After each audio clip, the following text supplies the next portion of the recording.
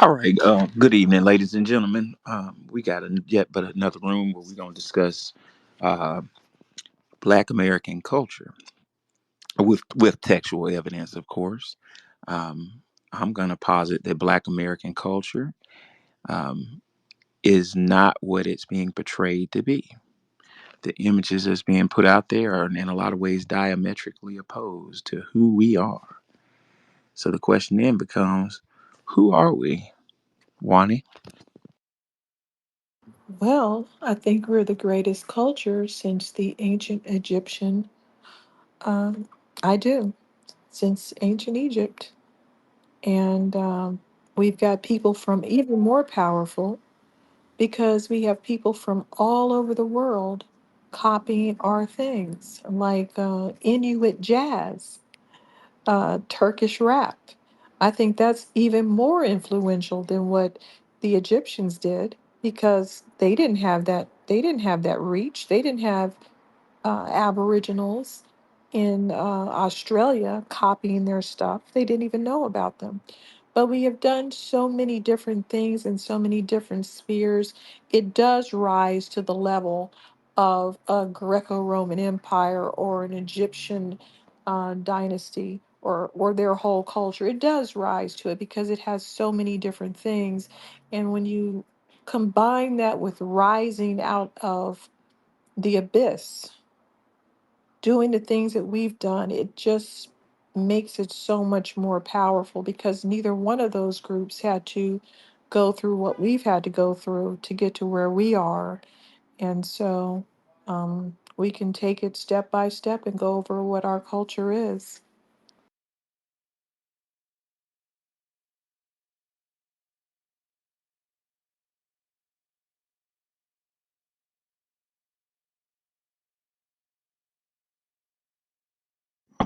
I'm talking on a mute. I'm sorry. When you said that, it's all good. I wanted to show y'all a picture when Wani was talking about jazz. I found a picture of a papyri that had the development of the harp, which became the guitar, and the harp also became the piano. Well, the our ancient ancestors realized. I don't know the whole story, but apparently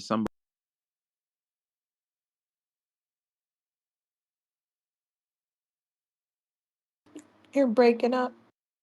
something with a human skeleton, and noticed that the 33 vertebrae, if you oh, that's so strange. It's Hey, can y'all breaking hear me? up a bit. That's never happened before. Yes. I'm at home. That's it. Okay, you hear me now? Yes.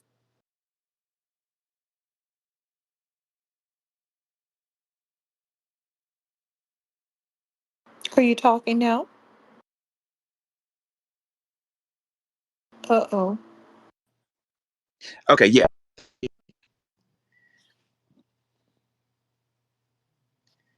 Wani, talk for a minute. Okay, so a lot of times when we're discussing music, music is just one small part of our culture, but it did provide a soundtrack for life here in America and all over the world, ultimately, all over the world. Sometimes when we're talking, a lot of people get very jealous of our music genres and they resort to saying things like, well, we invented the instruments. I've heard that from white people.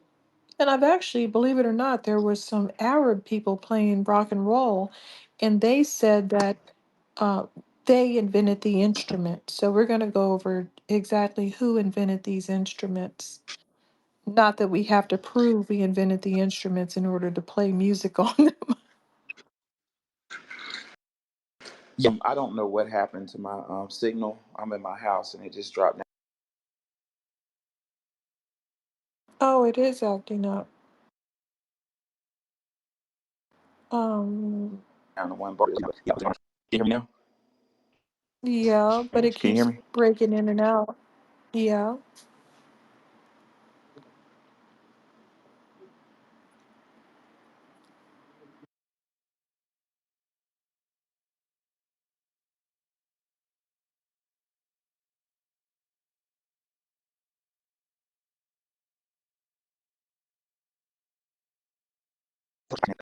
Right now. What the hell is Um, that? Can yeah, you a hear me? little. Yes. Okay. Yeah, I'm problem solving. I mean, shooting, but yeah. So basically, the there we go. We're back to. Can you hear me now? Yes. I should be normal right now. Okay. I don't understand. I don't understand what that was. Y'all forgive something going on. Maybe the tower outside my house is acting up because it keeps jumping up and down. My 5G is Oh, it could jumping up be. and down. But yeah, but back to the point. Our ancestors learned that our spinal cord played different tunes because they're different sizes, and that inspired somebody to develop the harp, which turned into the foundation for um, many instruments, including but not limited to the piano. I just thought that was very interesting. I got a picture of that, the drawing of a Comedic woman playing a harp, and the harp looked like a spinal column. Oh, wow. Yeah, I'm gonna try to find it for a second. So nobody created, when someone says, oh, well, you didn't create the instrument, so you can't have credit for creating music genres. The odd thing about it is we've actually made a banjar, better known as a banjo, out of gourds. We literally carved it and made that. But the point is that no one really created, no one group created instruments. Egyptians had collections that they got from all over the place. They had a thumb piano that they got from East Africa. They got different drums from different places. And so what the Egyptians did was they collected these instruments and they standardized them and they categorize them as drums, aerophones, which are like flutes and trumpets and pipes and things, and then rattles, um, membranophones, and chordophones, harps, lutes, and things like that. And then later, the Greco Romans carried on that tradition and developed the instruments as well. And then later you see Italians and Germans making very high quality instruments. And those are probably some of the instruments that we ended up playing here in the New World. So nobody invented the instruments. We just play the hell out of them very well and better than everyone else when we were into musicianship, which I wish would come back because I'm a musician and I miss musicianship. Both of my parents were musicians. What do you play, Wani? I play the piano. Oh wow. So what's your genre of music? You play classical music or No. My father played classical and jazz. I played more like soul, hip hop, stuff like that. But I like jazz. I like to play songs with jazz chords. yeah, I'm the only person in my family that can't play. I used to sing a little bit, but I'm a direct descendant of W.C. Handy. So my mother plays for a church, my aunts play for churches, and my little sister is a classically trained jazz singer. My little sister was trained by Dr. Frank Adams, and Frank, if that sounds a little familiar, Frank was Duke Ellington's clarinet player. So Oh, interesting. yeah, but it skipped right over me. I tried my best to That's how to it play some. is. I mean, my uncle was a very good artist. He could paint, but I have no drawing abilities. I just have musical abilities and dancing abilities, but I can't draw. That's why I have to make memes. Yep. So Black American culture. Black American culture is uh, is a fusion. It's something brand new. Um, it's a Dr. Jacob Carruthers argued that it's in our DNA. Like our culture is actually a carryover. I kind of got in trouble in an earlier space. somebody misunderstood me when I bring up Comedic history. So let me make this disclaimer. When I talk about Comedic history, I'm not talking about Egypt. I remind the room that academic canon, the official books of Western academia, are predicated on a lie. What do I mean by that? I mean that I've discovered within my career and my studies, both professionally and leisurely, that a pattern arises in Western um, academia, which seems as if Western academia's primary function is to hide things, hide facts. It's kind of something we say in every space, but it hides facts, it manipulates facts. I think was it Neely Fuller said, or no, it was Dr. John Henry Clark said that European nothing's ever come out of Europe. And I thought this was harsh and slightly you know, like cringeworthy when I heard it, but I was a little bit younger, didn't have the contextual understanding that I have now. But Dr. John Henry Clark said nothing came out of Europe that wasn't intended for to facilitate European domination, and academia is one of the main vectors of attack. It manipulates facts. It just outright lies to paint Western society in a light that Western society really didn't deserve. But I'm saying all that diatribe to say that when I refer to Comedic history, I'm not referring to Egypt on the continent of Africa. Mhm. I'm referring to actually to America because there's some evidence to show that maybe America was a Comedic colony, maybe so, but at least I'm just saying given the fact that Western academia is not trustworthy. You can't trust any of it. I don't trust that. Number one, Egypt is a misnomer. That word is a European word, again created to facilitate the system of white supremacy. How do I know that? Egypt comes from the Greek Egyptus, and Egyptus means to strangle, like to choke. You know what I'm saying? So, and the context of that is the Greeks said that basically their Egypt was so perfect, or Kemet was so perfect. Well, we don't know what it's called. Kemet to marry, Atlantis Kemet to marry. The best scholar on this that I ever read and he can't really decide on what it was called.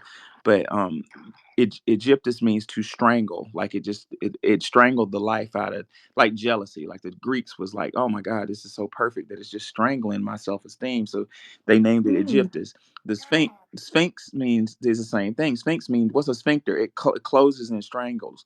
Oh my So goodness. Sphinx. Yeah, it's Sphinx. It was never called that. Y'all know the real name for the Sphinx? It was What? Horamakhet. Horamakhet, which means Christ on the horizon. But the fucking Greeks renamed it strangle, like it's strangling us. So I'm saying all that long diatribe to say, if you're gonna lie to me about all that, I can't trust that your information on where it's located. And Jacob Carruthers had a lot of information to say that either America was a colony of Egypt. Some people say America was Kemet, but nonetheless, we have a lot of carryovers from that culture. And earlier, I mentioned a device, the early harp that was made based on the human um, uh, spinal column. I was having some technical difficulties, but I just put it in the doggone jumbotron. I want y'all to check that out. Okay, great. Thanks. You see that? Not yet. It'll pop in a minute. I just put it in. Okay, and she's playing the harp, which goes back to the mystery schools. But yeah, but Black American culture, like I said, is diametrically opposed to what we're being fed. Or let me put it this way: what we're being fed, force fed, the glorillas, the sexy reds, is diametrically opposed to what and who we are. Black American women have never been the sexy red. A more accurate depiction of a foundational Black American woman, as I'm about to put in the jumbotron. I'm gonna put a good example of a Black American man and a Black American woman. Um, put them in there now. Um, hold on one second. Post delete. Hold on. Okay. Yeah. Bam. Here we go. Look at this example right here. That's what a black American woman is, classy. You know what I'm saying? We've always had an element of class. We've always overdressed. I mean, even in Birmingham, Alabama, my hometown, if you look at the pictures of the kids who were fighting those white supremacists, it would have made better sense if they wore athletic clothing, Mm-hmm. right? We had on little They did three-piece not. suits. Yes, because that's who we are.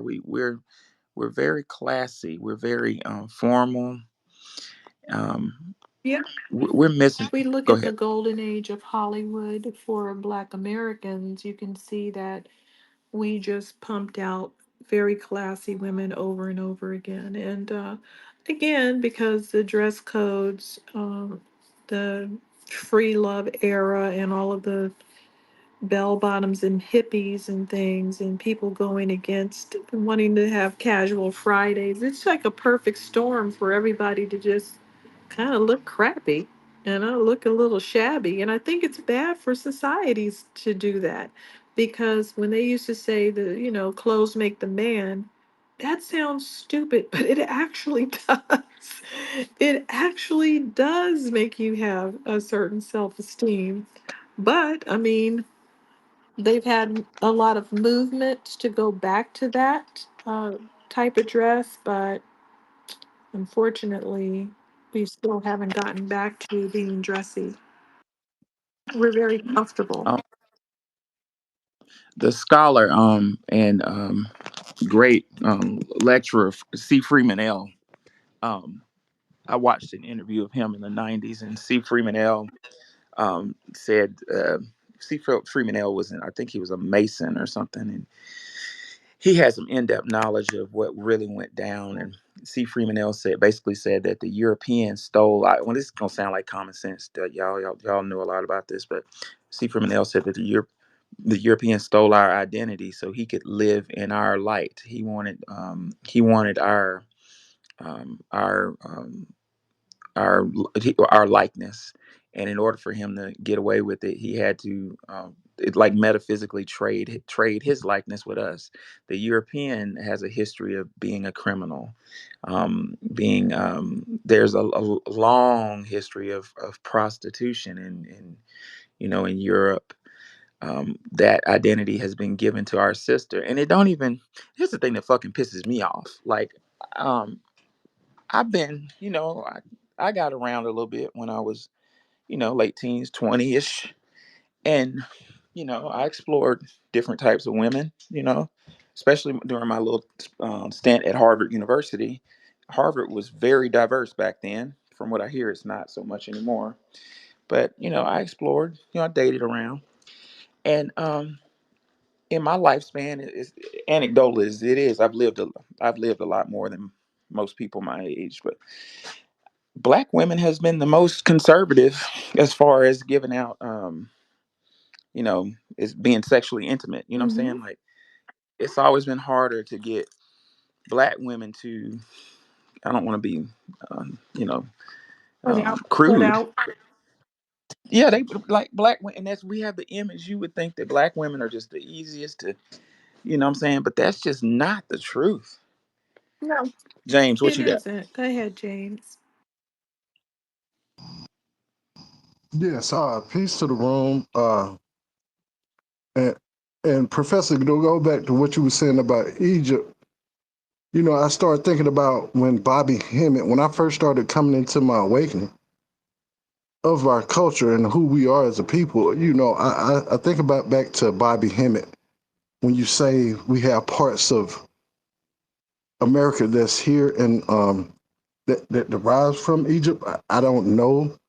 I really didn't get too deep into Bobby Hemmett, but he did really open my eyes into, you know, really just taking pride in who we are because, we've been, our history has been taken and scattered amongst the world, so we can't really truly understand who we are. But I say that to ask if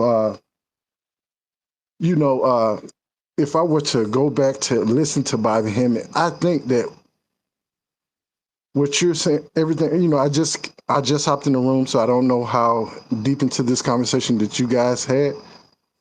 But Not I think, very deep. We were, that was like a side issue. oh, it was a side issue. Okay, Mhm. We were but just discussing the elements of our culture. oh, okay. But it just brought me back to Bobby Hemmett, just hearing that coming in. So Yeah, Bobby was real deep, and I hear he's still alive, but I don't think he's He had making a any. stroke, and yeah, Wow. right. it it's Yeah, taken a while to get better. He may never get, better enough to speak. As far as I know, he hasn't died though. so you're saying he's still alive, correct? I believe he is, yes. Okay. So the odd thing about it is that I do not like Afrocentric teaching because it's caused a lot of harm, and the Pan African teachings as well. It's overcorrected and made people look like imbeciles.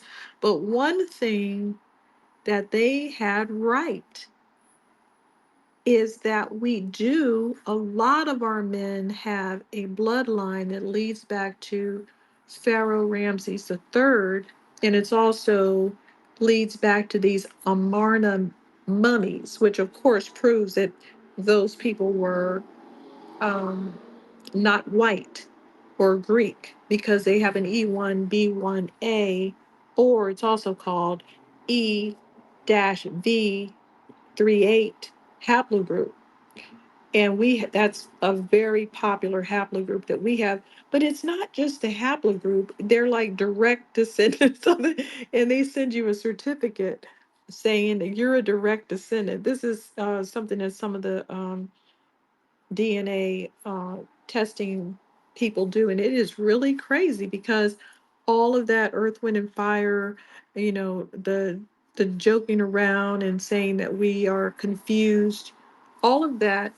Uh, we actually do have ties to ancient Egypt, not current Egypt, because remember, they were invaded by Arabs. So they're different people, but they still have the same ancestry, but it's just woven deep down. And you can still go to areas where they do have people that look like um, the people you would have seen in ancient. They're just pushed down south basically. So the things that we don't usually see in our bloodline are Arab bloodlines. You really use that's kind of like a something you don't see. So people claiming to be Moroccan, uh, Moors and stuff.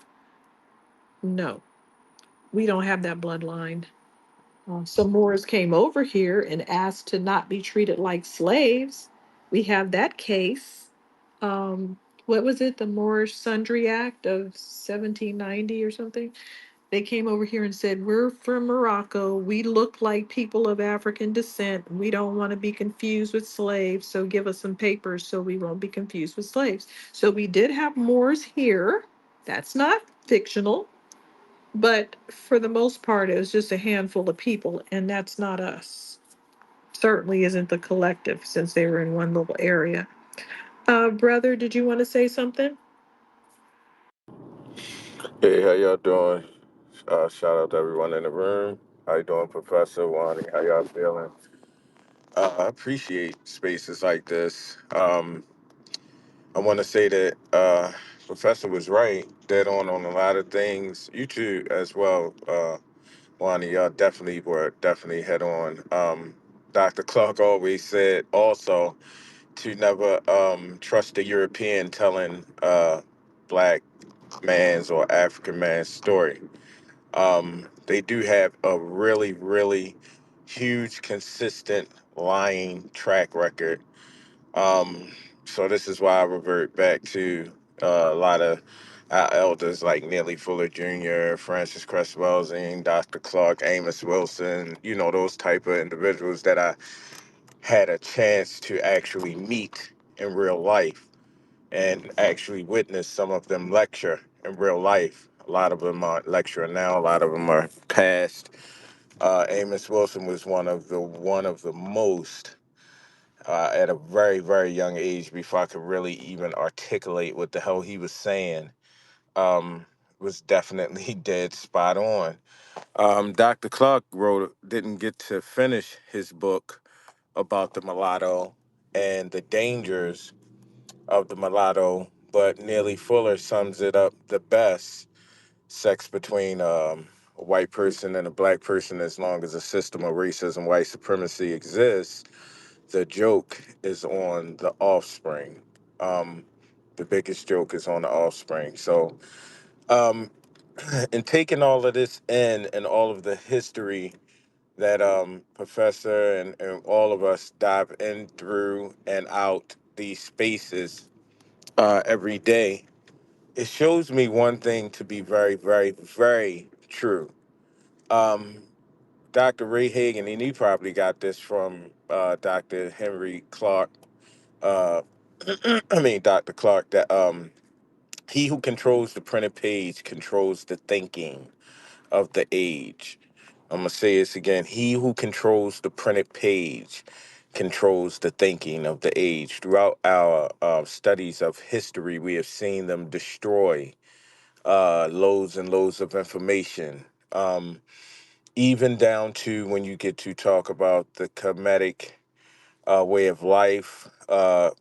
They even tried to teach us that Kemet was an actual place, and it wasn't. Just like Professor was touching on, Kemet was anywhere that a Kim was at.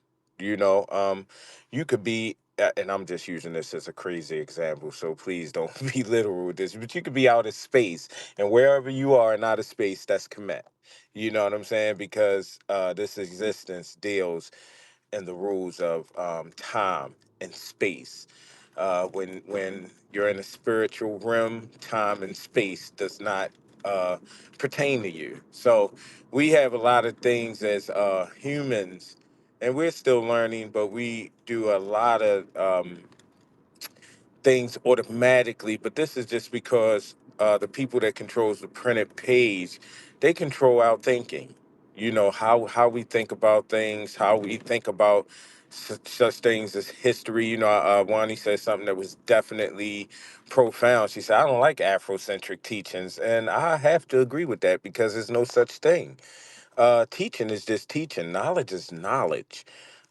There's no such thing as Black history.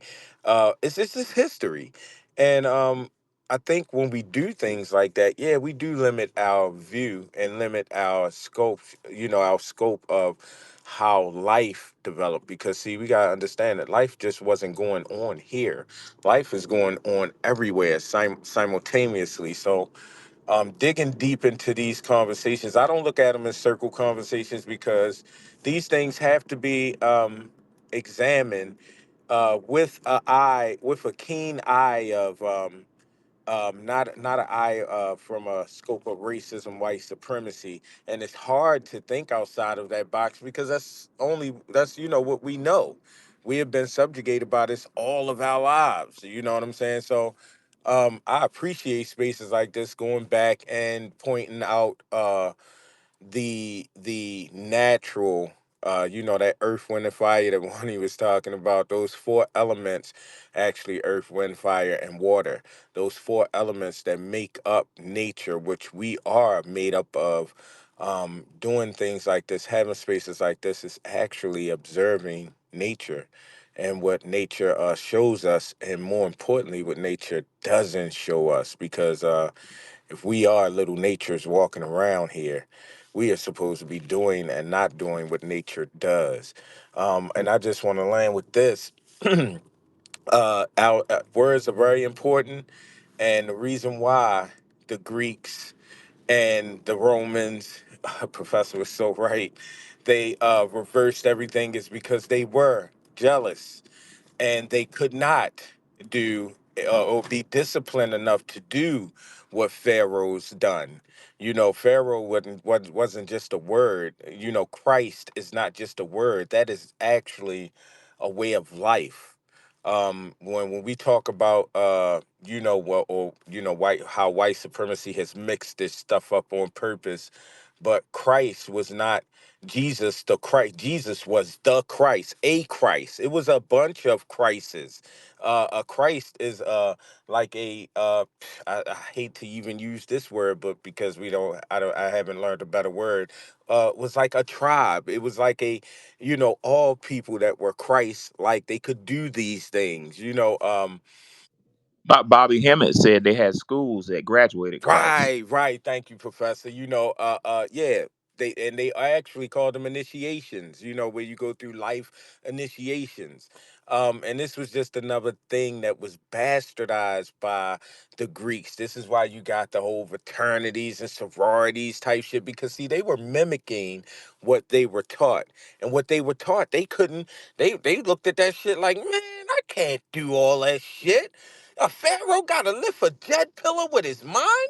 Oh man, fuck that. I'm not doing that. Man, I'ma just say we got 11 commandments. Fuck all the other, man. It's too many of them. You know, when you got to Facts. when you got to the 42 laws of Mayat, blessed Mayat looked at that and was like, look, I can only do 42 of them.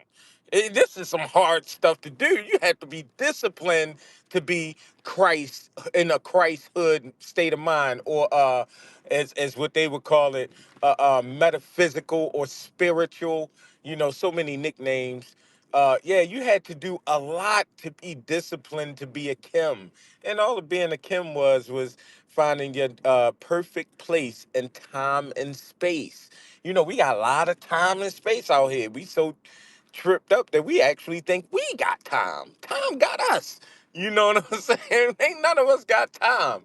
So, um, Kim's job was really, really, really hard to do. Greeks recognized this. That's why they started Greek mythology. Because they like, fuck that. We'd rather do a myth. We ain't doing all that shit. This is what the whole liberty, the fight to be free.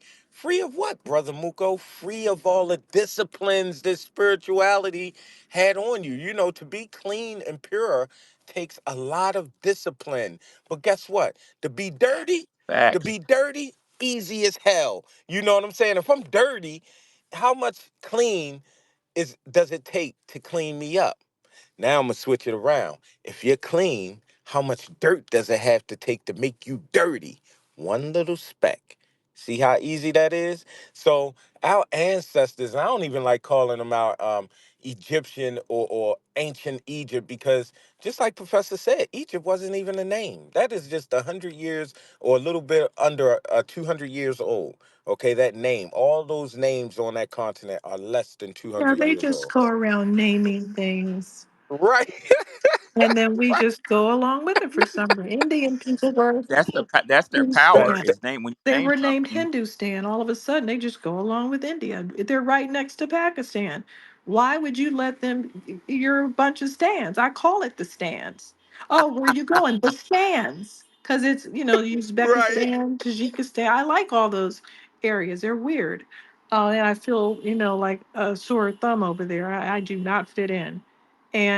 But it gave up its stand, and that was named after the main religion, and for some reason it gave it up just because some white people cruised by and wanted to call four different groups of people Indian. Oh, there's some black Indians over there, there's some red Indians up there, there's some West Indians over here, and you guys have straight hair and brown skin, so you're Indians too. So, but I wanted to say real quick, I'm not, I don't blame Afrocentric teaching for existing, because it was a stage we had to go through to recover from the Eurocentric teaching that we were barraged with. But when it's taken out of context, like when they start saying all the Vikings were black, no, they weren't. The Vikings had some people that were not white. They had some Mongolian people, or what you would call Mongols or Siberian types, anybody who wanted to ride along for the ride. And they did have people of African ancestry. They say that freely. on their website. They don't lie. They literally don't have a problem saying that, but they were not all of African descent. That's the problem with Afrocentric BS. They just take it too far. But one thing we were talking about Afrocentric teaching, it's really when you look at what Eurocentric teaching was, it's not even Eurocentric, it's English centric because the English people misrepresented what the Vikings did. They didn't want to admit for years that Vikings had settlements in North America. They refused to admit that. And so that means that they too are discriminating against other white people to center themselves and make themselves look like England is, the center of everything. But we're gonna go over some of the music genres real quick. So while some of these countries share a music genre, like let's say Europe, they have classical music and they all share it. Like they won't, say where it came from. They say it comes from Gregorian chants, but they do share that music. They really do. And they don't all have all these different music genres. But in the meantime, while they were doing that, we had work songs, spirituals, ragtime, jazz. These are just the main ones. American folk, which people may not know about, is kind of leading into country. There was a innocent woman who made a song called Freight Train, and some white boys stole the song and went on the Ed Sullivan show and sang her song. Luckily, she was able to sue them because she worked for a white woman, and the white woman was like, "Oh hell no, you just stole my maid's song." Because they were all musicians. The lady who hired her was a musician. The maid, I forget her name offhand, Elizabeth, she was a musician, and the two guys that visited and stole the song, they were musicians. So they didn't get away with stealing it. So that went to blues, then country, boogie woogie, big band jazz, swing, scat became very popular within those genres, rock and roll, doo-wop, bebop, jump blues, bluegrass, rhythm and blues, um, soul, Motown sound, funk, disco, Philadelphia sound, house and electric, hip hop, rap, and guess what? We also created the soundtrack for the military because we created military cadence. The Duckworth chant, Sound Off, is one of the most popular military chants. Oh yeah, I'm putting while you were talking, I was putting WC Handy and some scholarship from him in the jumbotron is coming right now. But WC Handy was hired as a janitor in cleaning bathrooms in Kentucky, and while he was there, he the white boys would just line up to listen to him play and study what he was doing. Well, WC Handy got an appointment at Alabama A&M as an assistant professor of music at A&M. And when WC Handy left Kentucky, bluegrass started popping up in the area that he left. So basically, he created bluegrass, and it was stolen from him. So there's a legacy of theft. People just hang around us to steal. Mm-hmm.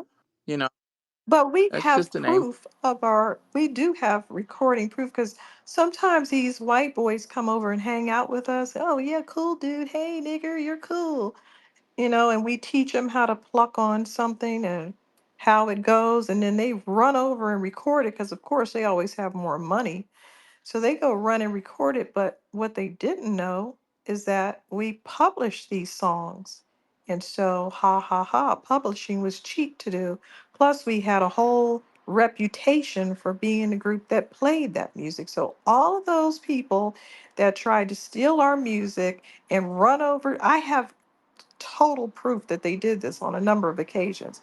They went over and hung out with Black Americans, stole the music genre, ran over to the white neighborhoods, recorded it, thought they got away with it, only to find out that Buddy Bolden published his music and everybody knew it was his music and people were playing it because he got sick. He was very ill. And but he was so talented that other jazz musicians were playing his music, the Buddy Bolden blues. So everyone knew that he created that genre because of the publishing, and they knew because they were still playing it after he was gone. Yeah, if we pull back, I think everybody's freaking out because we're delineating, and that there's a fear that we're going to pull back. I was reading J.A. Rogers' book, and J.A. Rogers taught me something I didn't know. He said that a Negro girl saved George Washington from certain death at the beginning of the American Revolution. Why have we never heard about this? But it's a trading. It's a trading of legacies. It's you take my identity. You take my identity of filth, debauchery, prostitution. You take that, and I'm gonna take yours. Let's switch it up. Who is a Black American? The Black American is an inventor. According to J. A. Rogers, Benjamin Banneker, a Negro astronomer, made the first clock in America in 1754. The first fucking clock was made by a black man. And who do we associate clocks The with? Swiss. White people. Well, yeah, the Swiss. Yes, the first fucking clock. How did he know how to make a clock? And just the inverse. When you think of New York, when I lived in New York, people that the white population there was so intelligent, so sophisticated, right? According to J. Rogers, he says the white population of New York is a third more illiterate than the Negro one. What? Wait, the The Yeah. state? sundial. The state? What? Yeah, J. Rogers says the white population of New York is a third more Oh, I illiterate can than believe the Negro. that. They're Yeah, a bunch of goofballs. yeah. Now, real quick, we were talking about identity, swapping identities. Well, this is very easy for the European to do because remember we were discussing they had Celts and different tribes, and then all of a sudden, after the Greco-Roman Empire, they became Romanized, and that was, you know, the Greco-Roman Empire smoothed over all those people, the Etruscans, Celts, all these people were under that, and they disappeared. They pretty much disappeared. And then when the Germanic tribes galloped in and um, toppled Rome, then they took over their identities, and they put their castles in everybody's countries and started calling themselves Spanish. Now, you got a German king from the Habsburgs sitting up in Spain telling Spanish people what to do. This man is not Spanish. He's German. They're all German. All of those people with the castles are German. All of the monarchy is German. And look how they hermit crabbed right under these other people. Oh, they're Italian now. Oh, they're Spanish now. Oh, they're Polish. These are Slavics, Slavic people. These are Iberian tribe people. These are Mediterranean tribes. These- Where did the Germans come They from, Monica? galloped over that North German plain. They had actually been living on the fringes of the Greco-Roman Empire, kind of, hanging around. They called them barbarians, as you know, vandals, everything negative, goth, goths. Yeah, the Visigoth. They called them a lot of negative names. They did not like them, but they waited for that Greco-Roman Empire to go into decline because of the same things that the United States is doing now. And as it went into decline, they just pounced on it and they installed themselves in those offices. They didn't just, level it and start all over with German stuff. No. No, they took the structure. Yeah, they Yes. kept the structure and adopted their way of life. And their way of life, they came out of longhouses, which are huts. So when white people make fun of Africans in huts, it's like, wait a minute, you guys had huts. You don't all have all these tall buildings like the Greco-Roman Empire. So they like to make fun of things, but every group has huts and has traditional housing. Anyway, yeah, the European loves identity jumping. It's just that with us, he can't jump into our identity, he has to steal it and then try to get rid of us. Yeah, we have to go. He has a remnant. He wants to just destroy the evidence for some like we got to go. J.A. Rogers says, "quote The Grimaldi, a Negro race, lived in Europe as late as 12,000 years ago. Two complete Grimaldi skeletons are in a museum of Monaco near Monaco, Monte yeah. Carlo. Yes, they Monaco, are. yes. They have a cave, and yeah, that's part of our.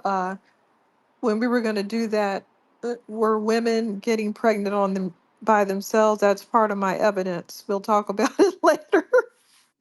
Oh, I found a picture in Sheikh Anta Diop's book that showed what you were trying to Oh my insinuate. God! Yeah, I gotta find it. I meant to send it to you the other day, and she had a you know what? Wow. I need Yeah, to know more yeah, about that anatomy in order to, prove anything because I can't find anything literally. yep. Sheikh Anta Diop had a real picture of that, and I wouldn't have knew what it was unless you when you told me. I was like, oh shit, that's what she was talking about. Yes. The Venus. And it's on a lot of the sculptures. It was on the actual women. It was described. So go ahead, brother. Yeah, y'all really shaking it up.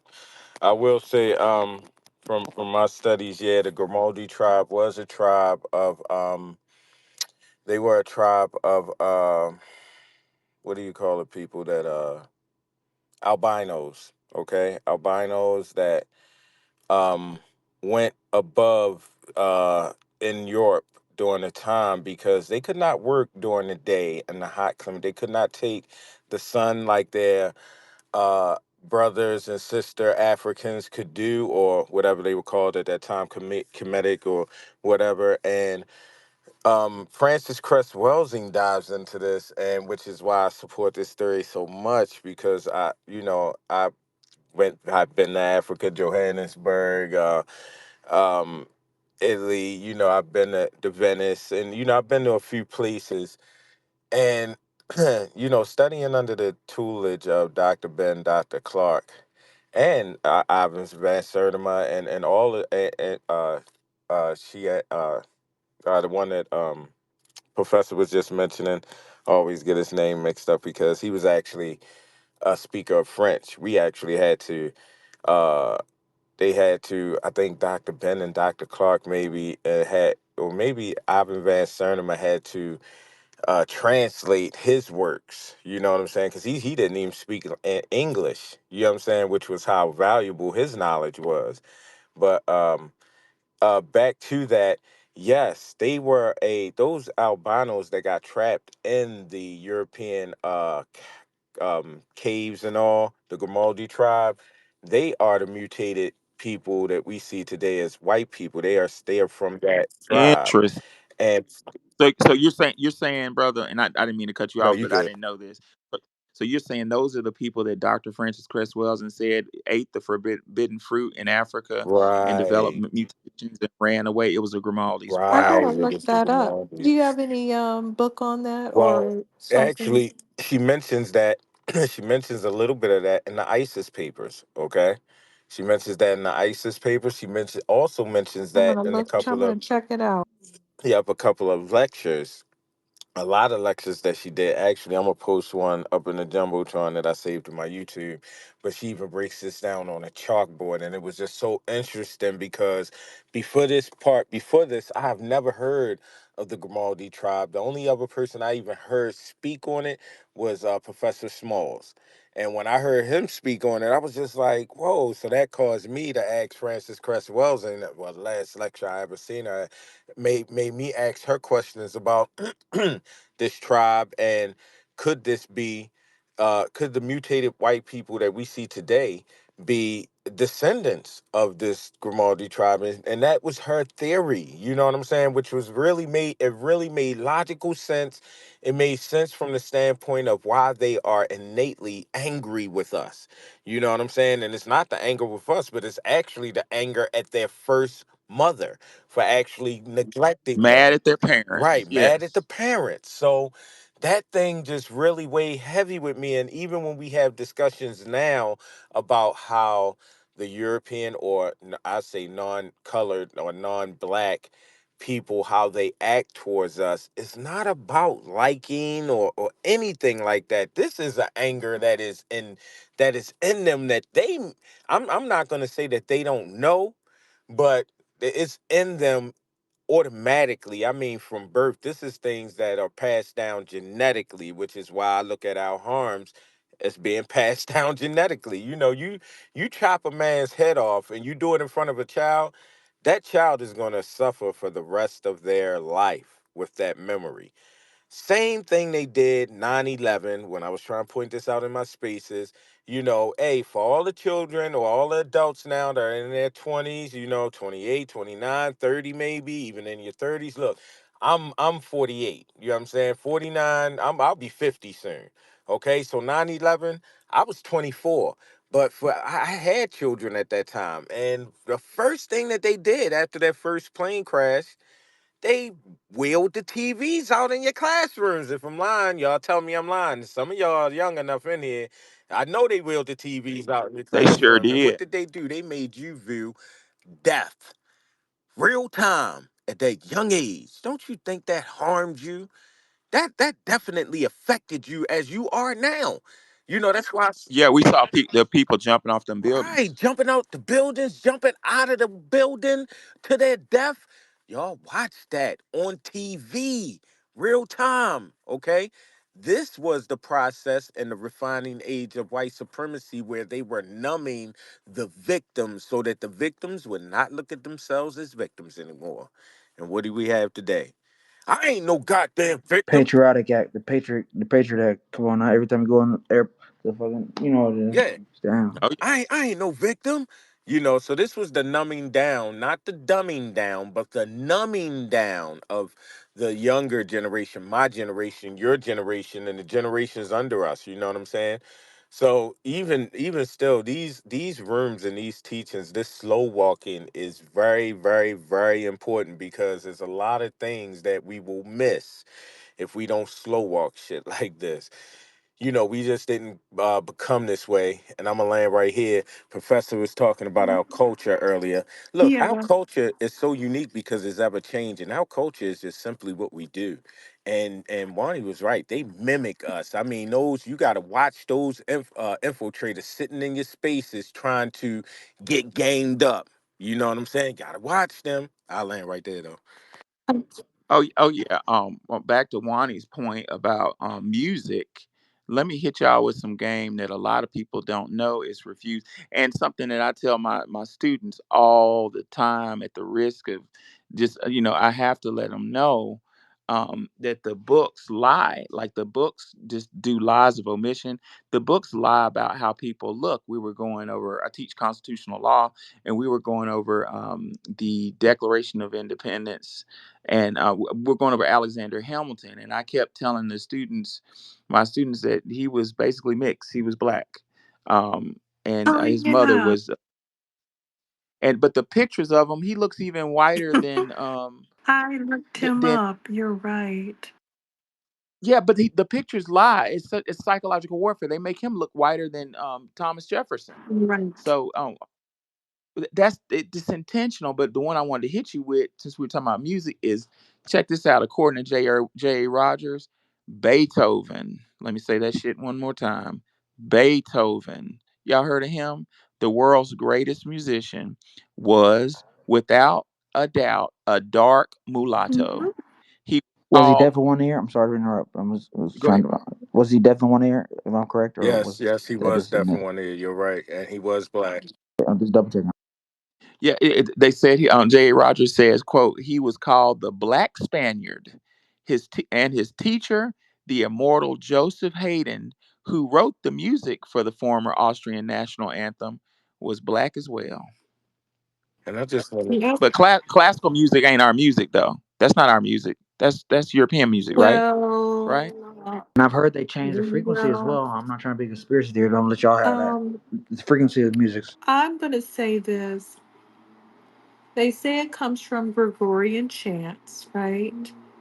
However, when they say this, we don't know who was actually chanting or doing anything because we immediately think that if somebody says we found a 26,000-year-old skeleton over here in Austria, you immediately think it's a white person, and it's not.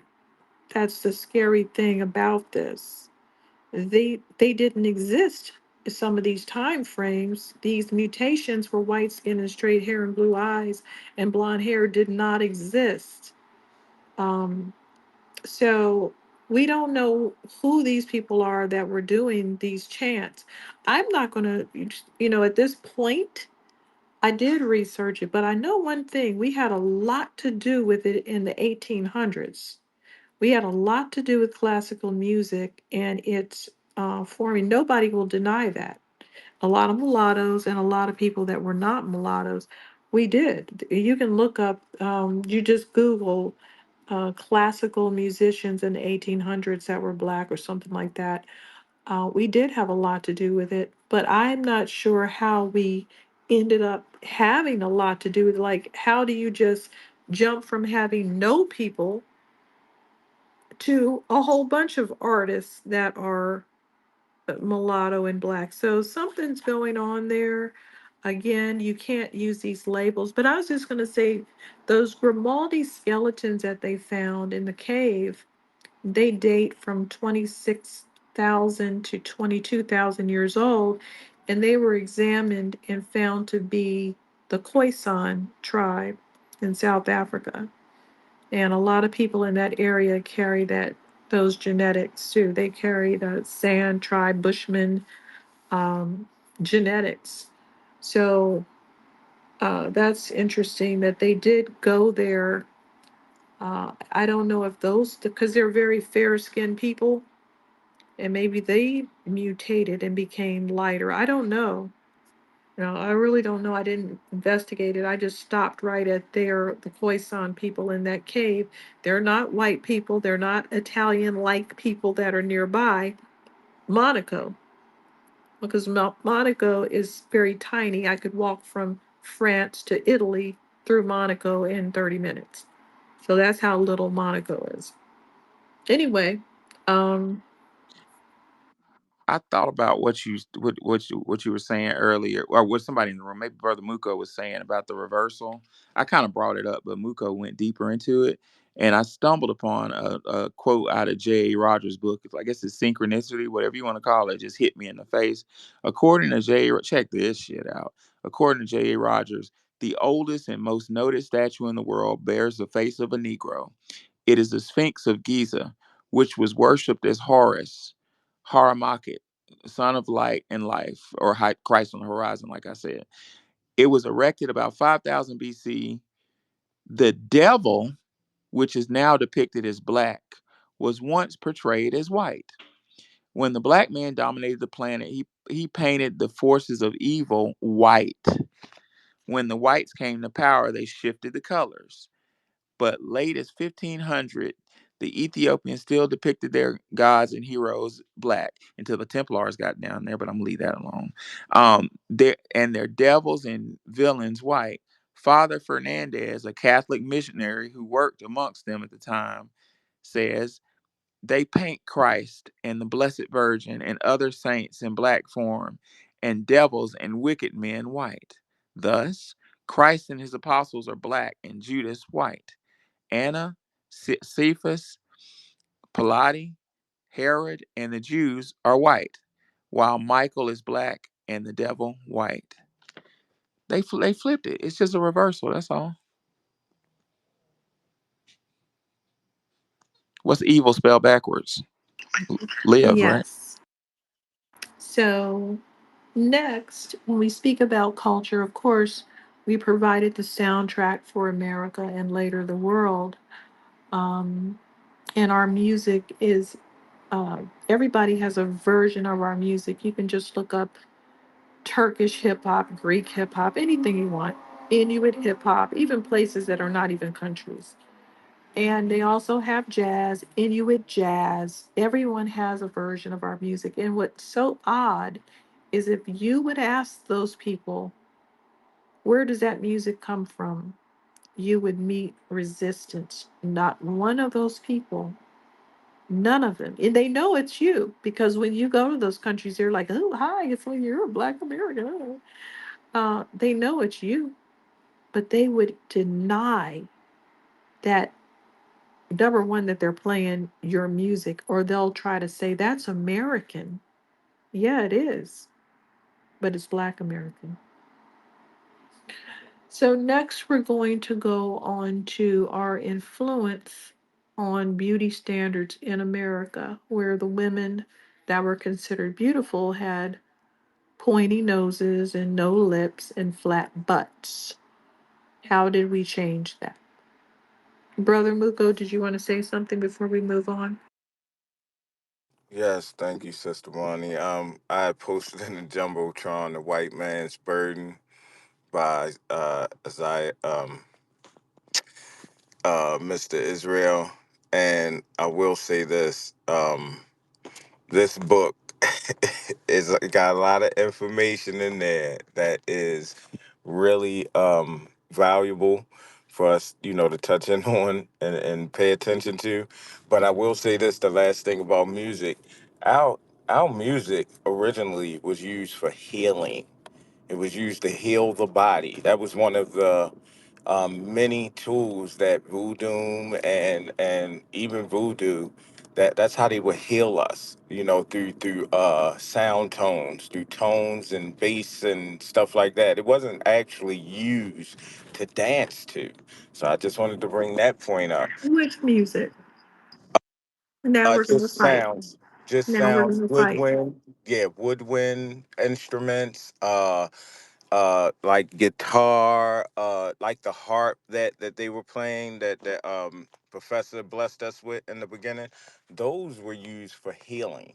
Those tones, usually you would find those harps and stuff in temples, and the You priests mean back in then. Egypt? Go ahead. You mean in Egypt? Well, I don't Because like we to don't say have Egypt temples because here. this. Well, yeah, that was before Egypt was even Egypt. But yeah, Before America. back in those temples, they would use that as a healing mechanism. It wasn't used for us to dance to, or those chants. Those chants were spiritual chants for you to chant when you were basically in in tune, or trying to get in tune with the ancestors and the deities. You know what I'm saying? That Yeah, wasn't like used for. shaman, Are all you the speaking about a shaman. different frequency, my brother? There you go, frequencies. Yeah, Yeah, because our bodies shamans. are nothing but frequencies. Right, you're right, Wani. You're absolutely right. I'm not ignoring you. You are absolutely right. All of them were mimicking what they were taught from their teachers, and some of them didn't really actually understand it. That's where we developed the dancing to the music and making music a dancing thing. But even Francis Cress Welsing said that the music that we know today is just rhetoric. It's just a real poor carbon copy of what actual music was meant to do and what it did for our ancestors and what they knew it did for us. So yeah, y'all are absolutely right on the right trail. But I Doctor just wanted to Muko, I thought you might want to hear. I said this in another space, but you weren't in it. You might want to hear this. Doctor Be Serious. I follow some of his stuff sometimes. I think he's real smart. And Doctor Be Serious did an internship when he was 14 with where he was introduced to and the guy was Dudu and Dia Rose. That's his name. He's a very famous um, African percussionist. Just have really beautiful music. Well, he did an internship with Dudu and Dia, and Dr. Be Serious, when he was like 14 or 15, went to Africa, and he said it was a lady who had like late stage 4 cancer. All the doctors said is nothing I can do for you, absolutely nothing. So she had some money, and she heard about some treatment, some sound treatment in Africa, and they flew her out to. And Dr. Be Serious said he was around, he saw this happen, and he said that they brought the lady, they surround Dudu and Dia Rose, surrounded her with with a bunch of Africans with drums. And for those you don't know, Dr. B. Serious is a percussionist. He makes beats. He makes a whole bunch of famous beats for like the rappers from the '90s or something. But anyway, um, Dr. B. Serious said they start beating the drum in unison, and and Dr. B. Serious said it started speeding up, and B. Serious said he got scared because he said the shit got so fast that it wasn't going. He said at some point it said it transcended it and said wah, just like one vibration wah, and he said the vibration got intense and he started to run away, and he said that lady body started to levitate off the fucking ground, and he said she was healed. That's One, what they, I was That's what just the gonna Aboriginal. That's That's what they say is part. possible with levitation. That's what they say, that they go into a certain trance or they do some sort of incantations, and they said that's how they can move those stones that are very heavy in Egypt with sound frequencies. Wani, since you were talking about standards of beauty, in a jumbotron I put Venus. I found that picture of Venus of well, I think I put it in the jumbotron. Maybe I didn't. I see Venus it. of Willendorf. I have another one I'm gonna find, but if you observe that picture, you'll notice something. I digress. Well, Oh, she got the Buddha now. she's I'm not going to say that her shape is would be considered the standard of beauty, but what's going on is her shape is the standard of fertility. It's like an exaggeration. That's why she's a fertility goddess. She's the exaggeration of a woman's fertility, because the other women in the tribe have normal shapes. They're not they don't have the exaggerated shape. And this is a particular disorder. I can never pronounce it. Um Stetagia.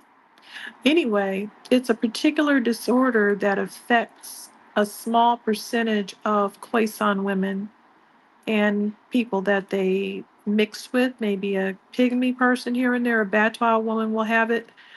Um, it's a particular, uh, I don't want to call it a disorder, but it happens now and then. And when they do, they deify that woman. They consider that woman special and a symbol of fertility. And that's why they made thousands of these carvings based on that woman's body. So, yeah, that's interesting. But like back to the music. So, the other cultures use music as a ritual, like you were saying, for healing. Like if somebody was becoming a from a boy to a man or some marriage ceremony, they didn't use music to dance and just generally to have fun.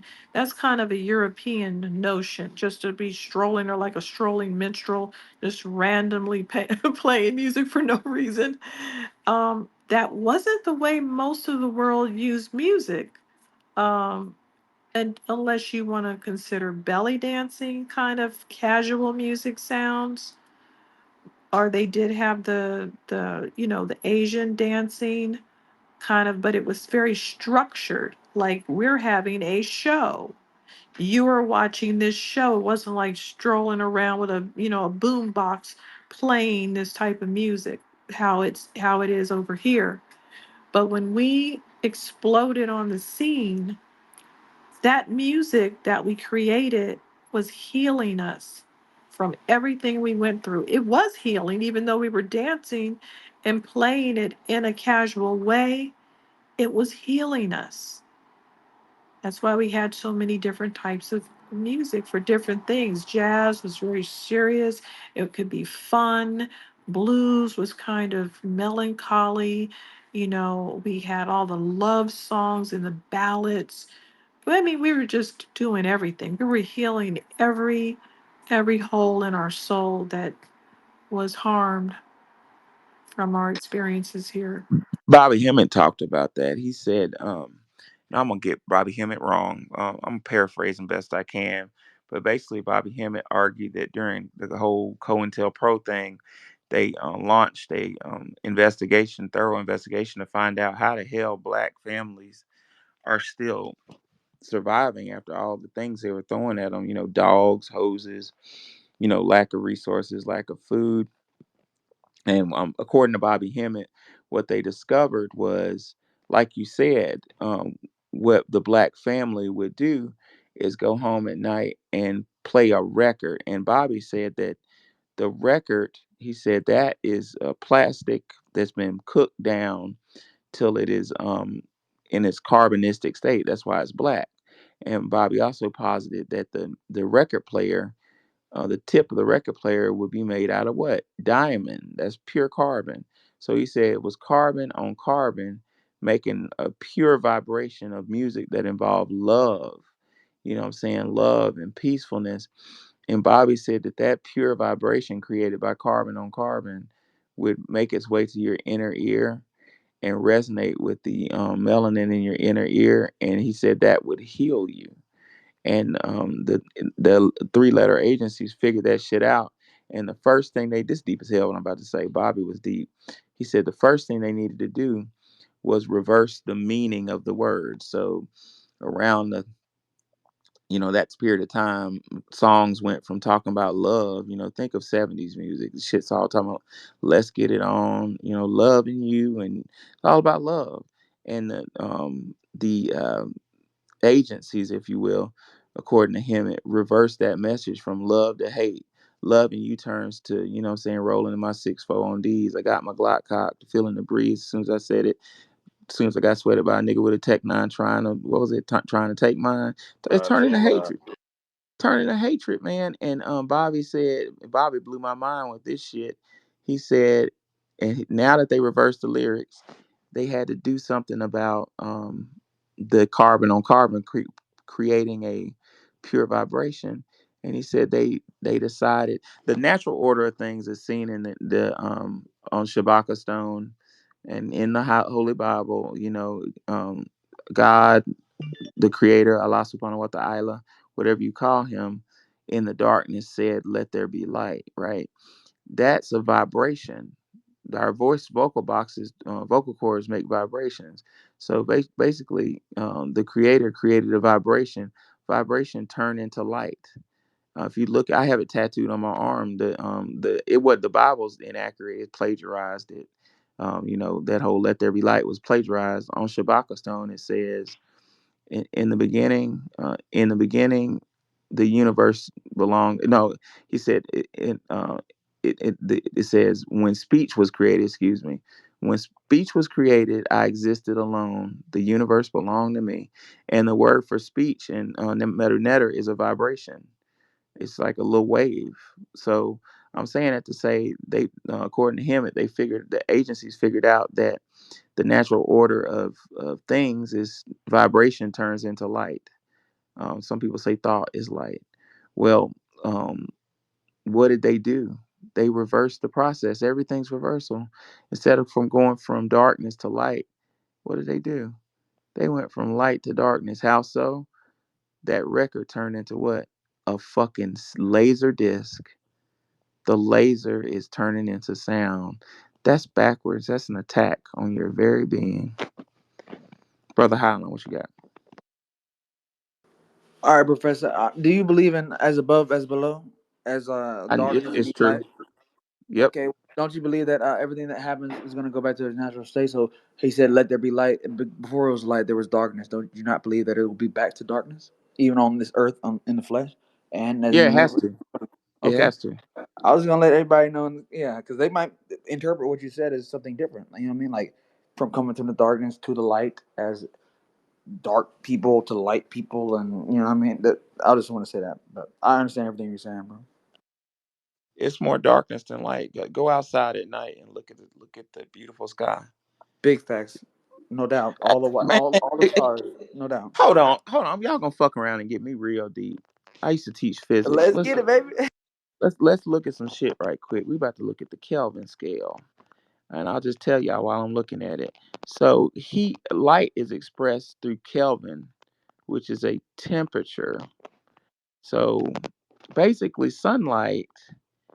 is um sunlight is what am I trying to say? Sunlight is 5,000 degrees Kelvin. Around 5,000, 5,500 degrees Kelvin, you get that bright, beautiful sunlight stuff. Well, oh, here goes a good one. So, well, when you go higher than sunlight, something strange starts to happen, ladies and gentlemen. The color gets darker. Did y'all know that? So the more intense and powerful the temperature, the more power you have, the darker the light gets. Y'all know this without knowing it. You know, the fancy cars, the BMWs and Lexus, they got those headlights that appear kind of like bluish. That's because it's a high Kelvin. It's around 7,000. 7,000, you start to get blue. 8,000, it starts turning deep blue. 9,000, it gets like real dark blue. I had some 12,000 headlights one time. 12,000 degrees Kelvin. They didn't last long. They blew. But 12,000, you get purple headlights. The cops used to pull me over too. But when you start getting into those higher than 12,000, guess what happens to the color? It gets darker and darker and darker and darker and darker. So what I'm saying is, the more power you have, it becomes imperceivable to our eyes. I'm about to put a Kelvin scale in a jumbotron. I want y'all to really look at this. Look at what happens to color as you get more energy. You get higher temperatures. That color gets darker. God is Yeah, somewhere. I It's don't know if you, hey, Professor, I didn't know if you wanted to explain to some people who don't know about light and whatnot about the like halogen light bulbs that used to be in the older vehicles versus the one now. I don't know if you want to say something yeah, about yeah, that. yeah. Well, when the scale comes up, it'll be easier to do that. If y'all look in the jumbotron, those old school headlights that used to be in our mama's car back in the '90s and stuff are about 4,000 degrees Kelvin, and that's a good. It's actually a good thing to bring that up because the cars didn't really have enough energy to support high intensity. Um, but yeah, look at that scale. Like um, the what he's talking about is those lights in our mom's cars in the '90s were like 4,000 degrees, 3,000 degrees Kelvin. A light bulb in your house is probably around non-fluorescent. It's probably around 4,000 Kelvin. You get that antique kind of yellow. 500 degrees Kelvin is the stove top when you boil in water. 500 degrees is bright red. 1,000 degrees turns yellow, etc., etc. Um, but my point is, as you start getting in real high energy displacement, you get and when energy starts to get higher, and the color turns darker. Let there be light. God lowered the temperature, didn't he? He was creating a lower plane of existence, I think. Anyway, I digress. Brother Muko, what you got? Uh, yeah, definitely hitting on all levels. I mean, this is high octane shit right here. I'm gonna say this. Uh, it's always high octane when it's a female in the presence. You know what I'm saying? Well, us together, yeah, that energy creates the heat, and yeah, that heat would mix with that energy definitely changes the color. But I want to make this point, back to the sounds and the um the yeah, the sounds, those vibrations, all of those things, um, which made that body levitate, was bringing all of the cells back into harmony. And harmony is that word I think you were searching for, Professor, when you were when you were elegantly putting that shit together like a puzzle. You know what I'm saying? And you know how we always say you can't use an end piece in the middle of the puzzle. You know what I'm saying? The only part that's gonna fit is that end piece. And I think that end piece that he was definitely describing all the way up to the finest point was harmony. You know what I'm saying? That's what our existence all based around, harmony. And that's what the chem was. That's why the chem was so important to just existence, because we had to understand that our main purpose, all of our main purposes, is to find our perfect place and time and space. Look, my place isn't going to be the professor's place. His place is not going to be my place. It's not interchangeable. You know what I'm saying? That's what's so unique about observing nature and observing what nature shows you, but more importantly, what it doesn't show you. Because if it's not showing you that, it's not supposed to be there, because this existence is about perfect place and time and space. So I just wanted to thank y'all for just breaking this down so serious, because it has to be broken down like this. Because look, white supremacy does everything backwards. Look, it got us dancing to our fucking healing purposes. You feel what I'm Right. saying? We're supposed to be listening to music to get those vibrations to bring us back into Laying harmony. down, But laying down. Yes, laying down. right, That's right. terrible. And You white say we're not supremacy laying just down. We up jumping around. Damn, that's backwards. right. That's wow. It backwards, Now, backwards. So man, this is profound, profound. now remember when they were doing a number on us on our side of the street, what was happening with the little music genre that the white people stole? That went from happy rock and Elvis and all that jumping around to very angry, painted faces and Right. angry Slam and music. trying Yeah, to, you right. talking about Mm-hmm. the devil and rituals, even associated with multiple killings, helter skelter. They're just doing everything over there. And, framing it like it's just music. We can't help it if people are murdering themselves. We didn't do anything. They did it on both Right. sides in the 70s. The 70s is when they started to, try to change all of the things, add more negative themes in on everybody on both sides, even though it's all our music, but they still had the white boy was not walking, rocking around, rockabilly anymore. He had on, sticking his tongue out, stars on his eyes, tight pants, singing about the devil. So, And Wani, you bringing up, that's a real profound point. It And sure I'm gonna tell is. you, I'm a '70s baby, and I'm gonna tell you something. They were white people. Wani is right. They were trying to mimic us down from the five heartbeats to the five horsemen Four tops, talk to to him. the Temptation. all all of them, that yeah, Temptations, they were trying to mimic us, and then they realized, hell no, we bringing these niggas into harmony. We gotta tear this shit up. So then you started seeing Kiss, just like Wani said, Helter Skelter, all of that, drinking the snake's blood on stage and all that debaucherous shit, breaking the urine guitar on stage. Right, right. I mean, wow, and that then is a pointing their profound white point. finger. Look at those niggers. They're over there doing gangster rap. Really? Yeah, right. Facts. Right. Are we Y- going to get to that beauty influence section? Okay, let's go to Yeah, yeah, my beauty. fault. Because I have a lot of sections. We're not going to get to all of it. It's going to be like 2 o'clock in the morning. Okay, let's do some hands though, but let's make it short so we can get to the next section. Who's next? I think Anya sorry then Twizzle. What's going on, family? What's up, bro? So I'm doing a lecture this week in Henderson, North Carolina, for the Afro Indigenous Wellness and Culture Fest, and we just heard about the brother that got lynched, and we have to understand what Wani was saying. White supremacy is a cult religion.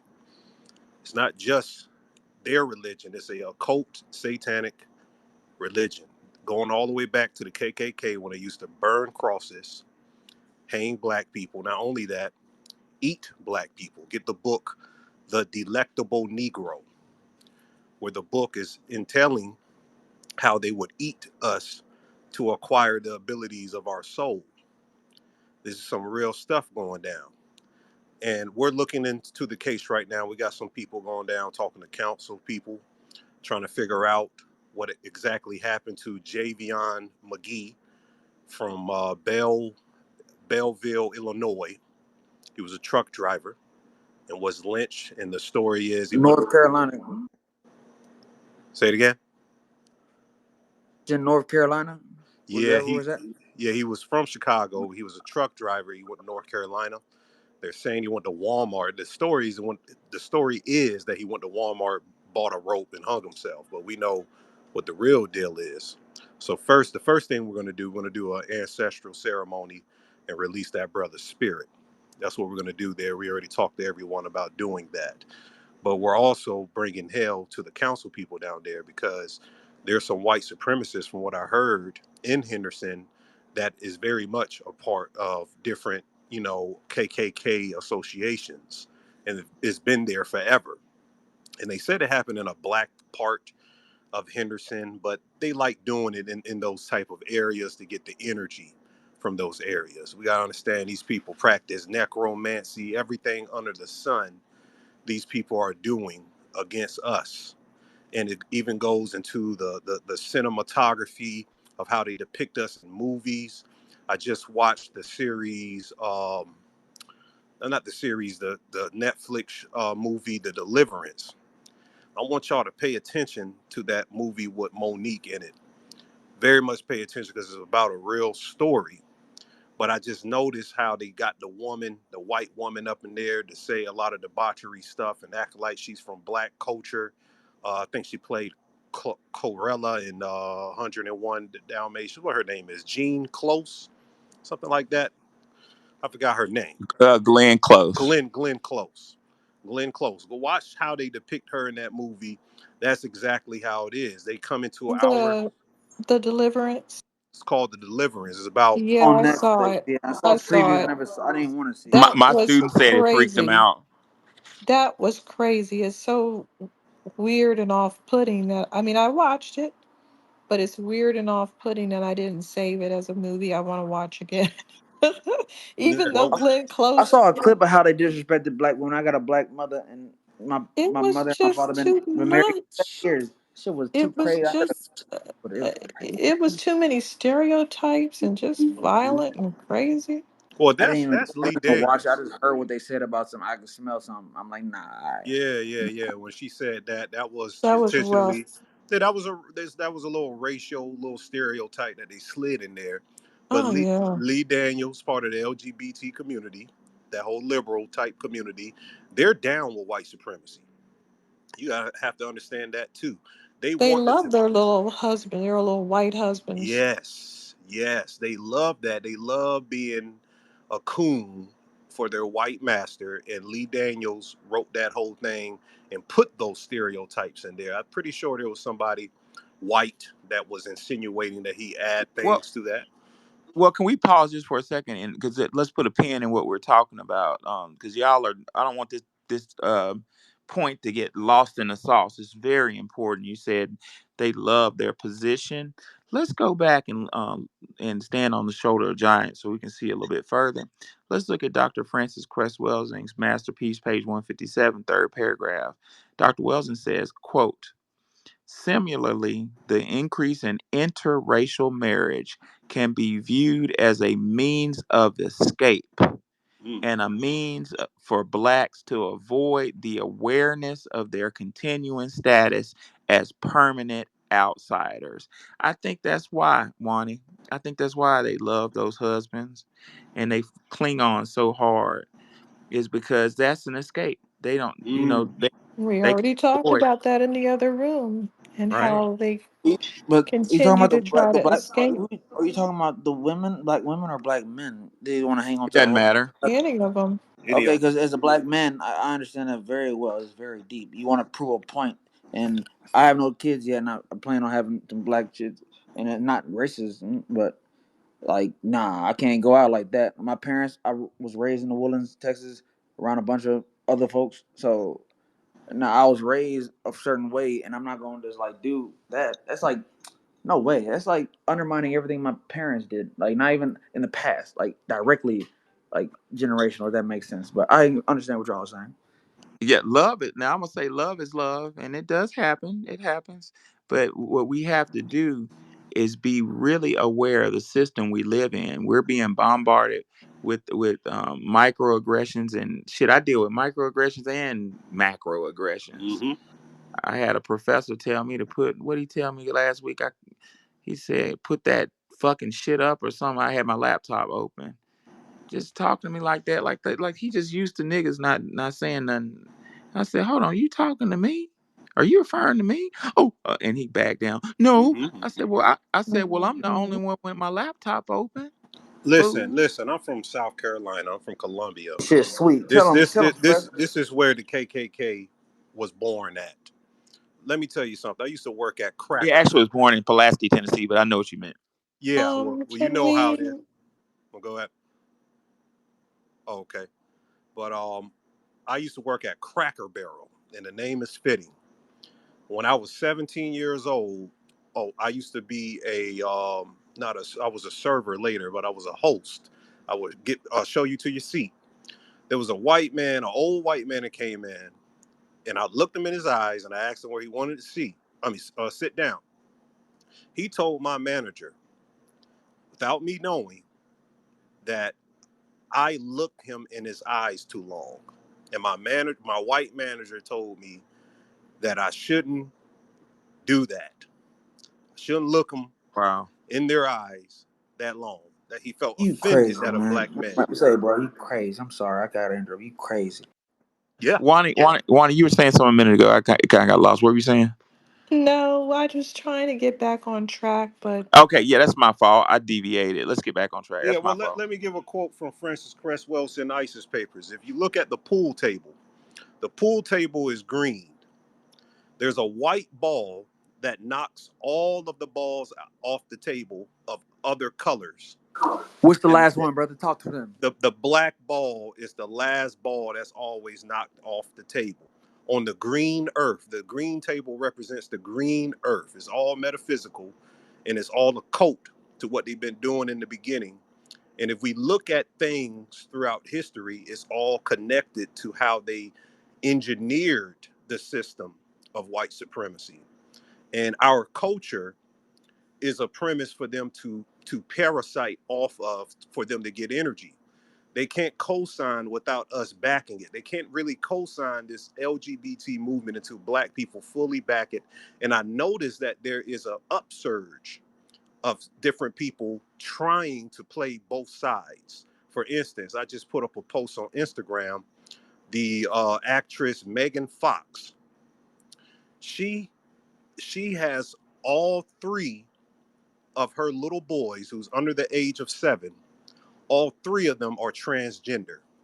And I put a post and I said, so explain this to me. How how do you explain three little Hey, kids? brother, we gonna get to. I don't want to get things out of sequence because I'm definitely gonna go where you're going. Megan With Fox respect. with the thumbs on Transformers. The white Well, chick. yeah, I'm gonna get to where you're going, but we're talking about standards of beauty right now. Isn't that right, Wani, or am I wrong? well, we were talking about Black culture, Okay. and Yeah. I was going to cover our influence on beauty. Yeah, beauty. That's what I meant. So let's keep it on beauty. What are we gonna say, Wani, about beauty? I was just going to say that we influence a beauty standard in a way that no one on earth has ever done because they had a white beauty standard here and they thought that their look was the look. And we never really pushed back against it, but we did it in a very quiet way through music when we were doing songs like Brick House and, of course, Baby Got Back, where we just flat out said, what we liked and never really backed down off of it, never backed down and continued to brown ourselves even though they wanted us to become lighter and lighter or covet whiteness. We just came back with the black is beautiful when we came back with the afros, and we just kept doing every time we do that and we just do ourselves. That's when you make a statement. We don't have to convince them to have afros. We just have to do what we're doing and enjoy it. That's all we have to do. So we, during the 70s, we had all those disco divas wearing braids.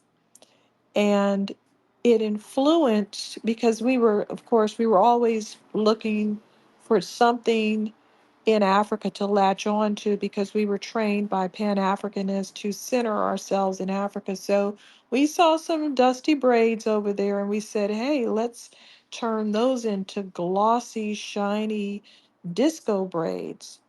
And so they did.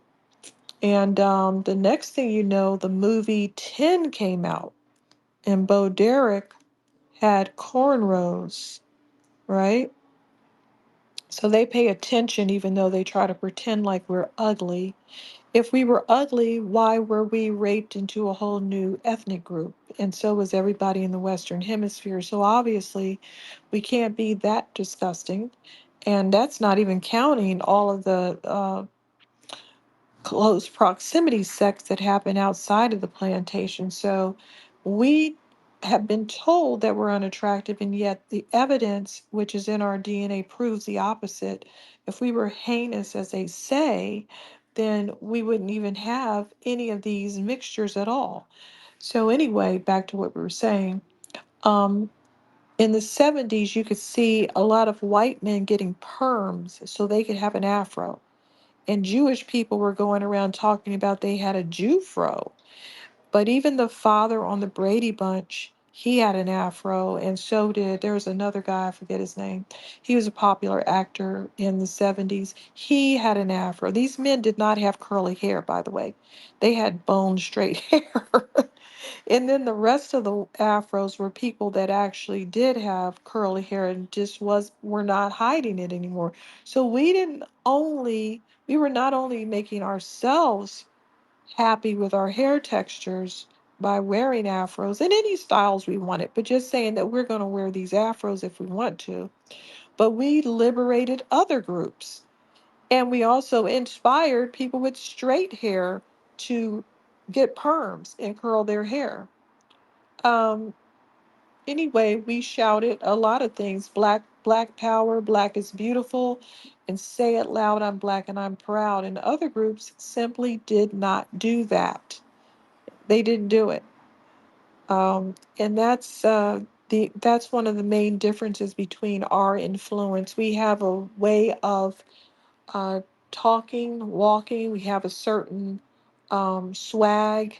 And you can see, if you watch some of these foreign sports, you'll see those men prancing around and doing the same moves that Black American men do, pumping their fists in the same way, posturing.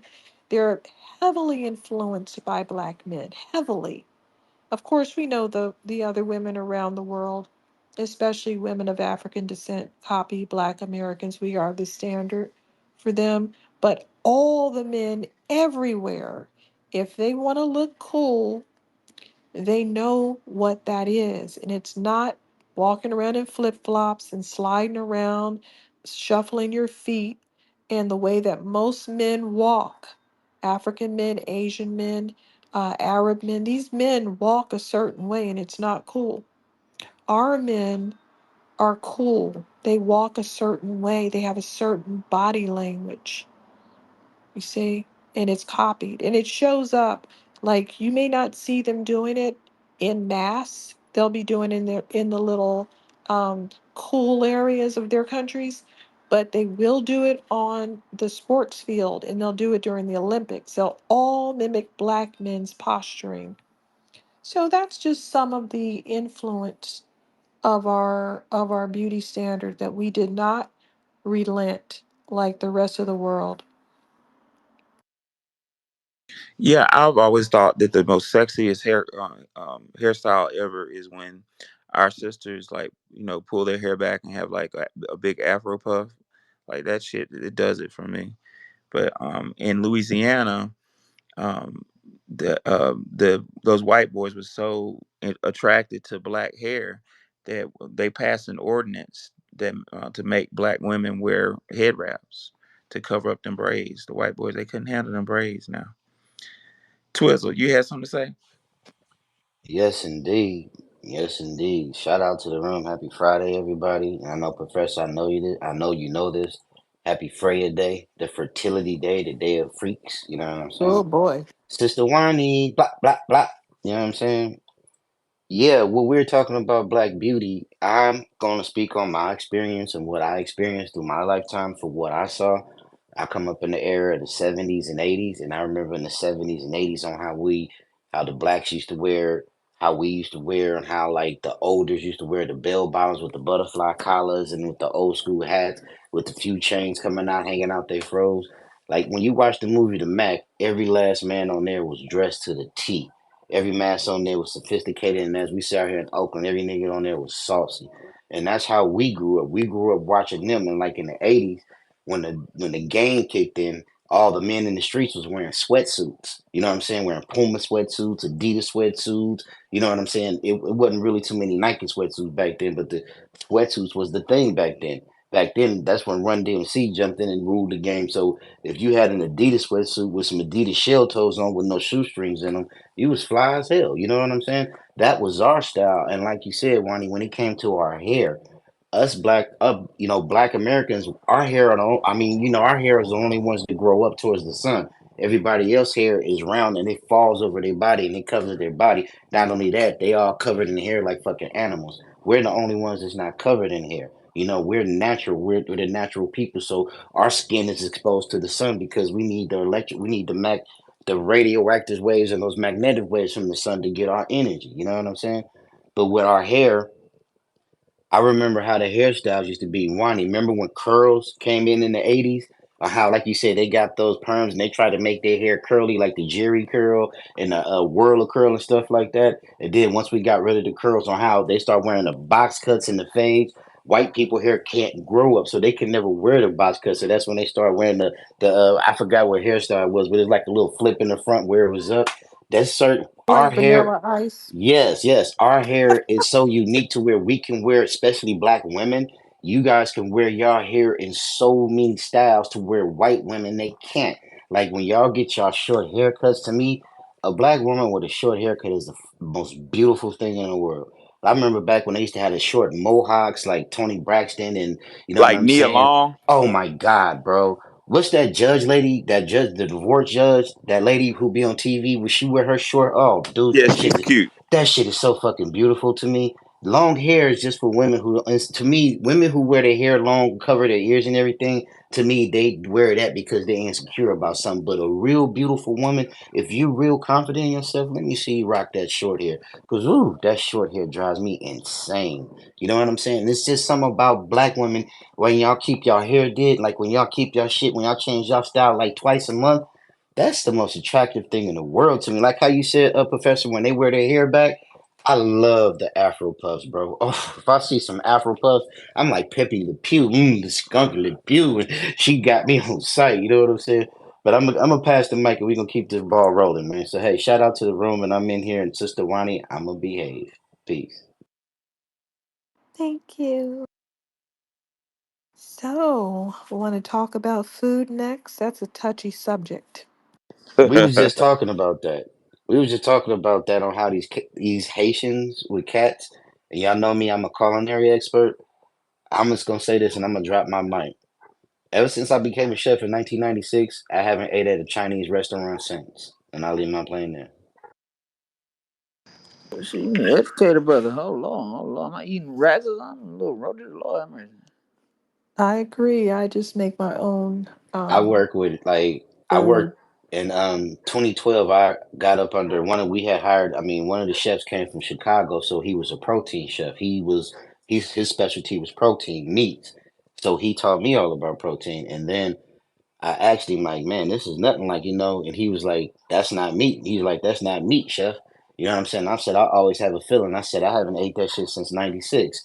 And then once he taught me steak, once he taught me beef, oh, she can't tell me nothing about beef, chicken, seafood, nothing. But I'm gonna tell you like this.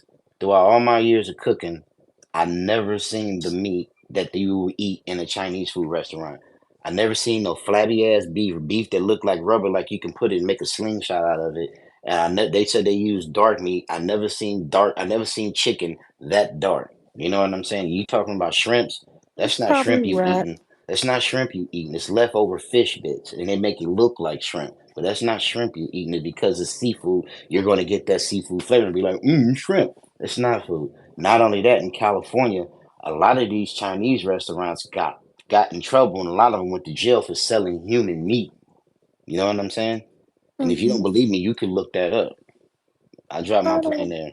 I don't care anymore because I don't eat their food. So I know a lot of people do, and it's going to be impossible to stop people from getting their nails done and eating their food. But I guess maybe they have to have something more dramatic happen. I don't know. If y'all want What? to eat Asian Meow, food, just meow, get two meow, meow, things. Just meow. get hoisin sauce and ground ginger, and that'll give you that Asian flavor. You know what I'm saying? That's Thank the only you. main two things you need: hoisin sauce and ginger, ground ginger. I like hoisin We ain't no sauce. different than all them immigrants. Lord have mercy. Now let's talk about food. So basically, here's why I don't like Afrocentrists, because they tried to take okra and claim that that was soul food and say that Africans created soul food. What? That's like saying that, tomatoes should be credited for creating Italian food. So tomatoes came from the New World. So do we credit Mexicans with creating soul food? I mean, creating Italian food? No. We Wani, you know we create, had that culinary argument in the kitchen. What you talking about? We used to have that in the kitchen. Go ahead. okay. Um, So basically, we created our own food, and we know that because the English people who we cooked for on the plantations can't cook. They can't cook now, and they couldn't cook then. And so we can see that the flavors and the way of blending the flavors and pairing the foods together is our idea. It certainly isn't the African idea because they have no cookbooks to show what they were pairing. And we already know that they're fighting over one dish that they didn't create, which is called jollof rice. They didn't create jollof rice at all.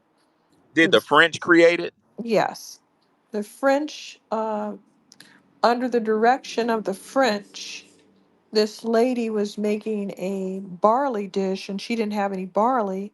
So that's when it was suggested that she make it with rice. And then they decided, well, we don't like it with barley. We don't like this vegetable dish. So we're just going to import some Indo-Chinese rice because the African species of rice was very nasty. That's why they were using the barley. So um, they don't have any original food. They don't have any cookbooks that predate colonialism, and nobody knows what they were eating. But we do know the kind of things that we see them eating. They didn't have peanuts. Peanuts are in most of their dishes now, but they came from the New World. They didn't even have those. And tomatoes are in the jollof rice. They couldn't have come up with jollof rice because they didn't even have tomatoes, and they didn't use their rice. They used barley. And so he basically told this woman to make the dish. Her name is Pinda, and she prepared a dish which was first named a French name. I'll spell it Thieboudinne.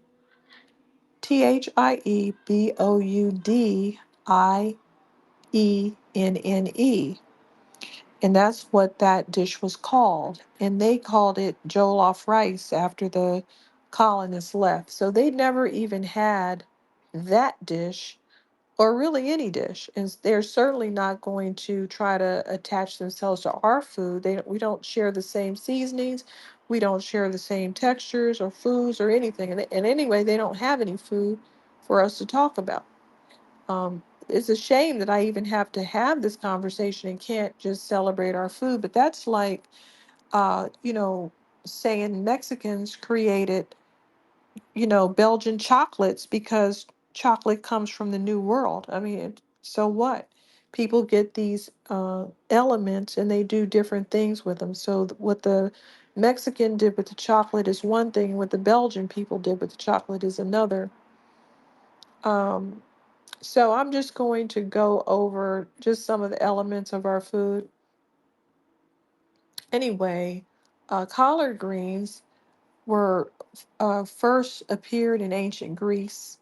And the reason that we're so chummy with those is because it was a hardy green and we were able to grow it on the plantation. They allowed us to grow it because it was easy to grow, plentiful, and it would cause them to have to give less rations. So that's why we got so uh, enamored with that green and know how to cook it. Yes, Twizzle? No, you go ahead and finish. I'll let you land your plane because you know I'm a culinary artist and this is my field. Go ahead and land your plane. Okay. Um, anyway, let's see. The black eyed peas were domesticated in West Africa. And so that is a food from West Africa, but the little stories of us bringing the food with us is ridiculous. The white man brought these foods. People that are enslaved do not bring groceries on the slave ship, so you can't say that element of our lineage brought things from West Africa. We didn't bring anything from West Africa.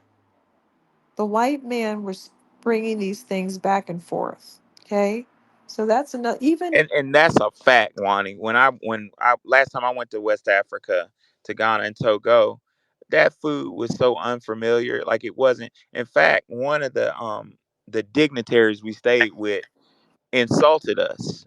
He was like, in America, he's like, "This is a yam," and I've never seen it before. It would look like a fuzzy softball or something, but hmm, it tastes like styrofoam. He's like, "This is a yam. This is a yam." In America, y'all, Black Americans don't know what a yam is. Y'all call potatoes yams. no, But we have that's one of our sweet potato species over here. It's a little bit different than a yam. Um, Anyway, rice cultivation began 9,000 years ago in China and 1,500 years ago in Africa. So, whatever the case is, the Asian people have a better species of rice, and it has replaced all of the species of rice now because it's just a better species. Cornmeal used for cornbread. Um, corn is from the New World, but what we did differently than the Native Americans, remember every culture that has grains makes some sort of bread, a flat bread. But how ours is different is that we use we we made it into a cake by rising it. So it wasn't a flat bread like the Native Americans. And the chitlins, they come from peasants in medieval Europe, and even the name is is a German name derived from Middle English to describe animal intestines. Um, and that the dish rose to prominence simply because that was some of the scraps we had, and we make everything taste good. So it's not like we wanted to eat these types of organ meats, but if that's what's available, we took those things and made something very good out of it.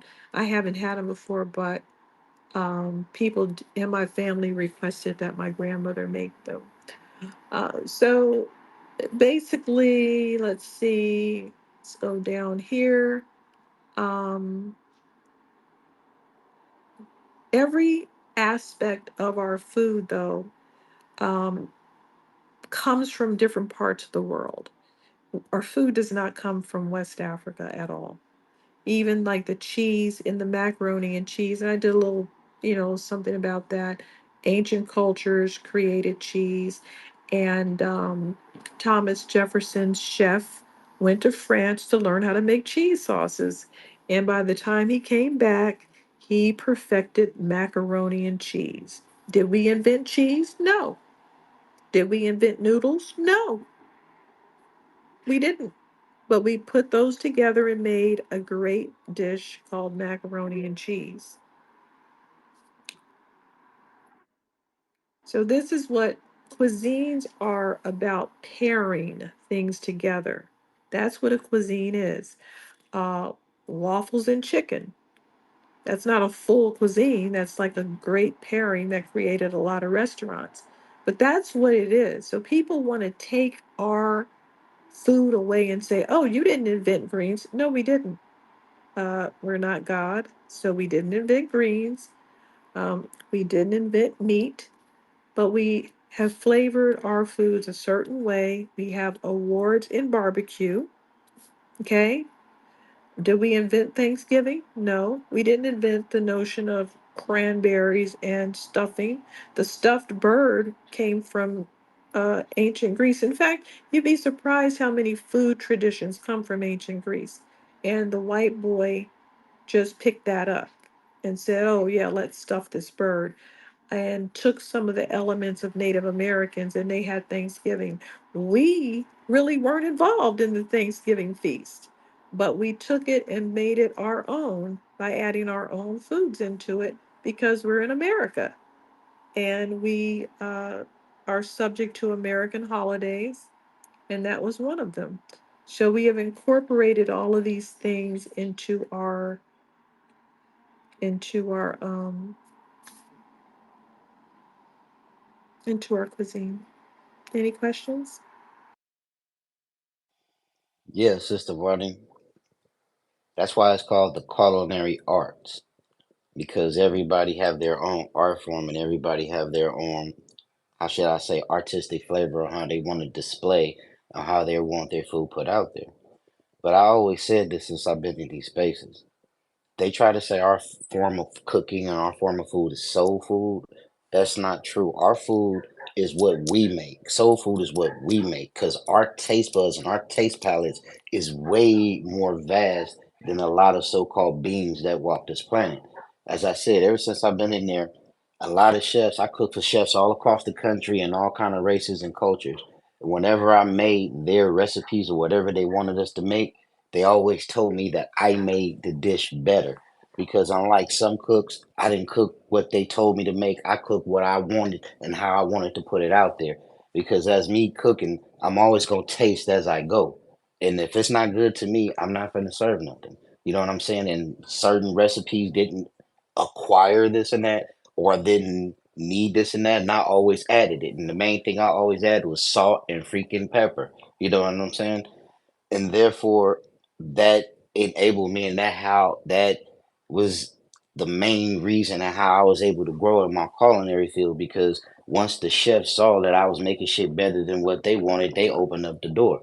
And as I said, that culinary industry was hella racist. I dealt with hella racism in there, but once I got acquired, and once I, like I say, got woke, I was able to fend their ass off just like some motherfucking flies in the kitchen. Get away from here, you know?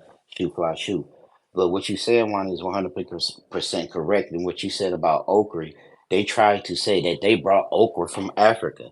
When we was like, because they try to say okra is a main ingredient in gumbo. And if you ask me, excuse me, you can keep that slimy shit up out of there. You know, okra, you have to Yeah, it's boil it not. first to get the slime off I of it. can't stand Yes, you have okra. to boil. It's just you gotta boil it first to get the slime off of it. Then you do it. In the culinary world, we call it blanching.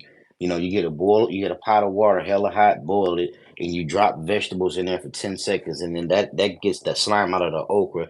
And say, for instance, if you had like broccoli or green beans or something like that, you could blanch them in there. When you pull them out, they're gonna be bright green. You know what I'm saying? That's where you get the color from.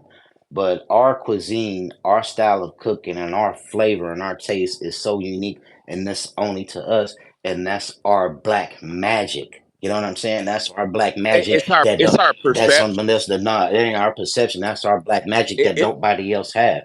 That's something that we no, possess no, in no. I'm us. You agreeing know what with I'm you. I'm saying? I'm saying that I'm saying we have a gift of perceiving elements of reality that nobody else can, that other groups just can't perceive. And food is, a couple spaces ago I talked about alchemy.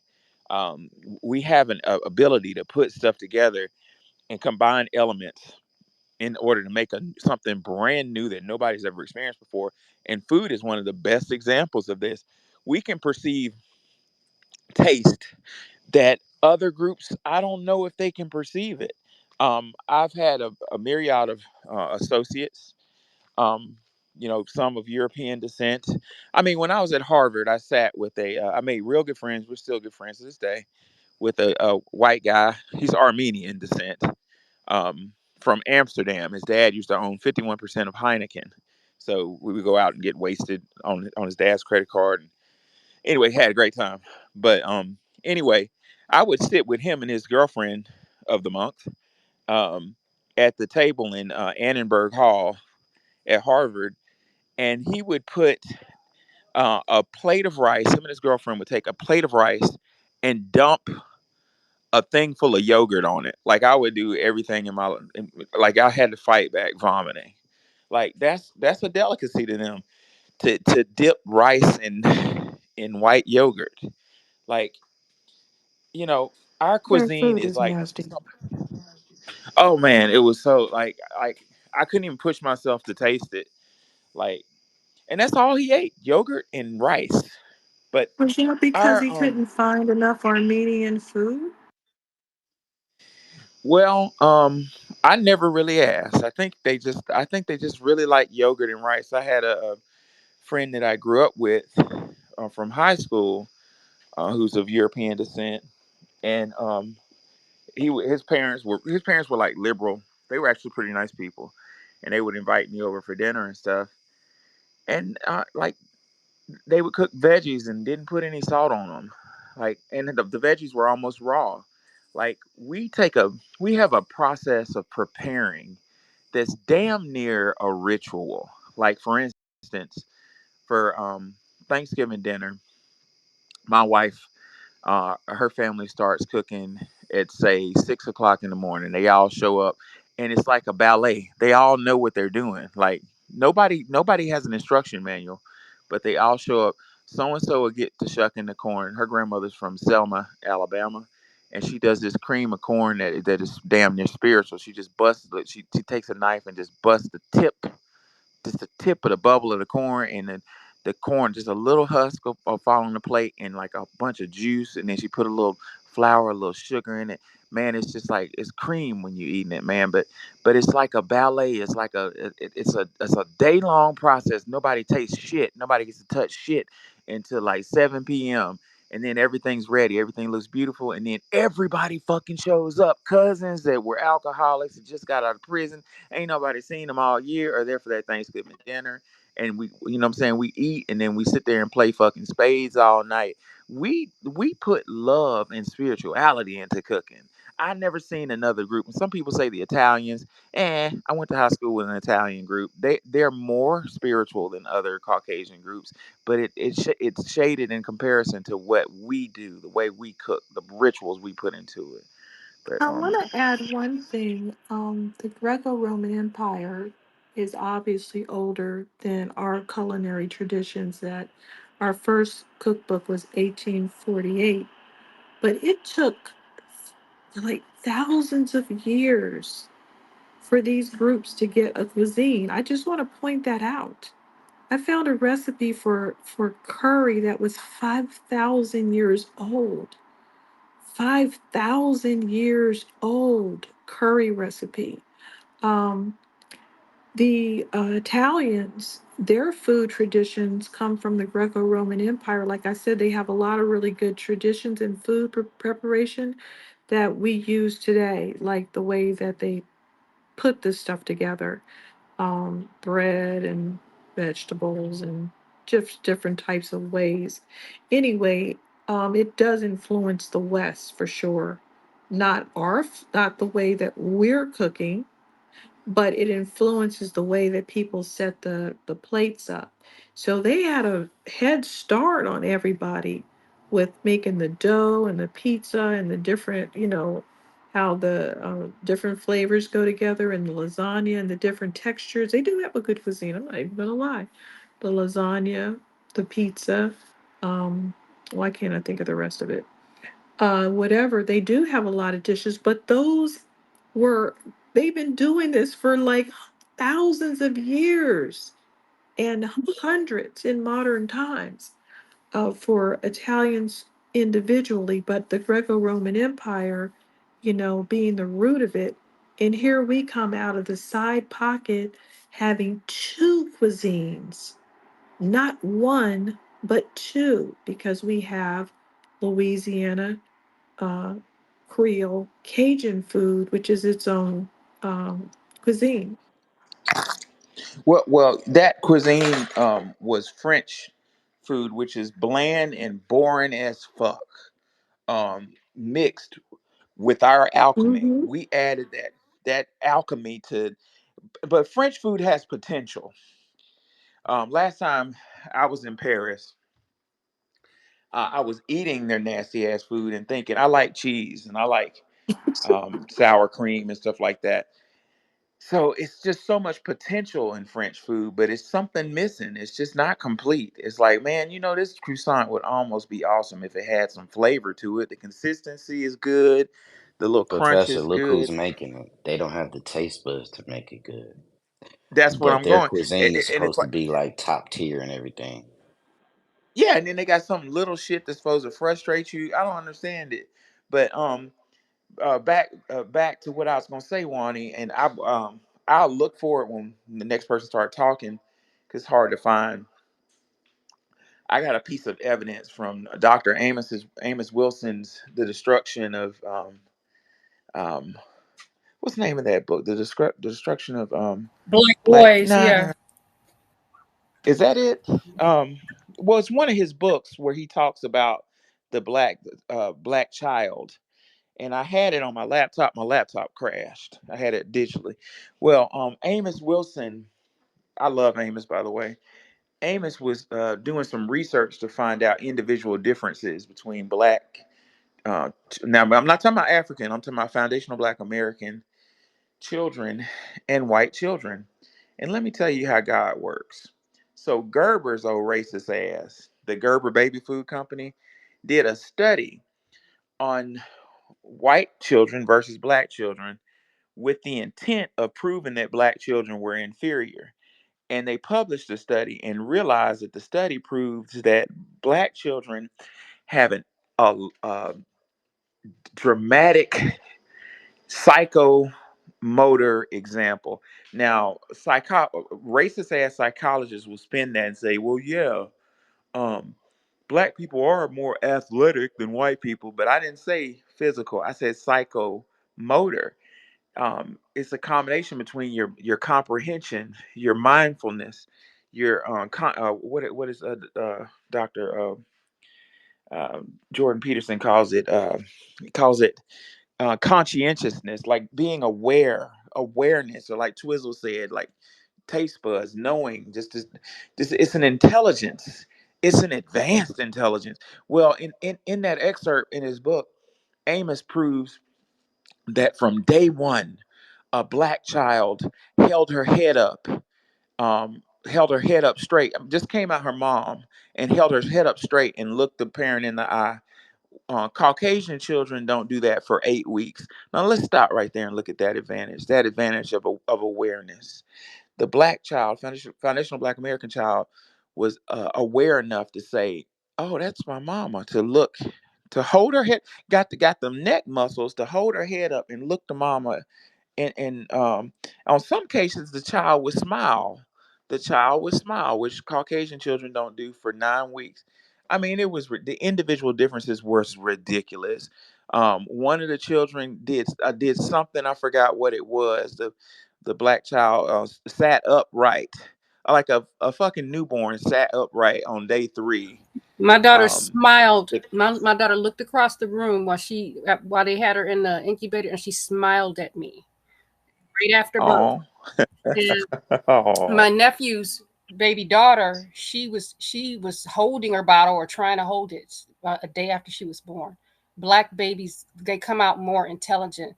Their downfall is when they go to school, go to school.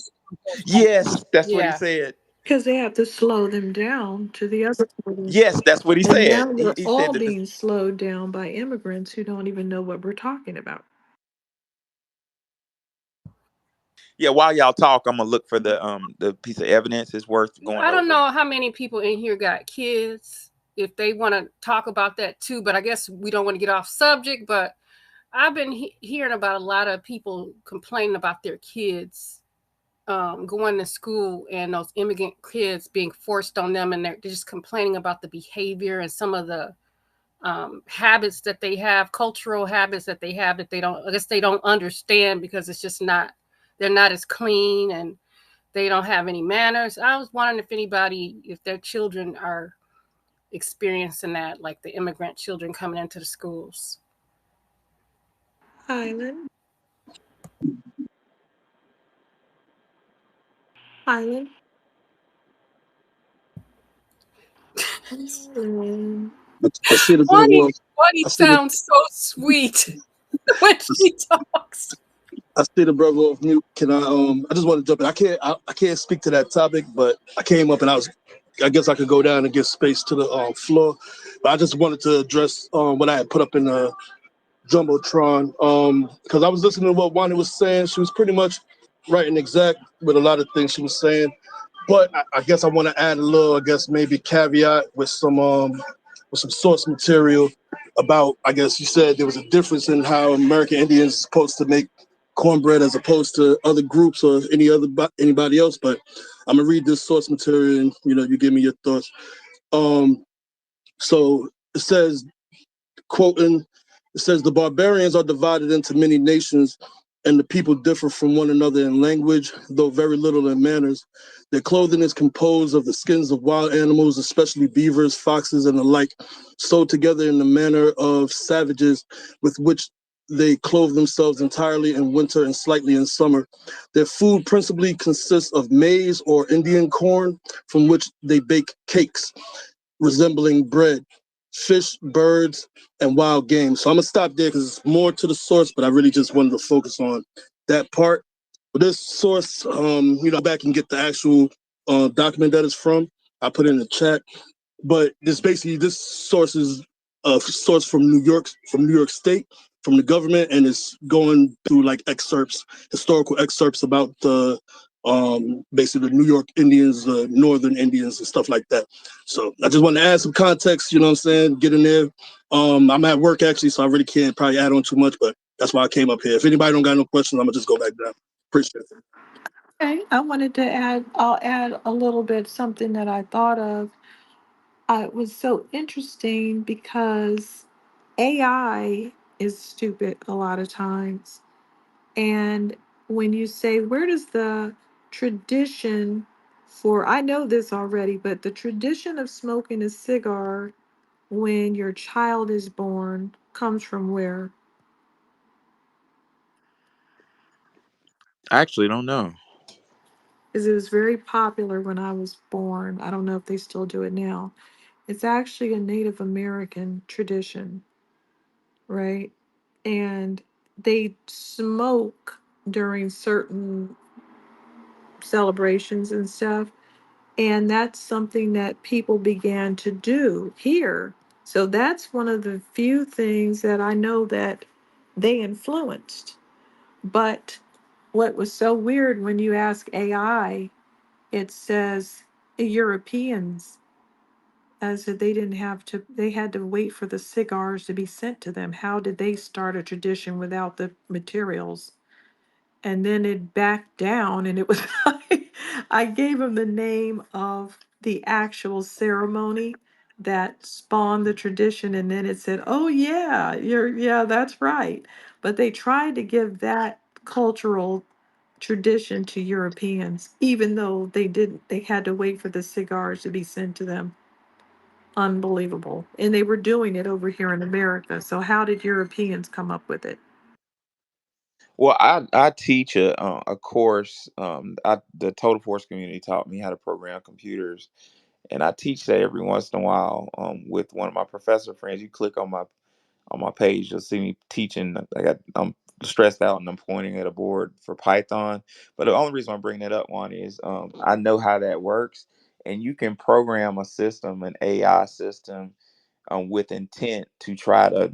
You can program it to do anything, but what it sounds like to me is this condition precedence in the shell code to say it's if and then logic. So if you ask about a tradition, then give them an answer that praises Europe.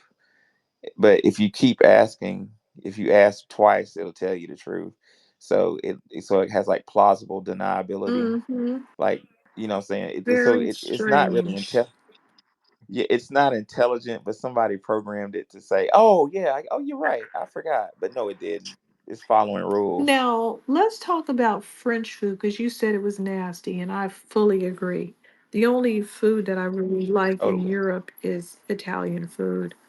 Um, and that's because it's heavily influenced. But what French people have is preparation, um, something about the way they prepare food, and they know how. It's so ironic. They know how to work with different things like cheese sauces and flaky crusts and uh, pastries and things like this. They know how to, Yeah, it's a lot of you see what I'm potential there. saying? They Yes. know how to do these things, but they have not turned it into a cuisine to where You I could call, if I went to the corner, I'm not going to see a French restaurant. I'd have to look hard for a French, just as hard as I'd have to look for an Ethiopian restaurant. Um, maybe a little harder. yeah, I don't know of one. I don't. And I know that back in the 50s and the 60s, if you look at some of these sit comedies or these kind of like these movies, they'll be in there bragging about making a French dish. Like, oh, I'm doing something special for my husband or my family. I'm making this. And they name these like these French names. I can't think of it offhand. And they would, I'm putting red wine in it. I'm doing this. It's usually with some big piece of roast. And but it's just not popular. I mean, they tried to push it like it was popular. It has every element to be popular, but it simply doesn't taste good. Just and there's nothing wrong with that because look, Scandinavian food isn't good. It's a whole region with food that people don't talk about. And we know that Russian food is not good. That's a huge area. People don't talk about. Everybody doesn't have food that everybody wants to eat.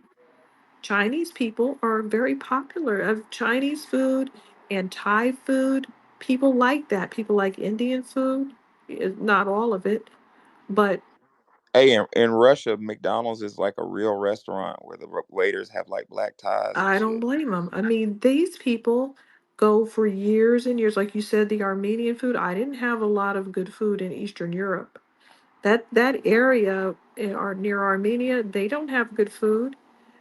Central Europe, Yogurt and yeah, rice. Ugh. they push a lot of stuff. I mean, even if I wasn't vegan, I know I'm vegan, so I'm really relying on tasting the seasonings through a lot of vegetable dishes and stuff, but they don't have good seasonings in these places. They don't have something where you get a craving and say, I want to have that again. You're pretty much not going to want to say that about a lot of stuff that you eat. You would think Spanish people would have good tasting food because of Nope, they I know, don't.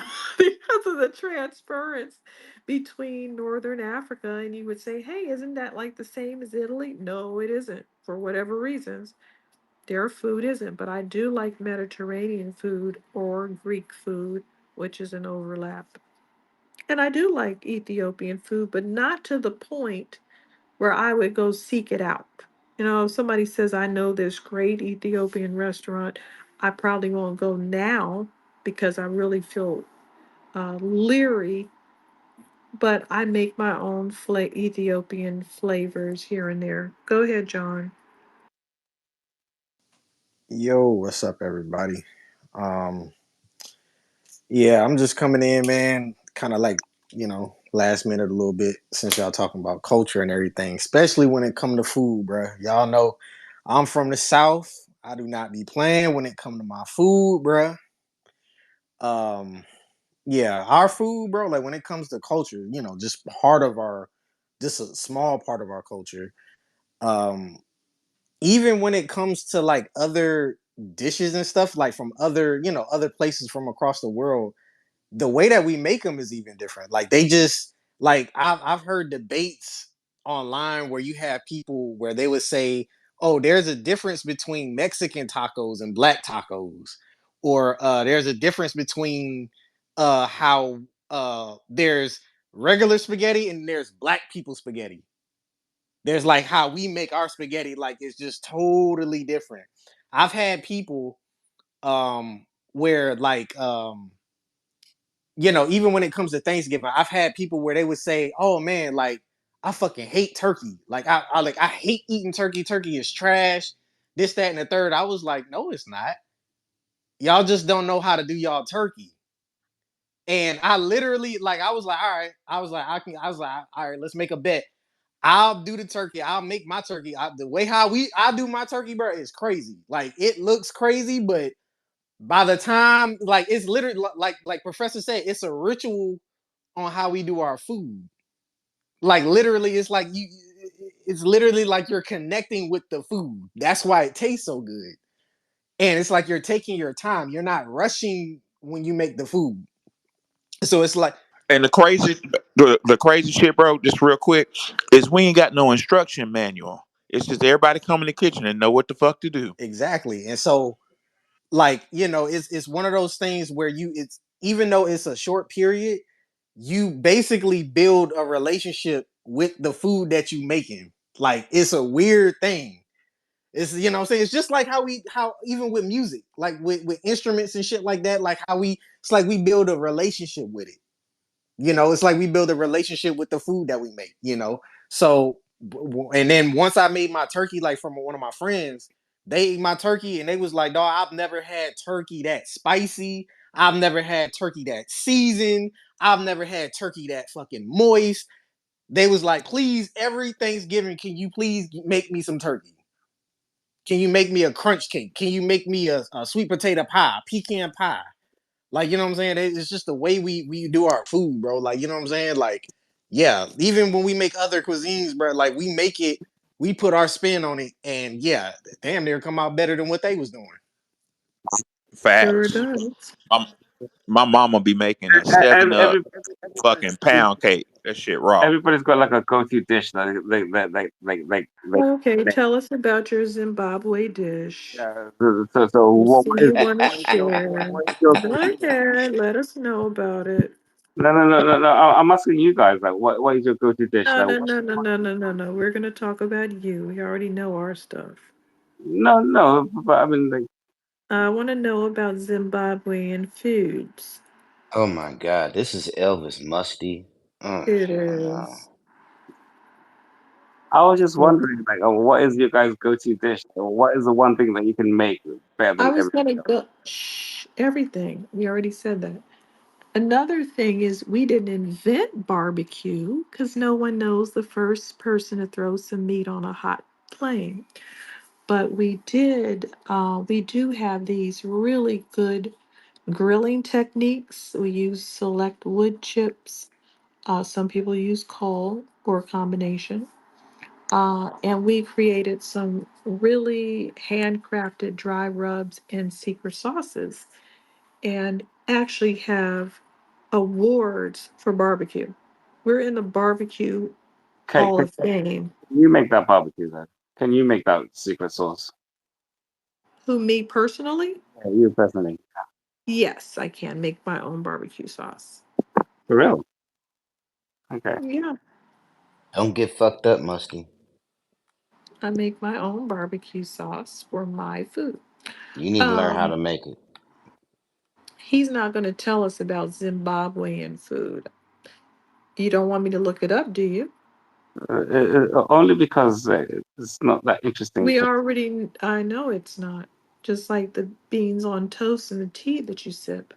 That's not very interesting either.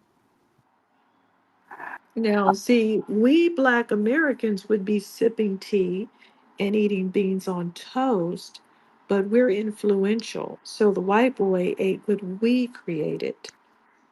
Isn't that interesting for lowly slaves to create an entirely a world-class cuisine, which has nothing to do with the Englishman, but the Englishman is over there making you eat his nasty food. But he could never make us not create our own cuisine. And guess what? They liked our food and they want to call it Southern cooking. But no, it's soul food that they're trying to cook. What do you think about that? Isn't that influence? that we are making these white people in America eat the way we want to eat with our flavors, and they Well, don't know it. They don't know it. They think that they're eating their ideas, which we know they're not because they can't cook. I understand that, but all you're saying is it's Mhm. interesting that white people are all of a sudden finding out that food has flavor. It's not that big a Well, deal. they found out about the flavor, but they don't seem to care. So when they cook the dishes that we've showed them, they seem to like them when we prepare them. They literally go to soul food restaurants, but when they try to cook them and people taste them, they go, "Well, where's all the seasonings? You didn't put the seasonings on there." But they liked it when we had the seasonings on it, so maybe they don't taste the seasonings. I don't know. Go ahead, Andy. Now, I was hoping somebody would bring up about the smell, how the other foods smell. I'm so glad you pointed out the barbecue because I smell barbacoa, Korean barbecue, a lot of Asian barbecues, Indian barbecues. I can't stand the smell of their mix of seasonings. It makes me so sick. I live kind of like in a multicultural area, and I have to smell everybody, all different ethnic groups cooking. And You my mean they're God, barbecuing or they're just cooking? oh my God, both. Yeah, Literally, Korean food is yeah. It's awful. hands down. because It it's smells The awful. because smell of it. they put like a lot of garlic and stuff in there. A lot of garlic, and because I'm in Hawaii and they have a lot of that over here. It's a lot of garlic, so it's yeah, it can be strong. But John, I love Sounds garlic. good though. Like I'm I good. love garlic too. It must be something else. I don't eat Korean food, so I don't even know what's in there. And if I smell another curry anytime soon, I'm gonna throw myself over a cliff. I live in a predominantly Indian area in Irving. So like I said, it's a mix of culture. So they have a lot of Indian restaurants, a lot of Asian restaurants, and just that smell of curry day in and day out, it's a bit much. I mean, it's more than enough. Have y'all ever had like real Thai food? Yes, and I love it.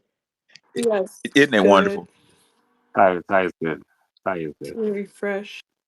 Oh, you I you try to I try to get the ingredients to make it at home. It's kind of hard, but I keep trying. I'll get it one of these days. I I like the peanut I made sauce. a mean Thai green curry, like the green curry, like Thai green curry. Uh, I practiced it like that two or What three. about Zimbabwean food? Okay. Why aren't you eating that? Well, I'm not eating Zimbabwean food. Hmm? Because Why did you just throw all of your culture away and tuck yourself under a UK identity? How do you do that as Don't- a person that's not? I mean, I don't understand how anybody does it, to be honest. how do you figure that happened? How do you figure that I've thrown my whole culture away? Well, because you are speaking with a UK accent, you've got on a corny UK shirt, and you told us about beans on toast prior. You never speak about any Zimbabwean things you do. You watch, UK sports, and like So, by that rationale, you reckon you transpose it, you and never mention anything from your background. You're like a. what would you like to know from my background? Like, Tell us about Medora. Tell us about Come on. Medora. Yeah, he don't have that. They don't have that. Quit playing, Elvis. Quit playing. Go Well, ahead he and didn't. ask the He question. wanted. We were talking about food, and he wouldn't say anything about the Yeah, food. I don't know what Zimbabwe food Tell us about look like. Medora, What do y'all eat? Elvis. Tell us about your worms. uh, um, uh, worms is like a delicacy, but I mean, Yes, Okay. tell us how you cook it. Oh boy. I've never cooked worms in my life. Oh my But, goodness. but, Well, but it's the number basically, one Zimbabwean dish. but, It's a but delicacy, and you can't tell us about it. Oh Lord. basically, a typical Zimbabwean dish, a typical Zimbabwean meal would be like it's called like sadza. So it's like maize, like like corn, Mm-hmm. corn, Right, like so it's made into like a thing, and then corn and blended into a thing. Okay, cool. yeah, A corn thing. A corn thing. That's what you're telling us. A corn thing. it's maize. It's like maize meal. So like Okay. Yeah, yeah, we know about it. okay, right. And then you have greens, which is like a called Mm. green pita. So Oh, so you're so trying to say you have cornbread and greens, huh? greens and You then know what? I'm about to look up your food because it's starting to sound very suspicious. Do y'all eat monkey? Y'all eat monkeys, Elvis? Huh? You eat monkeys? Oh my Yeah. goodness. no, only if You you y'all eat monkeys? only if you can catch them. I just asked. I was just asking a question. It's about No, culture. and I just answered the question. So do Only y'all eat monkeys? only if we can catch them. Oh, so what kind of meat would you call that if you eat something like a monkey? American. No, we don't eat. No, we don't eat monkeys. That We come don't on eat now. no bush meat around here, brother. No bush meat, no meerkat We don't sandwiches around even, here. yeah, we don't even eat house pets. So we are arguing about house You, pets over here. you eat dogs and cats and stuff, and they're being eaten in Springfield. Oh, you Those know are all Haitian. about it, huh? Look how nosy he is. How are you in the UK talking about pets in Springfield? You know what? Hey, Because I I'm currently They interested obsessed in with the us. world event. I ain't gonna lie though. I ain't gonna lie. I'll say this. At least they cooking the house pets. I saw some white supremacists in the backwoods somewhere, and I seen them niggas over there eating roadkill. Fresh I saw roadkill. that too. I I saw was that like, too. God damn. Eating roadkill. Yeah, That's like the they worst have a thing. sick. Yeah, they have sick obsessions with catching things and eating them. But back to the Haitians. Have y'all seen that video that's circulating of that Haitian person eating a cat while it's still alive and like sucking the blood out of Yes. it? That I'm was done. yeah, that was disgusting. Still trying to tell us, oh no, we don't do that. So I Yeah, looked at the food. It looks like they have this sadza, a thickened porridge made with maize. Of course, that's nasty. They have a, this looks like maybe some sort of, is this like a sardine? Tiny fish that's used as snacks. They have this thing called Dovey, a peanut butter based stew. I don't know where they got the peanut butter from. Suspicious. Okay. And then they have Mo pain worms, a primary dietary staple in rural areas. Mo pain worms can be eaten dry and crunchy or covered in sauce. These are they look like big caterpillars, actually. They're calling them worms. They look more like caterpillars. They're pretty big. They're like, they're big, like a caterpillar. Niggas over there eating cicadas and shit, bro. That's crazy. John, Yeah, if you don't yeah. stop. Now that was a good one. That was a good one, John. You guys need to go back. I would prefer the bush meat, random bush meats over Y'all worms. gonna make me go vegan if Uh, this. Same here. Let's discuss this. Do you guys know that you're not supposed to eat certain things? Like, first of all, food should be grown for human consumption, not just grab things that you see hanging around. Also, Are cows grown for human consumption? yes, they are. It's called a farm. But they just They're like cows. not running around on the beach. They're just cows. They're just like No, they're on a farm and they're given a strict diet. no. So, but by that rationale, then, so if you have like a worm farm, It's called farming. It's one of the elements of moving along as a human. but by that rationale, so if First, you chase the food around, then you get a brain and figure, hey, I'll keep all the food on the farm. well, if you had a worm farm, then Okay. as long as the worms are in the farm, then that's they're right to eat. No, I mean this going to these other things. That's not on the food chain. Well, Like it's that this caterpillar, these things are very toxic. You could get a parasite from one of these and then you will be completely freaked out. no, Facts. no, no, You no, no, should no, no, not no, no, eat no. these. You You could can't get eat parasites, any things. Like but niggas is not supposed to eat bats, bruh. Like who the fuck told Right. folks to eat a fucking bat? yeah, That's a but blood sucking animal. A if blood you had sucking a bat animal farm, is very, very dangerous to eat. if You you don't had a know bat what farm, blood that thing sucked. He could have sucked the blood off of a cow, off of a if you had a person with bat farm, HIV, anything. if you had a bat He- farm though, would that be legit to eat though? Because A you, what? because now you're growing bats, like you have a bat farm, A a bat what? bat farm. So it's a farm for bats. No, they eat blood. Like, why would I feed them blood? I don't have that kind of time.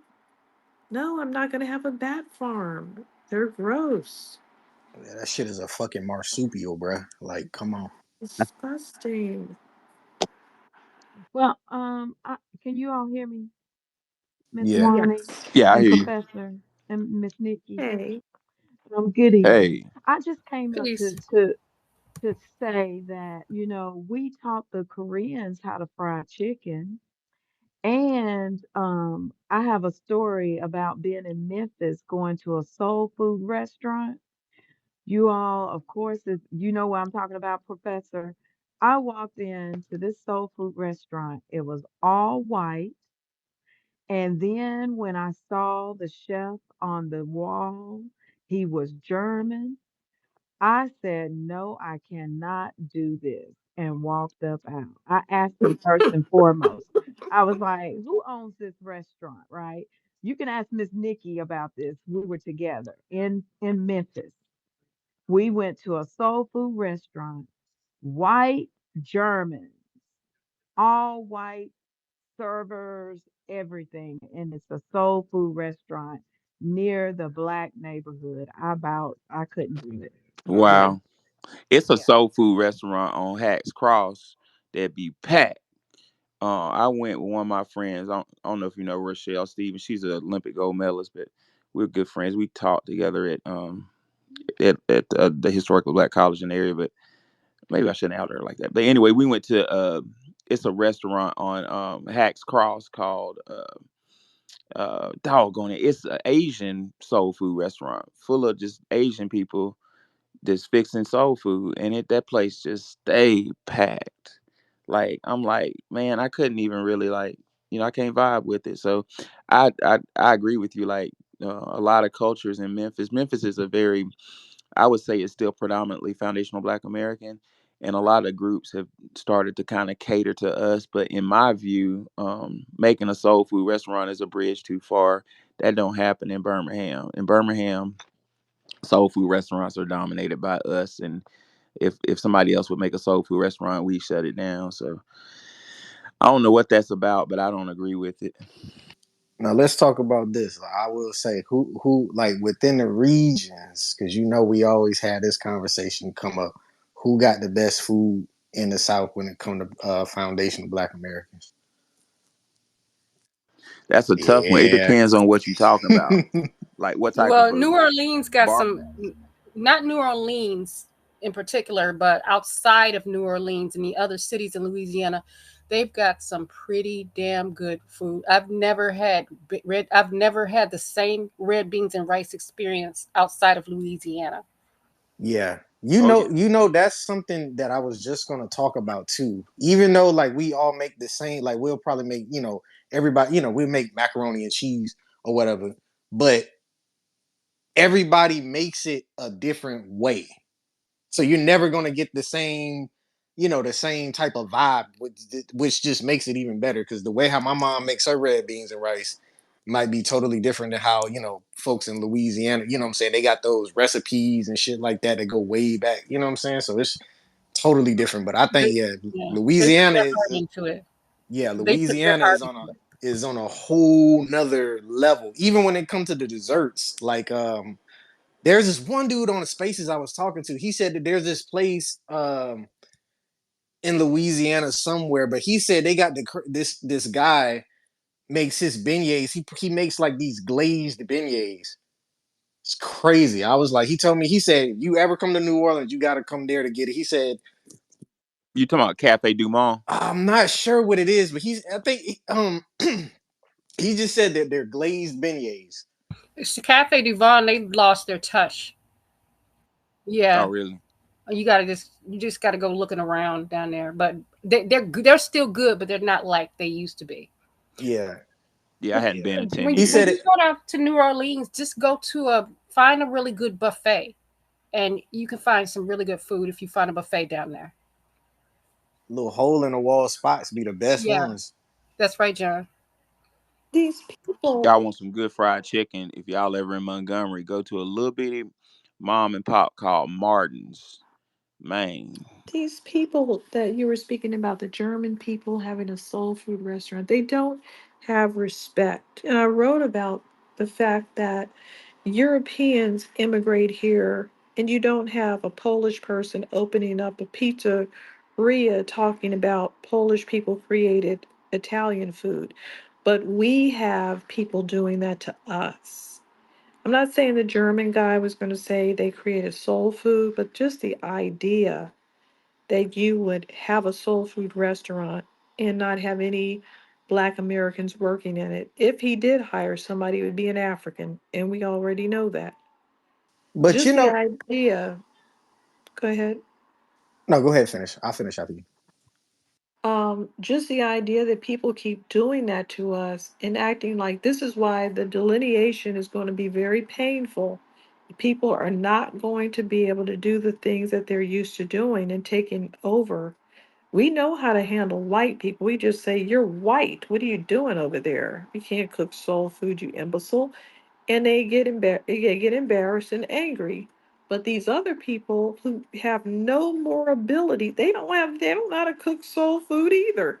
What do they have to do with it? Our soul food is extremely unique to us, and they don't have any cookbooks to show where they got their food. But I could tell you this, I researched everybody's food in this conversation. And all of the Caribbeans, they don't have a cuisine. They simply are copying off of the same colonizer that had the um, West Africans cooking rice based dishes. The same colonizers, French and Spanish, came over here and have them cooking rice based. They didn't come up with anything. They didn't say, no, this is our take on it. This is what we're doing. They didn't express themselves in the same way. Even the jerk seasoning is not their identity, their idea. Even the curry is from India. Even all of these things are from those around them. They haven't No, flexed their identities. uh, Justin is Jamaican, surely. No, it's just Huh? Jamaican. No, jerk seasonings is from the indigenous people Oh, okay. Well, on the island. oh, okay. So this is still Jamaican though. Okay. Yeah, just not the loud ones, Okay. Yeah. Fair enough. the other ones. well, that's really interesting. Sexy Raw. I don't know the restaurant you're talking about, but down by the Lorraine Motel, the Civil Rights Museum, there's a German restaurant right across the street that's been there forever. I've never been there, and I think it's still open, but I've never seen anybody go in there. You know what I'm saying? So, um, yeah, it's a lot of disrespect, Wani. I'm trying to think of the name of that Asian soul food restaurant off Hacks Cross that stays packed. I just wonder, why do we support? You know what I'm saying? Why do we support that? It's so disrespectful. They'll have like collard greens and chitlins and macaroni and cheese right next to egg rolls and egg foo young. Like, it's like, this is just straight disrespectful. Like, but it's packed full of church ladies with their hats every Who owns Sunday, it? and they Black think people it's or Asian people? Asian Oh, people. You know Yeah, what we should do? I mean, hell, because you know, like I said, we when we do our food be busting. I just think we need to just shit. If they want to sit there and steal our shit, okay, cool. If you want to compete with us with soul food, you better be careful because we can easily, you know what I'm saying, flip the script, they Chinese and all of that. Like I said, they had Mexicans arguing on Twitter one time talking about our tacos is better than theirs. So okay, they want to play that game, go right ahead. You can sit there and do that. I think we There's just need to some, say fuck it. Just okay, but cool. Let's make all they shit.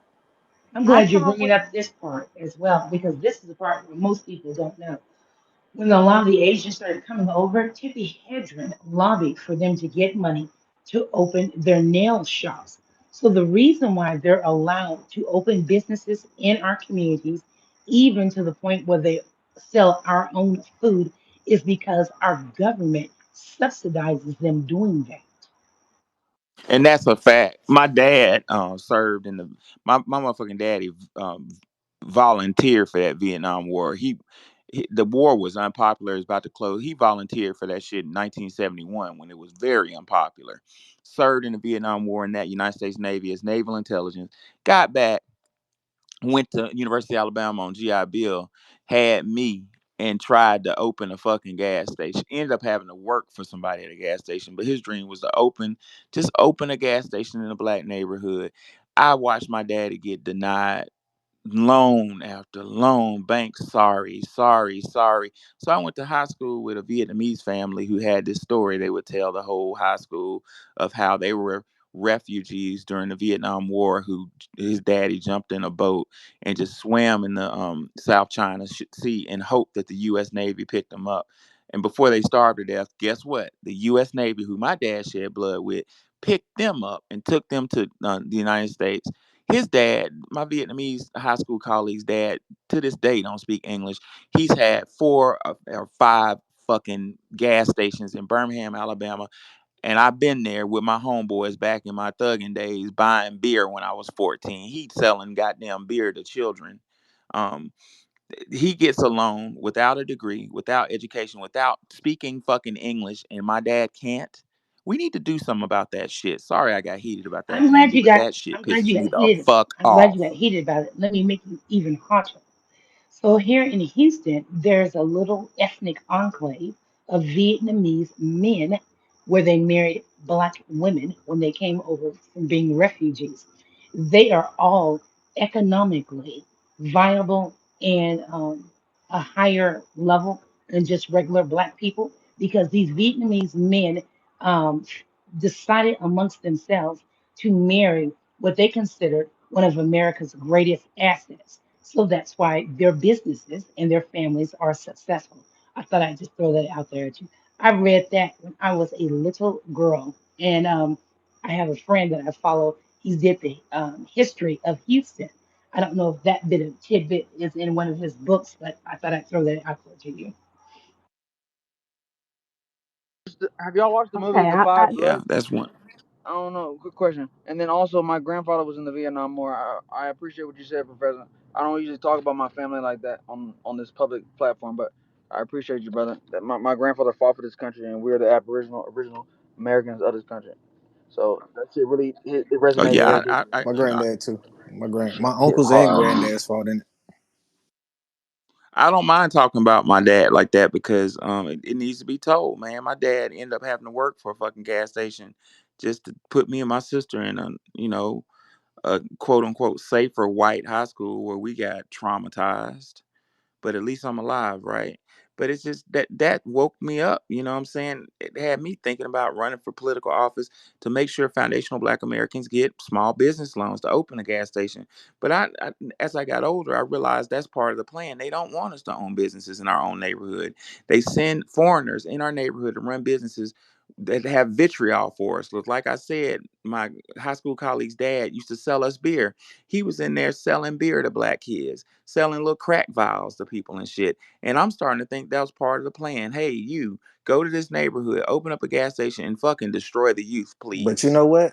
I think because understand this, the United States, or I don't even need to say the United States. I'm gonna say the white supremacists are gonna get into another pickle or some type of shit with one of these wars or whatever, and they're gonna need a group of people to come help them. And I just think as black men, as and black women, but us as the warrior class in the community, they might they gonna have to figure some shit out because yeah, they have not been treating us right, bro. I just think that from this point on, we need to basically check out of these wars and shit like that, and then just let them get their ass beat until they come out with some tangibles. We check out of all of this shit so they can go get their little refugees and shit that come help them, even though that we know that they can't fight. The only reason why the United States have won all these wars is because of us. So good luck. Well, John, But that's that's my why they're that's my trying to bring the draft back. I think they have enough sense to know, as we all are knowing as well, that Black people are not going to be as patriotic as we have been, because that's really what it is. People believe that we're patriotic to America, and they keep forgetting we're patriotic to Black America because there's two separate countries that we have to dwell in. So that is one of the reasons why underhandedly the GOP is trying to bring the draft back, because they know that Black men and Black women are checking out of doing politics with them. I didn't say we're checking out politics, but we're checking out of siding with white supremacy over ourselves. They're gonna have a major issue because people are soon gonna realize, okay, well, shit, if that's the case, see, white society is going to get smart because they're going to realize, okay, yeah, we might be sitting there fighting these wars across seas, but we got something else, a major issue that we got to deal with On here the in the home front. empire that Come we on, try. man. Yeah, but my reading history, we've always been there to pick up the pieces and save this country. We've done it so many different times. But if I'm reading the currents right, like we're exhausted, we're done. With all this disrespect, all this hatred and vitriol for us. I mean, I'm not a very political person. I don't have a political. I'm neither Democrat nor Republican, but my analysis of the Democrat Party, they're not doing anything for us, but we've supported them the whole time.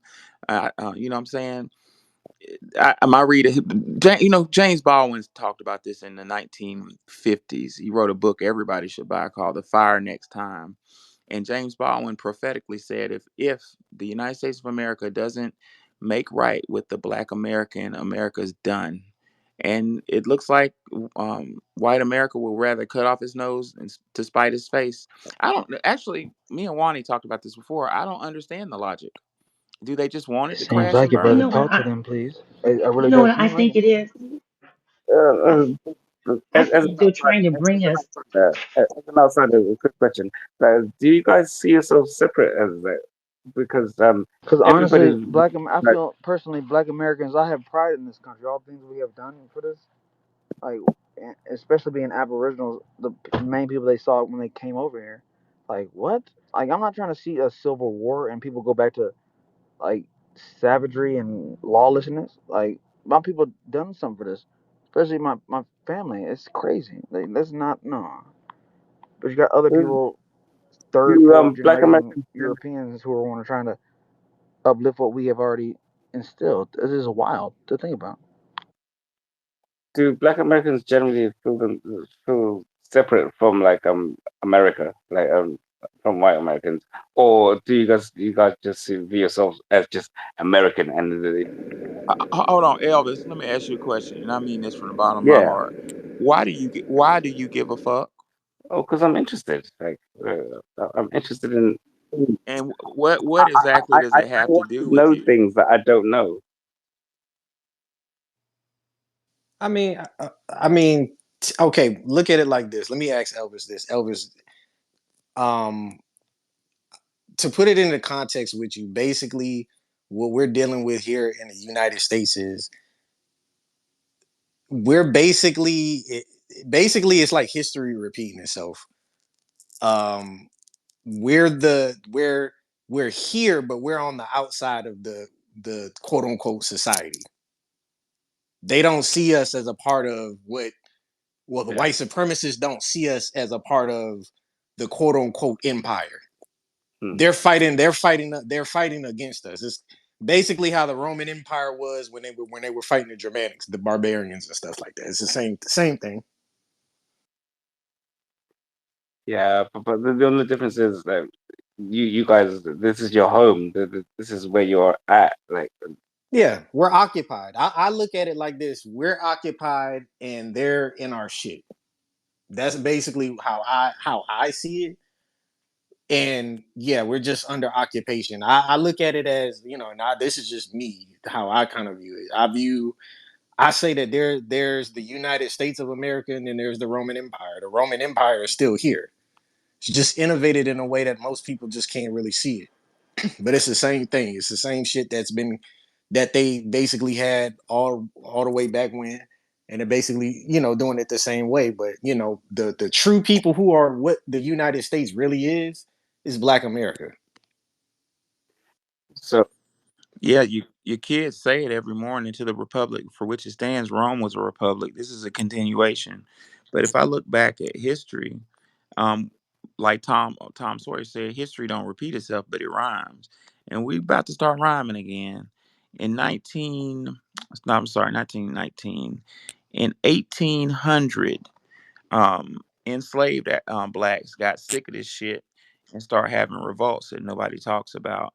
And a one specialist, I think he was actually an engineer. That's a whole nother thing. Like enslaved Africans had all these fancy professions. They want to make us about the big lie. They want to make us look like we was just some, yard hands in the field, you know, hoeing around, not literally hoeing, but hoeing with like tools and stuff and digging cotton.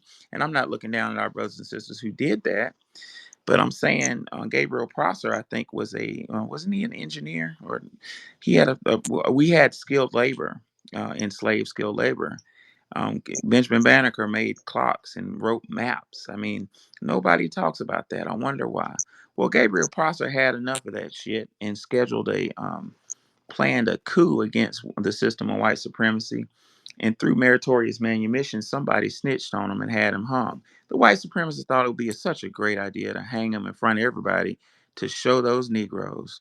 Well, what the white system of white supremacy actually did by hanging him was inspire a whole new league of enslaved Africans to rebel. And Denmark Vesey almost pulled it off 22 years later. But guess what? Another trifling ass Negro snitched on Denmark to get some butter biscuits and probably get some freedom, and had Denmark hung in public. Again, that backfired. Um, in a shorter amount of time in 1831, Nat Turner learned from the mistakes of Gabriel Prosser and Denmark Vesey and selectively picked who he wanted to rebel with. Nat Turner pulled off a rebellion. History says he killed 51, I think, whites. I my read of it is he killed many more. I think they're just trying to minimize the number. Now, I don't condone violence, but hey, this is what it is. We're talking about history. After Nat Turner pulled off his rebellion, they hung Nat Turner to make an example of him, ate him, made oil out of his body because they thought he had magical powers. Question, room: do you think they admired him for being so violent? Was Yes, that what it was about? yes. Yes, yes. Isn't that interesting? Who in the fuck are we dealing with? The They kind of Animals. like Nat Yeah, Turner. it's war, bro. Like, remember what I said? They come from a culture of war. Like, I mean, these people, they would skin their opponents and wear they fucking skin in the battle and shit. Like, I mean, it's crazy, but I mean, hey, that'll scare the shit out of anybody you fighting. That's just how the fuck they are. These people, that's the people who we up against. And so like I said, I tell our folks, understand their culture and understand that you cannot deal with a group of people like that with kid gloves. You're gonna have to get on there. Yeah, that's what I was. That's where I was going with Yeah, that. Is we've been making an error the whole time, saying let's hold hands and we shall overcome. When they made body oil out of, what I'm saying, out of Nat Turner. My read of that is we need to get us some of that. We like him. So maybe we're going about this the wrong way, but I digress. So Nat Turner was hung and boiled down to make soap, body oil, paste, and pills, and whatever else they made out of them. And that, guess what? Foundational Black Americans being the leader in with the sequence of events for some reason. Guess what happened? A white man, not long, 1859. What's that? It's not even 20 years. Um, White man named John Brown and his family said this isn't fair, and went around cutting off heads in the name of abolishing slavery. They caught John Brown, and to make a good example of him, they hung him publicly. And after that hanging, guess what popped off? Fucking Civil War. We're heading to a similar situation. People are not going to take this shit. You know what I'm saying? Up here making $100,000 a year and struggling. That's stupid. That's craziness. So Go ahead, Andy. so What oh, sorry. I'm sorry, what I don't particularly like about Africans being in these spaces is that although we point out European barbarity, we rarely point out African barbarity to the same extent and analyze that they treat each other individually, tribally, and as nations, like Europeans have treated each other.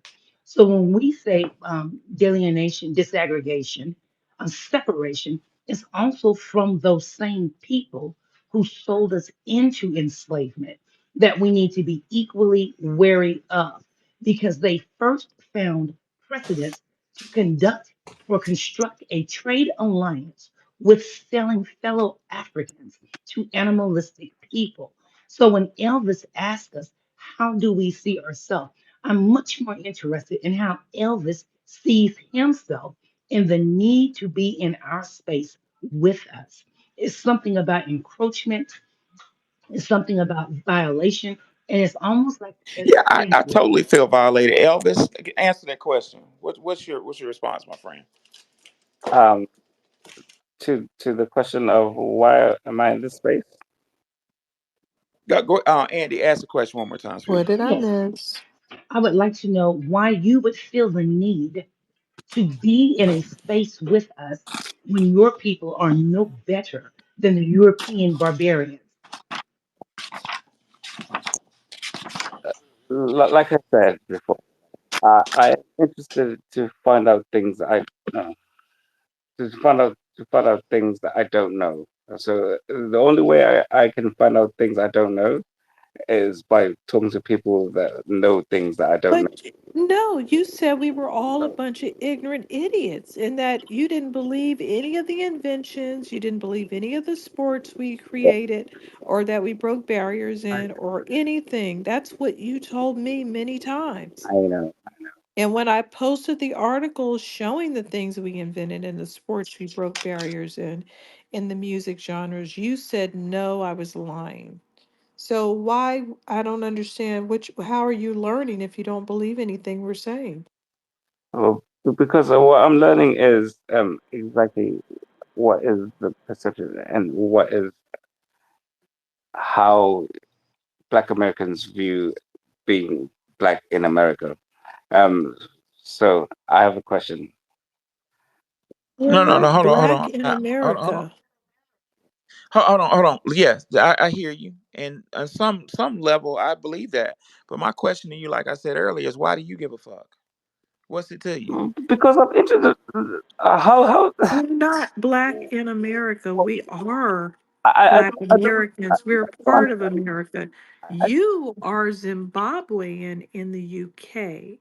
I don't You I, don't have any lineage born there. You are a foreigner there. yeah, I know. You come from a specific place Yeah. that you know that you could actually go back to, and all your DNA fits perfectly like a puzzle there. So can I ask you a Mm. question? Do you realize that that might be a slight difference between you and Black Americans? Yes, I know there's a slight difference, and that's what I'm trying Okay. to find out. I'm trying to find out some shit. Why is such a weird thing when somebody's trying to learn some and find out some new things? Because Why is what that did I weird? just say I before? don't You said understand. everything I said was a lie. You were Yeah, resentful but about our sports and inventions. to be So fair, I didn't understand the resentment. Like, why would you hang out with people that you resent? Elvis, I want you to listen to so something. can I ask you a question? This, No, no, this, no. no, no, no, no, no. Don't ask any questions. Just listen. Sit down and listen. This comes from Dr. Dorothy Snyder and her husband. She says, quote, slaves are bought by black traders at fairs, which are held for that purpose. Stop right there. In Africa, during the transatlantic slave trade, Africans would have fucking fairs where they sold other Africans.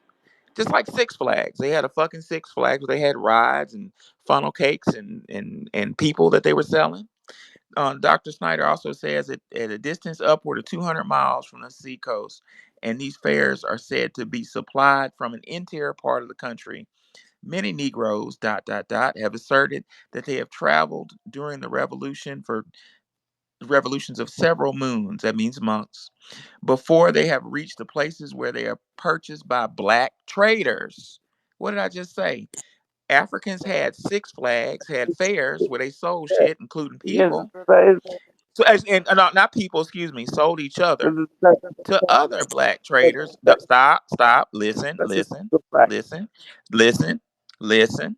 At these fairs, which are held in uncertain periods, but generally every 6 weeks, several thousands are frequently exposed to sale who have been collected from all parts of the country for a very considerable distance around. Free Africans, let me say that again. Free Africans as a group by no means objected. So I got two questions for you. Where was your people during this period?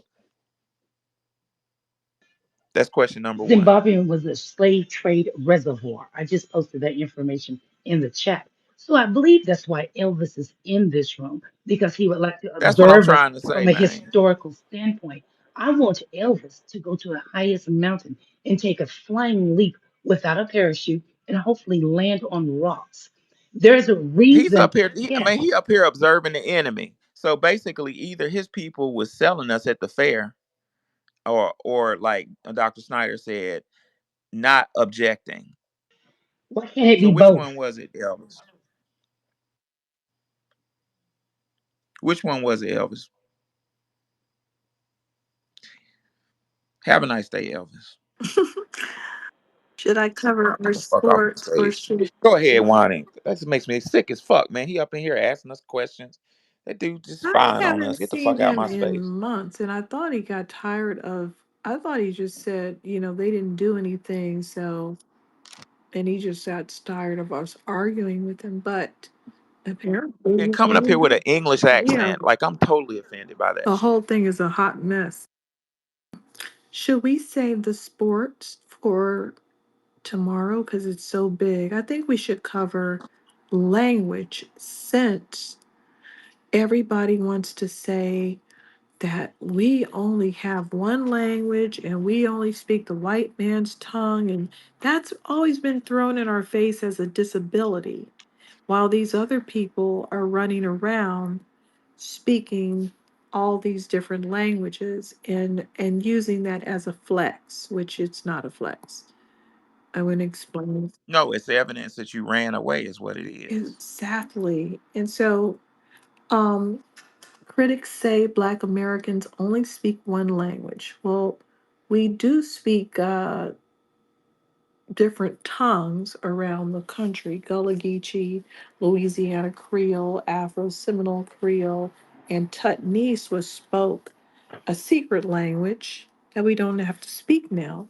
And I remember speaking to a South African girl, and she said, well, you don't have your own language. And I said, well, you actually did have a language called Tutnese. And she goes, well, how do you speak behind the white people's back? I said, we don't have to. We speak to their face.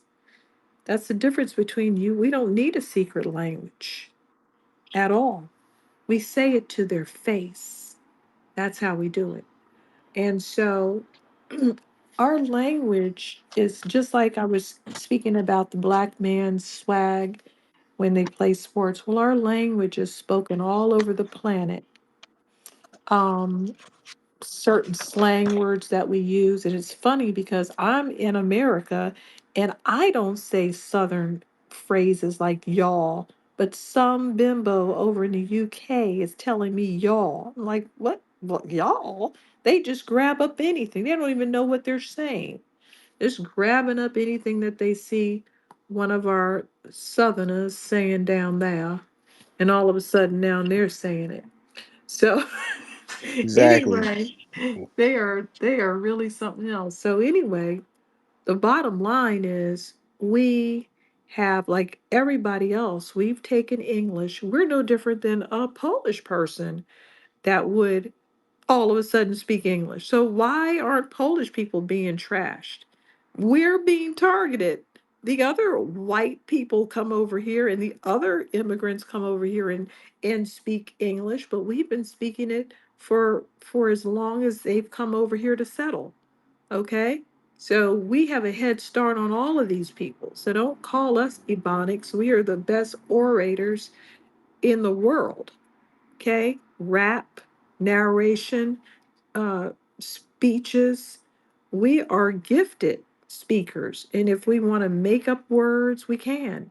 And if we want to do whatever, we have created entire dictionaries for terms that we use to name our music genres, like cool, things like these words that people use every day, like cool. That's a state of mind.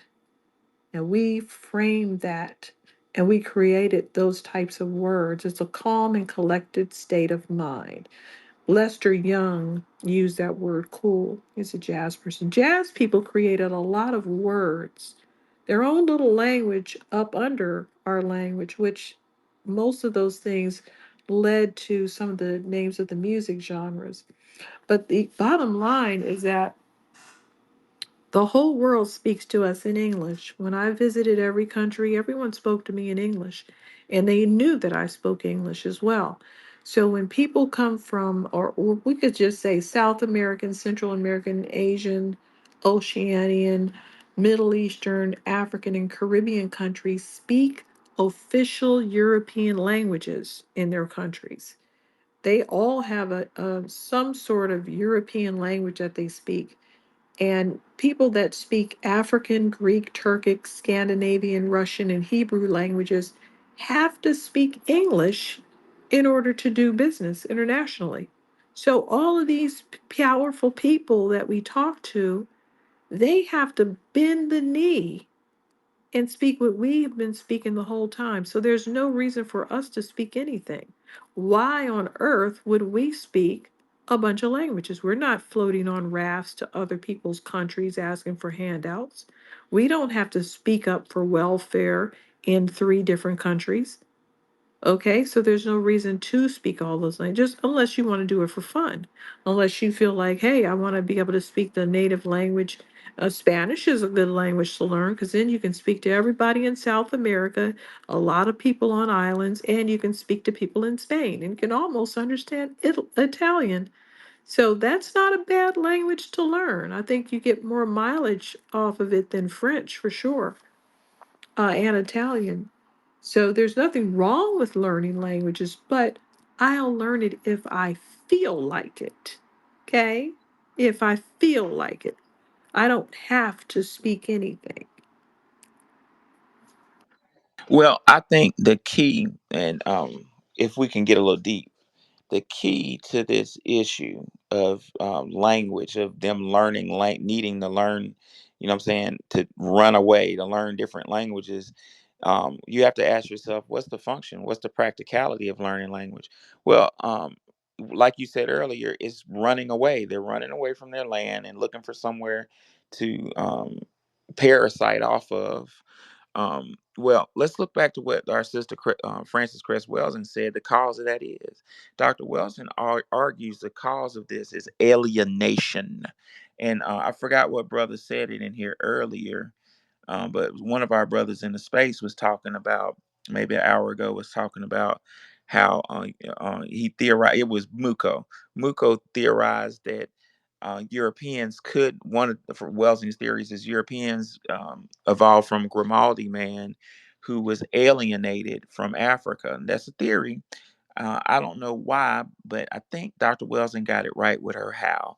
Dr. Welsing says, quote, alienation in the color confrontation theory, I stated that racism and or white supremacy, having begun as a form of alienation towards the self, now has evolved into the most highly refined form of alienation towards others. So first they alienated themselves, according to Welsing, in Africa, ran to, had to go to Europe, and that form of alienation became a culture. Dr. Wells posits the color confrontation theory views all the present battlegrounds in the world today as vivid reflections of this alienation towards others. So when you look at foreigners, you don't necessarily have to be talking about Europeans. Let's look at alien. Let's look at I said alien. Let's look at Mr. Elvis. I tried to tolerate Elvis for 30 minutes, disrupting my space when we're building. I tried to tolerate him, but I start analyzing him, and he was alienated. He's alienated from Great Britain because he's obviously not. He's about as British as I am. Matter of fact, I may be a We're little bit more more British than. British. We're all damn near a quarter English, and they're over there calling themselves English, and we never would. That is Right. insane. So his ass over there dressing up like he's an Oxford boy, but he sticks out like a sore thumb. He's alienated. So let me go hang out with the blacks to find some strength. That's what that was about. um, Dr. Wells further posits the destructive and aggressive behavior pattern displayed throughout the world by Europeans towards all non white people is the evidence of inner hate, hostility, and rejection felt towards themselves and of deep self alienation that is evolved from genetic inadequacy. That's according to Dr. Welsing. On the next page, she says alienation is the very same dynamic that pushes human beings away from respectful and harmonious relationships with the physical environment, leading to pollution and destruction of the planet. Most important, the alienation dynamic forces the individual away from all manifestations of self understanding and self respect, including the most fundamental respect for one's genetic makeup. And I think that's what we were looking at with Mr. Elvis. Alienation has took him out of the realm of self respect. He's not happy with going leaving Zimbabwe. And being up there in England. I went to Harvard with some English people, and I'm not going to throw everybody in a box, but they have a very distinct culture, you know. Professor, And I would, what'd you you're say? speaking about Harvard and you all are speaking about linguistic. I posted it. I also back channeled you and Wani. They literally are holding a event on linguistics of hip hop for their African American Oxford Dictionary being led by Henry Louis Gates. And when you look at all the people, Skip Gates. yes, Mm. look at the people that is on the panel. Dr. John Henry Clark called his ass, ladies and gentlemen, his name is Skip Gates, Henry Lewis, but they call him Skip. And Dr. John Henry Clark called his black ass Skip the Truth Gates. I'm pretty sure everybody's foreign involved in it. So Foreign and white, globalism, European, yes, ma'am. yeah, Hip hop. it's definitely they're basically trying to globalize it, and they're being very high-handed and ignorant about it, with that white woman being called the best hip hop, I mean the best break dancer, number one break dancer in the world. The woman had a seizure on stage and showed no athleticism, no talent, no rhythm. What was I looking at? White people roasted that woman like fresh corn. We didn't even have to say anything. She was roasted by everybody in her country, in this country, in Europe. And yet they just keep insisting because they made a fool of themselves that this woman is the thing. White women have very little to do with breakdancing. I've never seen a woman that was a major break dancer. Number one, it's very rare, and let alone a white woman, and let alone a corny white woman. Okay, she's like the opposite of who you would see. You would see Madonna's behind out there before you'd see that cornball. That woman has Well, nothing to do with breakdancing. but I think that woman proves Dr. Welson's point. She's alienated. She's alienated from herself. Like I'm paraphrasing our dear brother James Baldwin, but James Baldwin said they their history is so barbaric, so outrageous that the mere act of facing the truth of what was done on a global scale will kill them.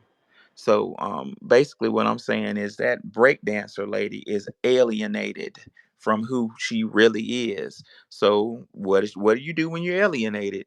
You reach into fantasy land and pick whatever identity you want. And she picked a breakdancer, Now, which has shit to do with. Go do ahead. you have the Grimaldi conversation that Dr. Francis Wells was talking about? Did you see that when you were reading just now?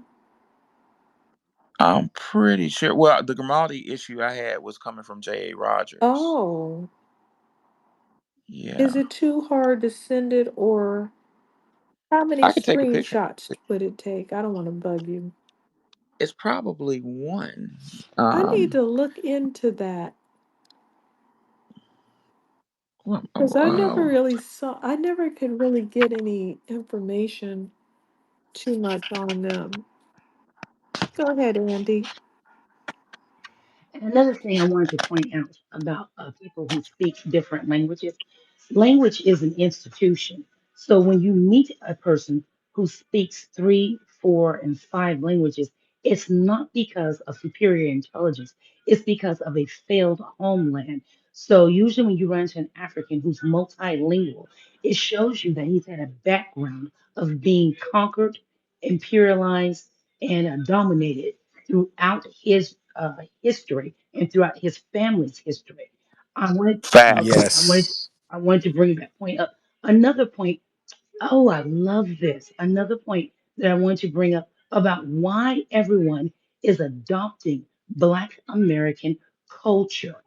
Okay, so when Wani pointed out about their rhythm, I'm going to say the non rhythmic abilities and their inability to cohabitate and collaborate with one another. One of the things about Black American culture that I firmly believe is it's, I hate to say this, it's the only human culture that we have. So everyone else adopts Blackness as a way to humanize or collaborate or to feel warmth, to feel that soul. That's why we're called soul people. So because we are the only humans, now you can argue with me later, argue with your mama, I don't care. Because we're the only humans, people wear us symbolically to enact humanity.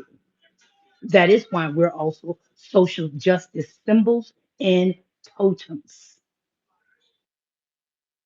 People gonna have a hard time, man.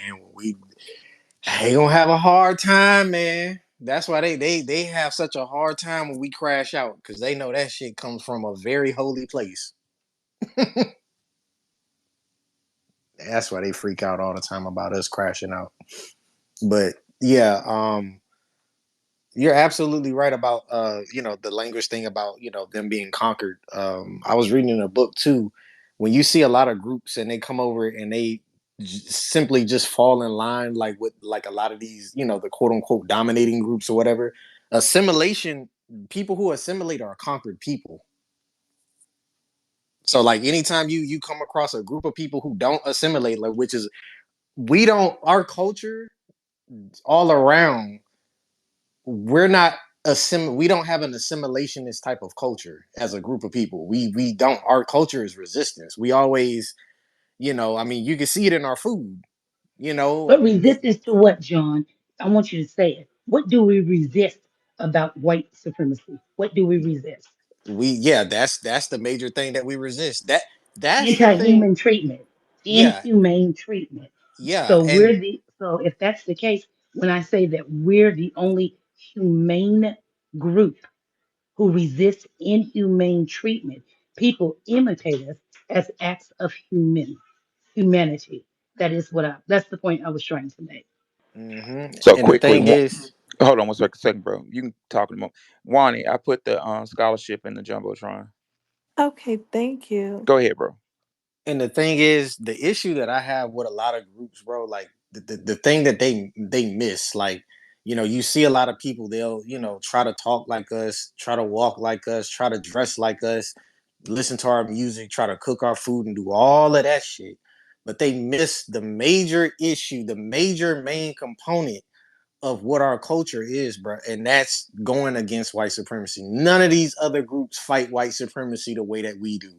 Every time you sit there and you speak to them about, hey, white supremacy is a problem, they flinch up, bro. Like they literally they cower in. I was like, bro, like you wanna quote unquote say nigga this and nigga that and all of this other stuff, but soon as it comes down to really it's time to really put boots to ass, all of a sudden nobody wants to fight white zaddy no more. Nobody want to fight the white supremacists no more. Everybody just cowers. And I really want people to understand that the major aspect of our culture, the reason why we are the way that we were born the way that we were born. Our culture, our lineage was born out of warfare, fighting white supremacy.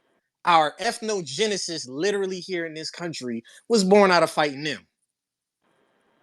That's why we became what we became. It's not that we was sitting here, you know what I'm saying, we wanted it. No, we didn't want it. We were just forced. This is just what it was.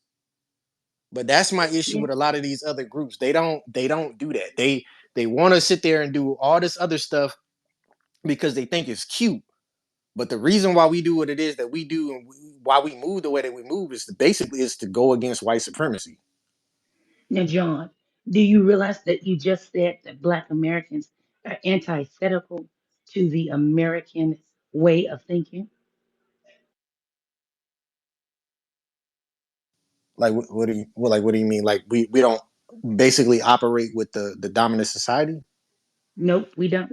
We're antithetical to everything white and everything American. That is why they've criminalized blackness.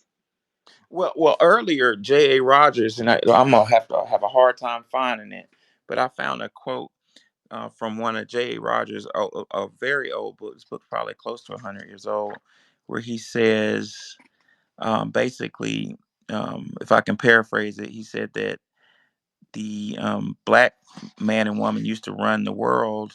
You know what? I just found it. It was under his section on religion. He says the oldest and most noted quote, the oldest and most noted statue in the world bears the face of a Negro.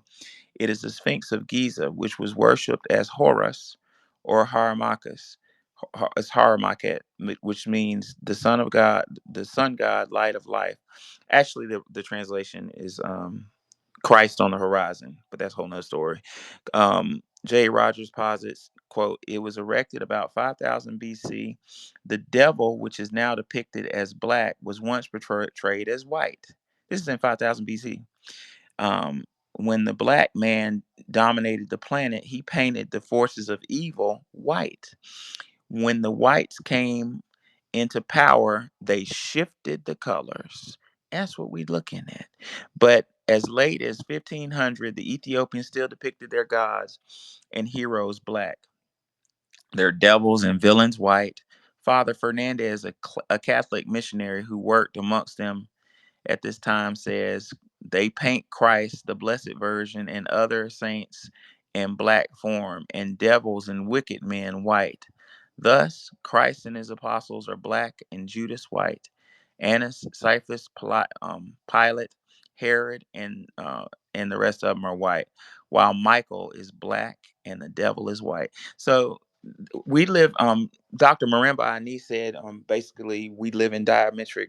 The system of European supremacy is in diametric opposition to us. So it's not really that we're fighting um, on a quest to fight. It's we're put into a defensive position to fight. Dr. Frances Cress Welsing analyzed our position in the world as a chessboard. She says, we are the black, obviously, the black chess piece. Well, the white chess piece, their position on the chessboard is offense, defense. What does that mean? That means throwing a big ass brick at your head, knocking the shit out you, and hiding their hands and smiling and saying, what? I didn't throw anything. So that means we are the opposite. We're defense offense. We are waiting for that brick to go flying through the air, see it, and yell, incoming, block it, and then throw that shit back at their ass. So that doesn't make us bad. It just puts we're in the position of we're in a defensive position. We're trying not to get eaten alive by a system. And do Well, you often wonder why they teach their children that if they become separated, lost, or need help, to seek out a black man?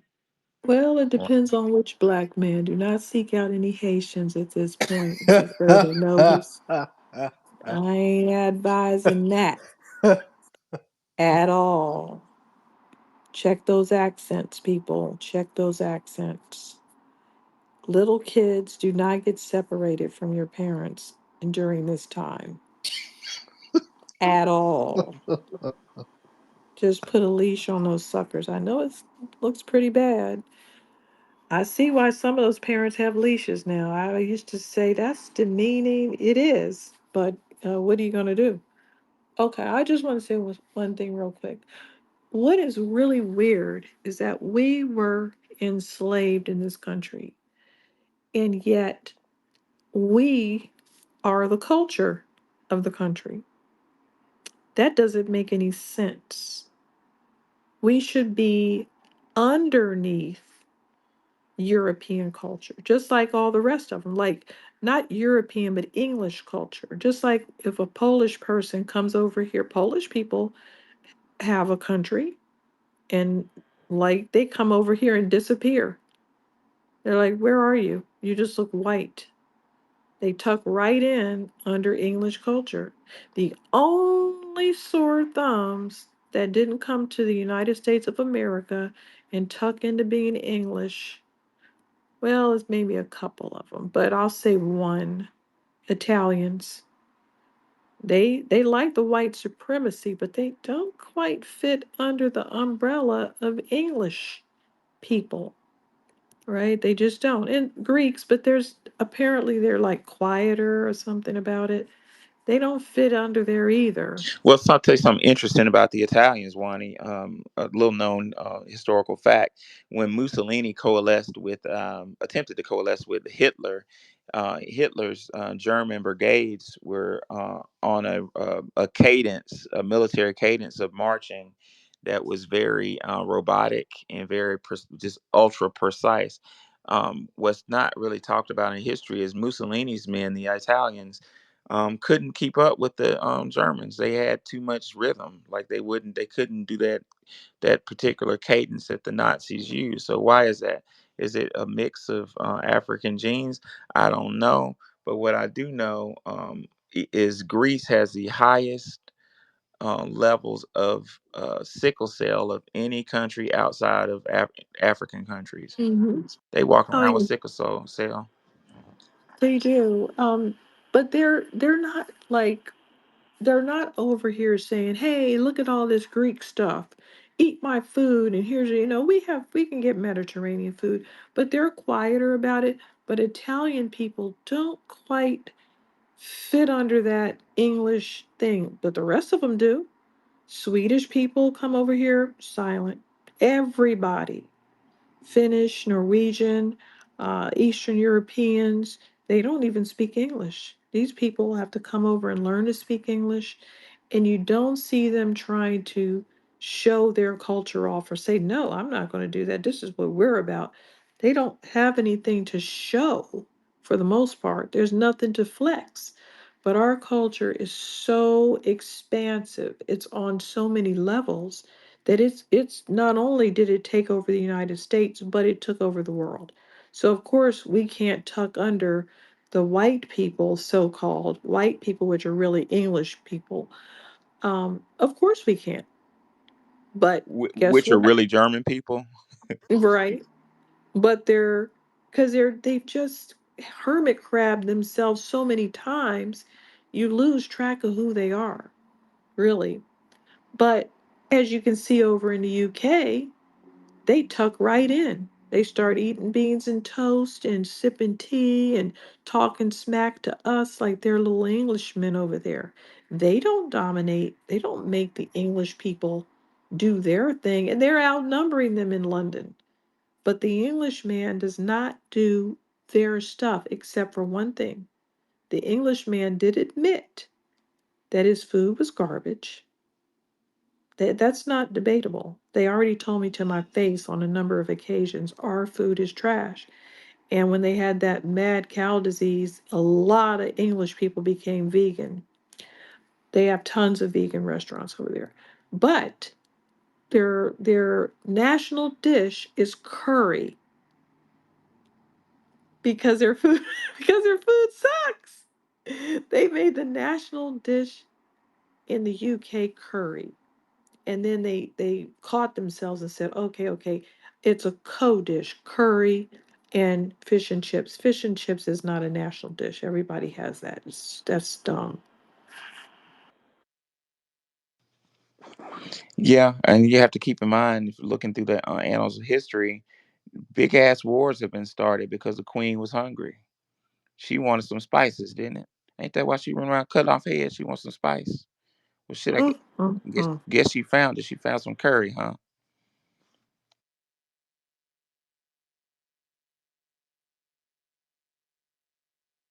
You know how trifling that is? I'm gonna go kill men, women, and children because my food don't taste right. That's the level of debauchery and obnoxiousness and entitlement they're on. But I think that like I said, I'm not super religious or nothing, man, but I just think that and God got a specific plan for us. I mean, like Wani said, like we were slaves, and how is it that the fucking slave, the damn slave in the country, got more pull than the goddamn slave master? Got more cultural significance than the fucking slave master. Nobody wants to. The slave master is not cool to be around. He's not. Nobody wants to hang out with him. When the fucking slave get rich, the fucking women bow down and run and fall to his feet. But when the white slave master who rich already, don't the women is whatever.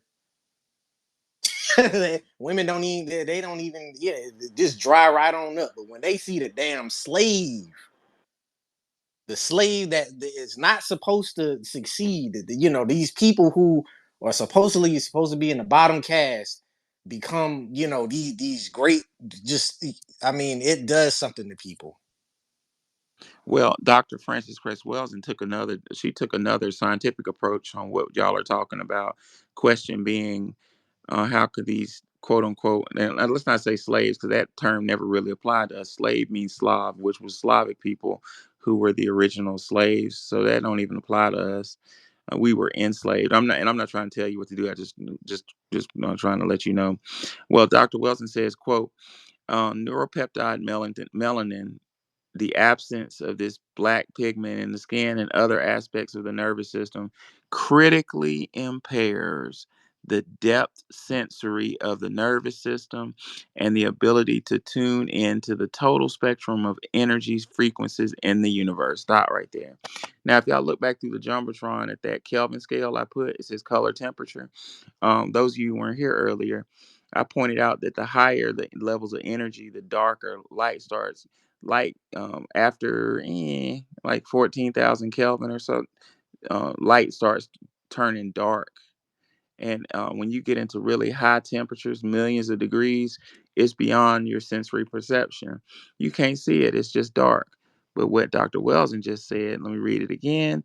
She said, neuropeptide melanin, the absence of this black pigment in the skin and other aspects of the nervous system, critically impairs the depth sensitivity of the nervous system and the ability to tune in with the total spectrum of energy frequencies in the universe. So the inverse of that statement would declare that if you have that neuropeptide melanin, which is not just in our skin, it's in our nervous system, we're able to tap into the universe. She said the deficiency of sensory awareness sets the stage for the absence.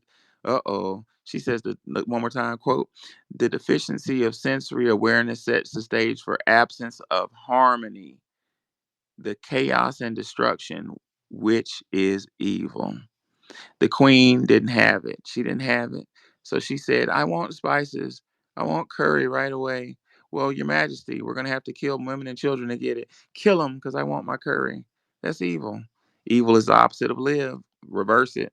Light, darkness turns into light. Some of y'all heard what I just said. Thus, quote, thus the injustice of evil of white supremacy not only has its foundation in numerical minority status of the global European population and its genetically recessive status in terms of melanin pigment production, but the very absence of melanin in the nervous system in significant degrees, decreasing the sensory input and thus sensitivity, is an additional contributor to the factor in the problem of white supremacist injustice. What Dr. Welson said is if you don't have that, you can't even perceive justice. You know, Dr. Sharshi McIntyre, I'm gonna say something Dr. Sharshi McIntyre said, and I'm gonna shut my mouth. Dr. Sharshi McIntyre, a very uncelebrated, brilliant scholar, said the black man walks up to a tree and he needs a tree, has a new baby, he needs a firewood, it's the winter time. The black man pours libation and prays for the tree and says, man, I'm sorry, I got to cut you down. I know you're a living thing. I respect you, but I got a new baby and she's cold. I'm sorry, brother tree. Then he cuts it down. The Native American walks to the tree, observes it, does a rain dance and sings for the tree, and gives the tree a hug and then cuts it down. The European walks up to the tree and cuts that motherfucker down and says, what? It was just a tree. He had no sensory perception of justice, according to Dr. Wilson. I wonder why they don't have because even the Central Asian people and Siberian people, they practice animism, which I'm a natural animist because I believe that trees have a spirit or they have something going. I mean, they do have something going on. I don't have to practice a religion to know trees and plants have things going on. It's just going on very slowly, and we can't see the movement in things that trees or plants are doing. But I had the sense that that was happening without being told or not having a shaman to tell me that a mountain has significance or a tree has significance or that animals have spirits or something about them that's not just, they're not a stuffed animal. They have a personality and a spirit.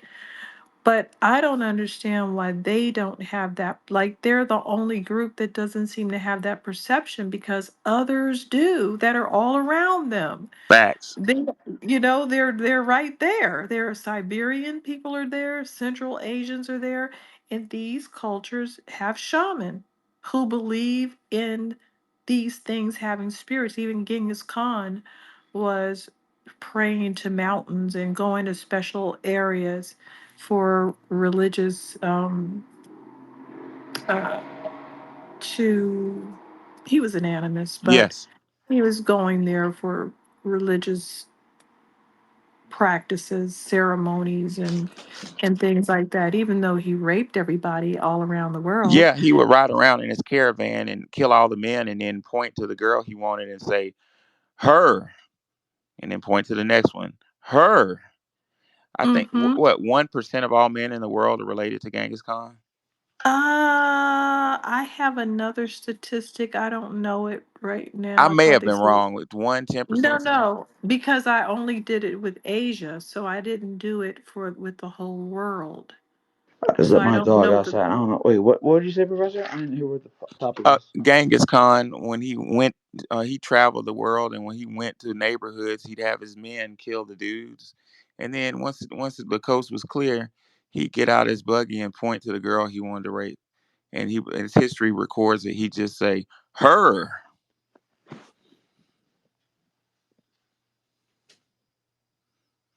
And who is this again? I don't Genghis know. Khan. Yeah, Yagas. I'm so sorry because I really don't know who we're talking about the topic. But No, is your he your? teachers he's failed you. It's okay. Genghis Khan. Oh, okay, yeah, and look, Mongolian, yeah, over there, in, oh yeah, yeah. Asian, okay, yeah, like isn't it Now, like 1/4 or whatever? Like everybody's descendant of him down there. I forgot the um, statistic actually. it said, let me see. That brother was moving around. Lord. Yeah, it said 0.5% of the world's male population is a direct descendant of Genghis Khan. That's outrageous. And I have one more That serious is question. crazy. Max, That come is outside. My dog. I'm sorry. My dog outrageous. is. I just went to my main house. My dog is tripping. But what is the best lineage based like? How can I say this? way to source your lineage, you know? Because I know I'm No. from America and whatnot, and I know I'm an ADOS and FBA, You but I never mean knew those terms until like a genealogy? month ago, you know? So if anybody can give me a credible source instead of like 23andMe, I just want to know if y'all had that, you know? Oh, you mean, are you trying to do your genealogy or your If y'all can put it in the DNA? purple pill or in the jumbotron, I don't Can know you if hear he can Wani? greatly hear me. appreciate it. He can't hear me. Can you hear Wani Holland? Bro, gonna have to drop down. Yeah, I'll bring you right back. It's all good. It took me a minute to catch up. I didn't know if he was asking about his genealogy or the best DNA tests. Hey, Holland, can you hear Wani now? But I couldn't speak. But yes, yeah, if you could put in the jumbotron or the purple pill, I would be we greatly appreciate it because I don't know where to even start. Like, I grew up knowing I was a Cherokee and Apache, Native American and whatnot, and like I said, my grandfather is in my background picture, and he damn near looks like a Aboriginal from Australia. So, and another reason is like I really didn't want to even dive and dwell too deep into my shit like that. I'm just now getting into the spaces with other people who are like minded like me, because it really hurt. This shit hurts. I don't even want to be reminded about what they did to us and our people. Because it's not being weak or scared. It's like it really, really makes me angry on some shit. Like, so. But you gotta we and yes, I agree, brother. Mhm. I ran away from history. I taught physics for a year. I Alrighty. ran the fuck away because I couldn't handle it. Because with my personality, I have to get to the root of things. And like I said earlier in the spaces, that things weren't adding up with the history books, and I do my own supplementary analysis and find out the truth. And I got so angry that I taught physics for a year. I said I can't handle this. I can't, you know. But what I discovered is this a growing pain. You have to face the truth if you're gonna grow. I'll tell y'all some interesting about Jungian psychology. Jung discovered he didn't create anything. He discovered something. He discovered that part of life. This is a hard thing to try to explain, but I'm gonna try. Um, the whole mantra of fighting the dragon, like in movies, is symbolic. You know, going to the dungeon and behind every dragon, let's say a metaphorical dragon or a monster, whatever you want to call it. Um, behind every monster guards a pot of gold. Every monster, metaphorically. So, what am I saying? If in this life walk, if you're daring enough to go into that darkness and fight that demon, face your fears and fight that demon, there's a pot of gold there. You grow. So collectively, um, I'm watching my people face this demon. We ran the fuck away from this demon for so long in so many different ways. Back home in Alabama, the way foundational Black Americans ran away from the demon is by claiming something else. Like, child, my grandmama, and I'm not talking about you, brother, but I'm half Japanese. I'm mixed with Japanese. I'm Choctaw. I'm not black. Just running away from it. But we're at a point now where there's nowhere to run. We're facing it, and either the monster's gonna kill you or you're gonna get your pot of gold. And I'm not worried about getting killed. I know we're so fucking strong. That monster ain't killing us. Ain't nothing to be afraid of. Ain't nothing to be ashamed of, bro.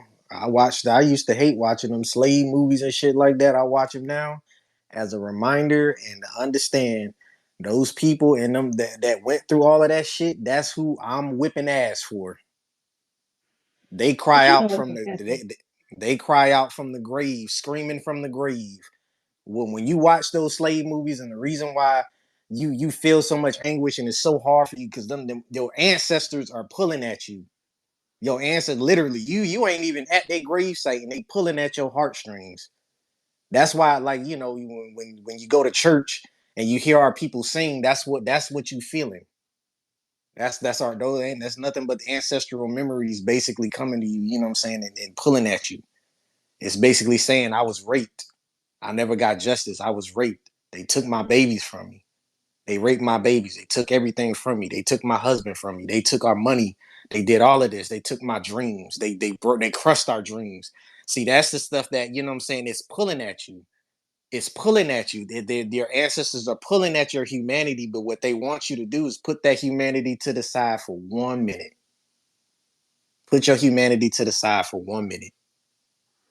I just need you to just do it one. I know it's hard because that's a part of our culture, but I'm gonna need you to put your humanity to the side for one moment because this thing that you're dealing with, like Wani said, everything has a spirit, and that thing that we're fighting has a spirit, but it does not have a spirit that we got to deal with fucking kid gloves. You ain't gonna be able to deal with this thing with kid gloves.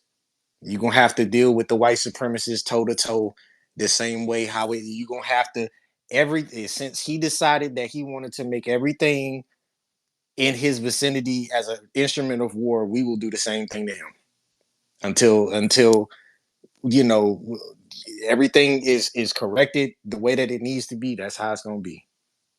Ain't nothing to fear and Now, turn away from.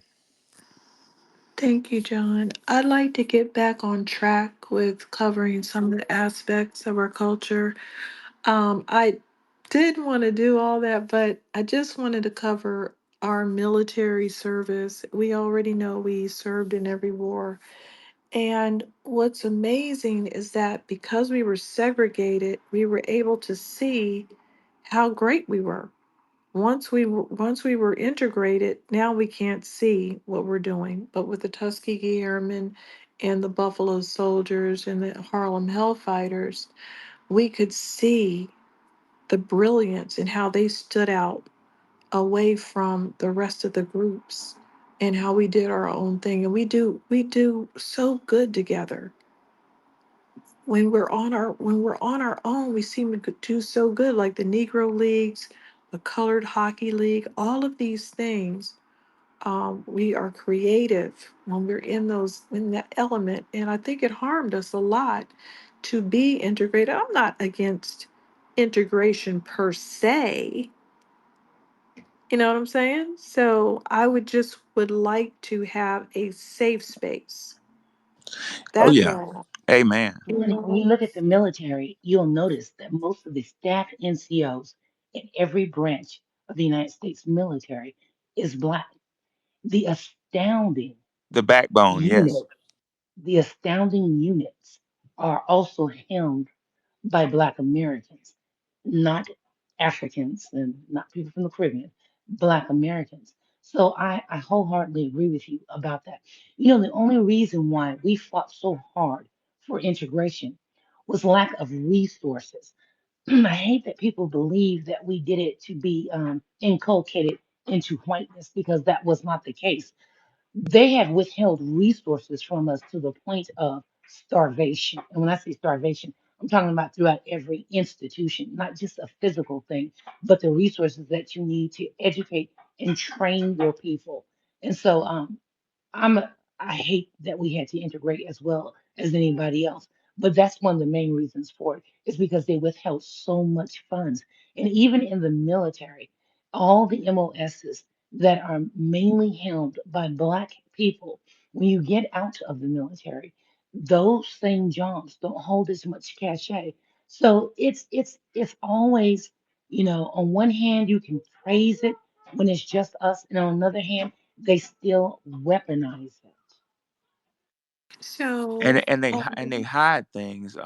Quickly, I wanted to give y'all a piece of information y'all probably didn't know. Captain of the Navy. So a naval captain. That's what is that? 06.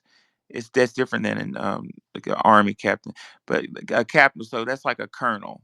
So captain of the Navy, S.H. Mordenhall, an unmixed Negro, commanded the air defenses of Paris from 1916 to 1918 with 205 planes and 10,000 white men under him.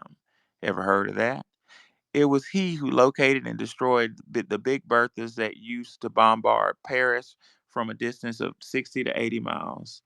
Never knew it. not only that, we created Wild West legends out of nothing. Those were just men that went west to be field hands. And the white boys said, well, I'm the cattleman.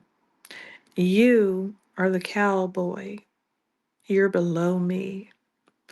But everybody wants to be a cowboy, don't they? Yeah, what happened there? We were so athletic, we turned everything into an event. I mean, it wasn't just roping cattle, it was just a whole thing. And now we are Wild West legends and also in all the Hall of Fames. Uh, we also have the greatest abolitionists in the world and the greatest civil rights activists. And humanitarianism is the core of our politics. That's like what we're famous for, the Congressional Black Caucus, when they used to not be a congressional carcass, used to do a lot of great things for humanitarian causes. And I mean, now they ignore us and act like we have it all together and we should help these other groups. But that's one of the arms of the humanitarian works that we've done. I mean, we've done a lot of things through churches, we've done concerts for charity, we have raised money in churches and in those, like, what do you call those clubs, Lions clubs and all those types of clubs. We have done a lot of charity for these other countries, and we still do. It's built in. We do it all the time, and we don't even know it. We do it in our sleep. We talk about their issues in our sleep, and we use our resources to address their issues. So that's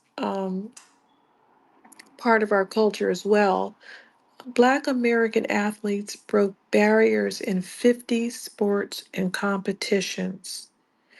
And we have gold medals in things that people don't think we have gold medals in because we're not known for that. We're not known for getting a gold medal in bobsledding, but we have one. Vanetta Flowers won a gold medal. We have gold medals in swimming, speed skating, all kinds of things. I'm not going to run down the list, but I will say we created the excitement in sports because everybody wanted to see that person that was formerly enslaved fight that master. That was the most exciting thing that anyone could ever expect to see. What's going to happen when those people are free? Are they going to get revenge? What's going to happen when a big black boxer is fighting this big white boy? What's going to happen? Is he going to kill him? Is this legal? Can a black man hit a white man? That's not right. This is exciting for the audience to see these types of things. We created the excitement in sports that created sports empires. The first two, since you're talking about soldiers, I mean military wanting, the first. How about this? The first two Americans to be decorated during the First World War were black men. I put one of them in a jumbotron. Henry. Wow. They don't talk about this. Henry Johnson's in the jumbotron. Needham Roberts is coming up. Stand by. Now, what was the guy that you mentioned that was leading in Paris, heading all the. Oh yeah, Captain of the Navy, S. H. Morton.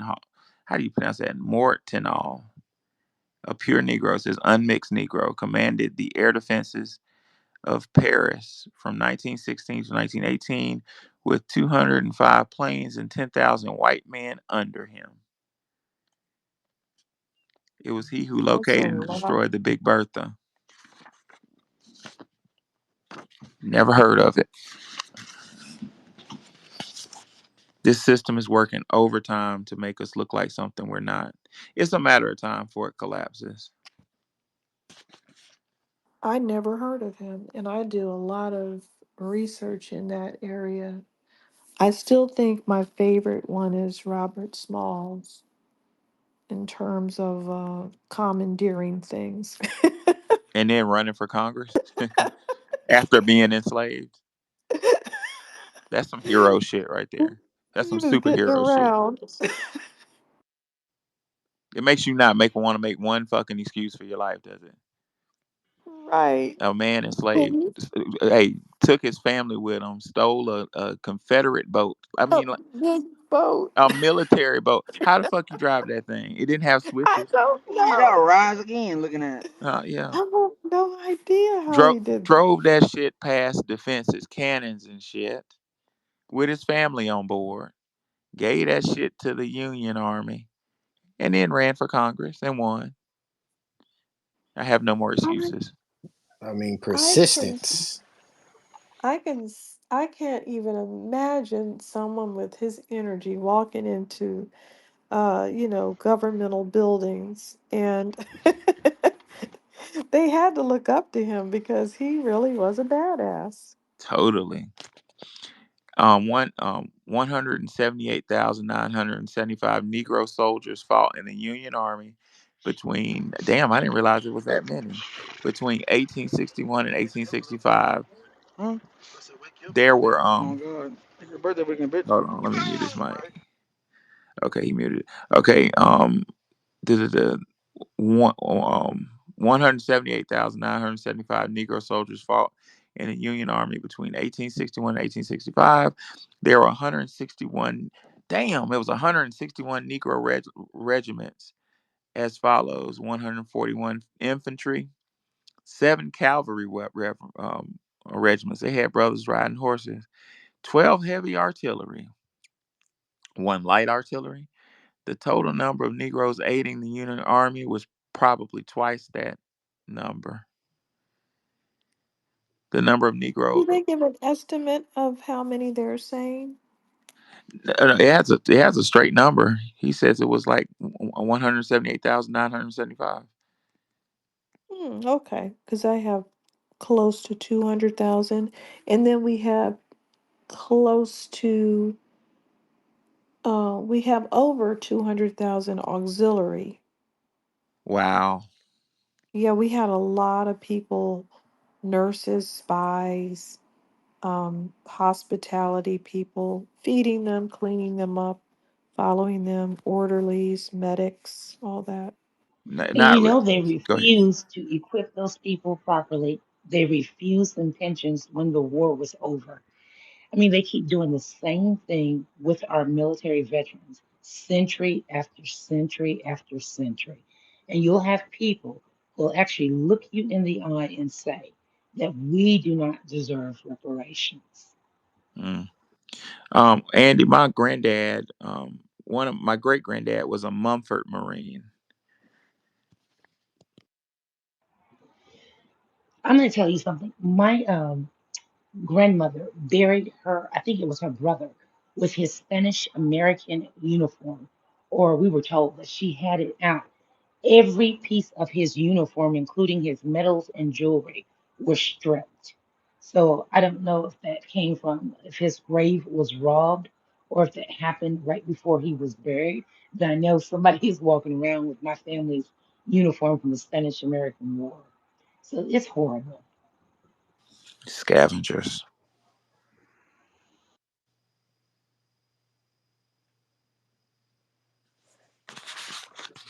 I think that's why when I got out, I burned up all my uniforms. I burnt everything in the Marine Corps that I had. Oh no, I would have framed that beautiful uniform. I know. I set it on fire in the backyard when I first got to Texas. It felt so good. And didn't they? So, Didn't for like a lot of our vets, they don't have some of them buried properly in some of the cemeteries. That's correct. They don't have them. I think yeah, they bury them a certain way where I think they have to face the flag or something like that. But I know for the black soldiers, they're not pointing the same way. That is correct. Oh, oh Lord, I just learned some shit that makes sense now. Who do they say was the greatest military leader of all time? who? Yes, Oh no. Napoleon. Oh Lord. Well, what I just learned a second ago is quote: Napoleon had 12 Negro generals who served in France. So Oh wow. there it is. It wasn't him. Now, I was going to just give some sports highlights. The first medal that we won was 1904. And it took Jamaica 50 years later just to appear. Just that's a kick in the teeth, by the way. I'm throwing shade. Um, I just wanted to point out that Ted Corbett is the father of long distance running, and he founded the New York Road Runners. And there is a uh, street named after him called the Ted Corbett Loop. I did not know this man popularized marathon running. I never heard of him. We never associate ourselves with long distance running. Oh, I never heard of this person.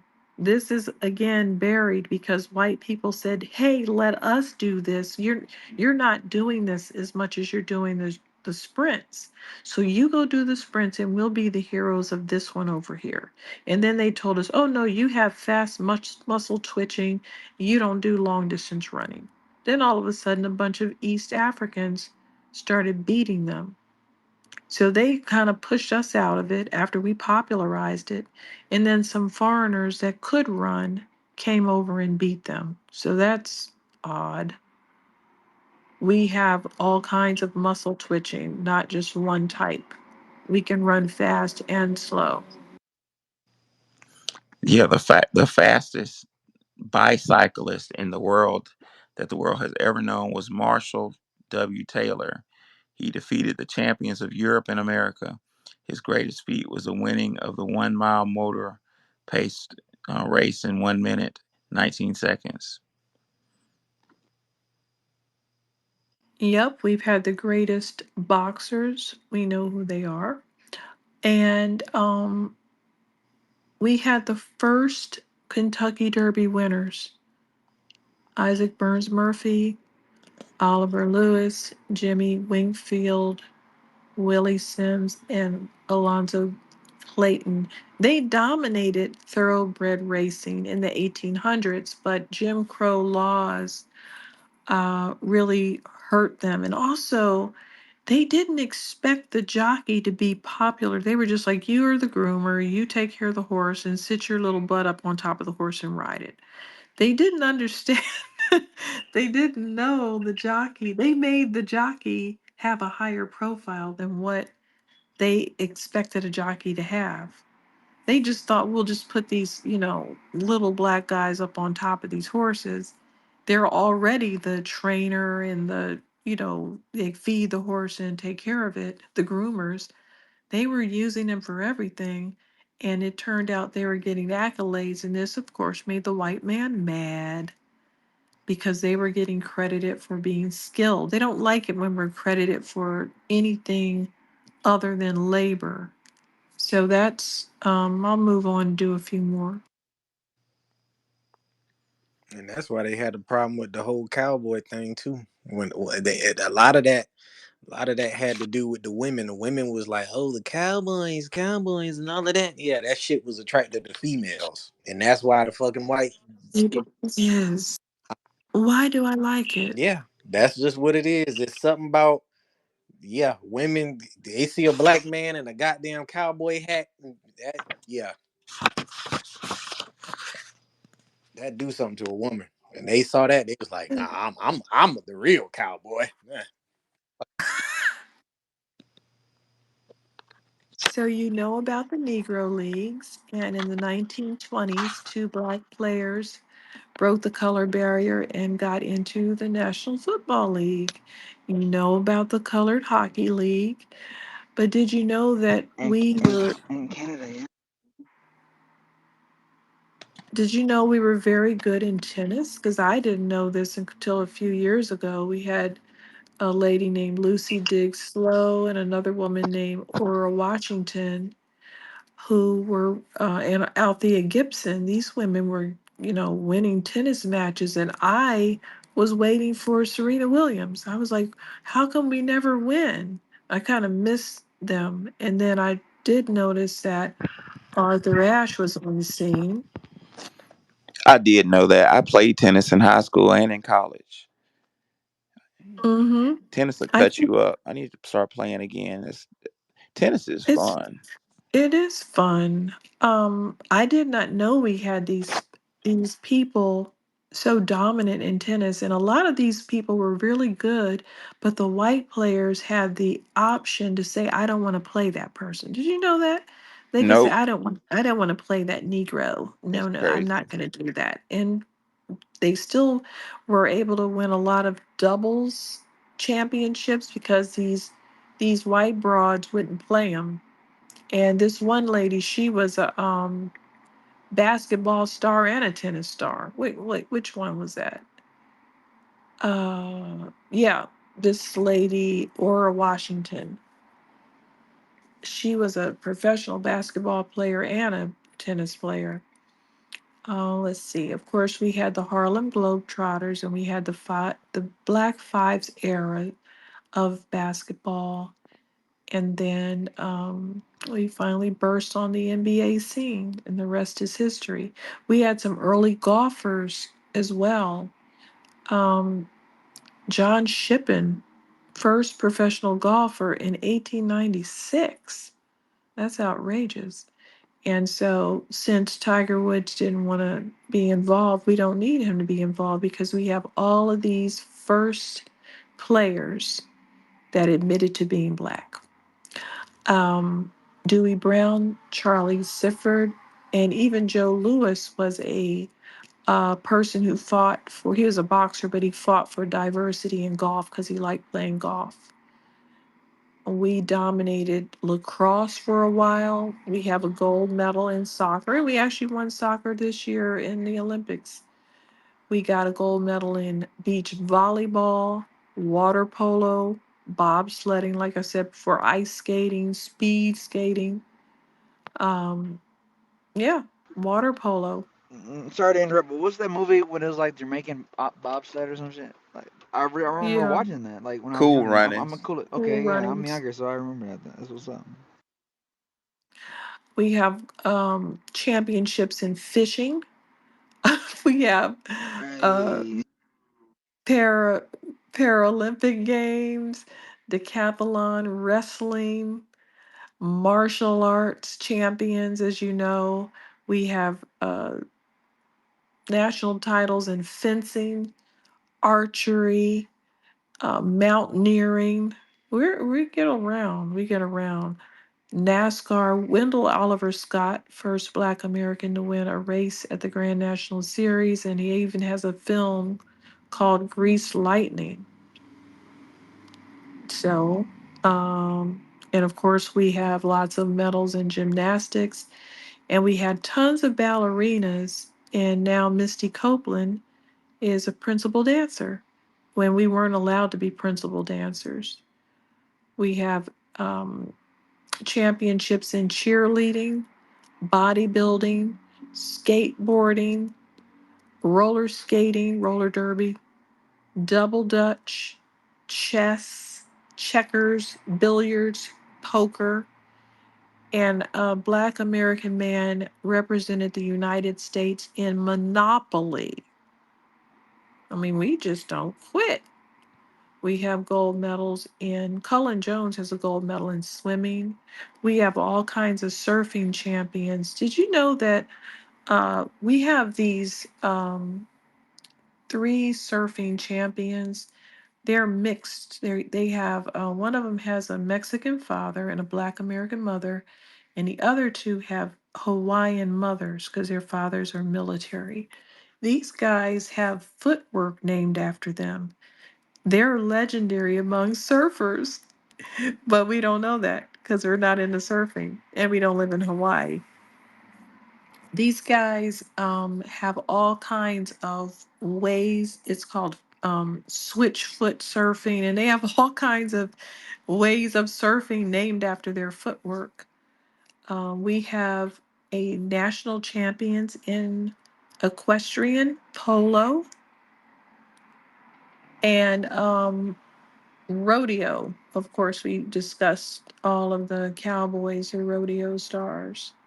Oh my God, this is a long list. We have championships in bowling, uh, academic competitions, and aviation. Okay, no, it's we're done. Thank God. Because that's when I go on that list, I'm like, no, I don't want to do that list. It's too long. We have gotten in all of the is somebody just saying, okay, which sport did we miss? Is somebody saying that? Because we don't have anything going in cricket, rugby, and what's the other corny one that we don't do? Because we have kicked butt in all these Synchronized swimming. sports. Huh? Synchronized swimming.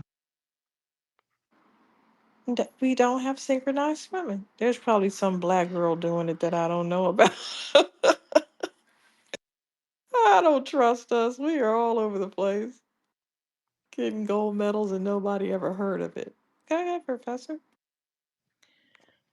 Oh no, I was just listening. Believe it or not, but you kind of blowing my mind there. Water polo.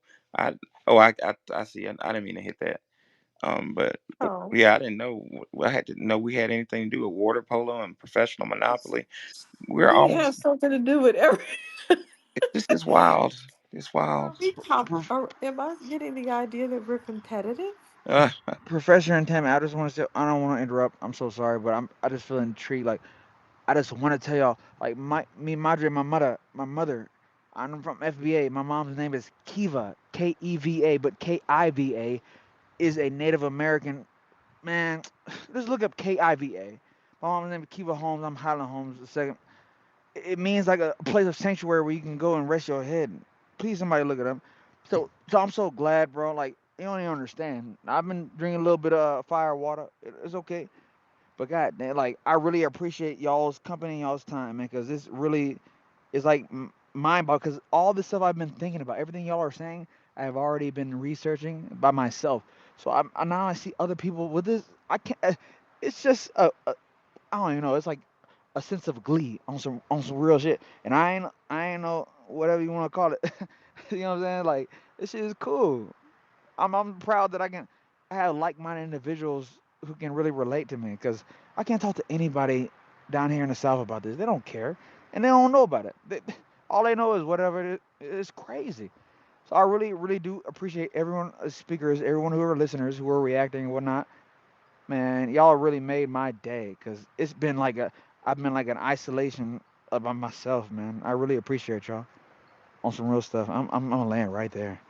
hey man, you're very welcome, brother. Thank you for coming. Keep coming.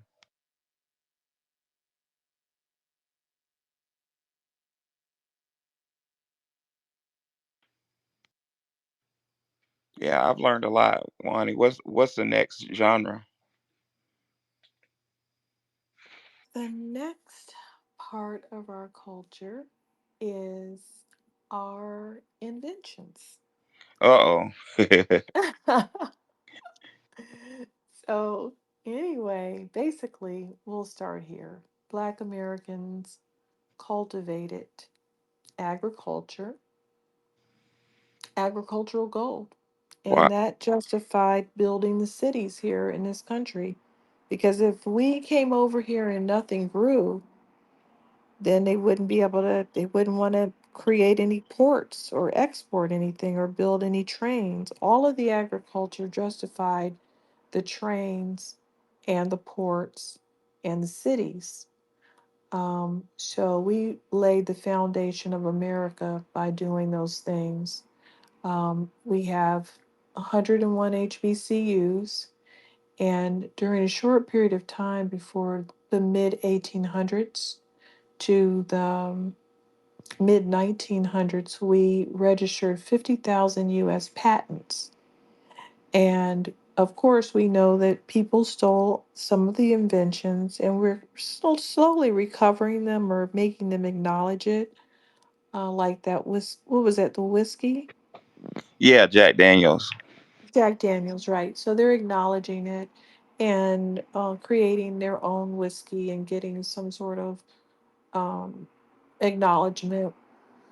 And we calculated the moon landing. So there. And we always get credited for music and sports, and people put that down.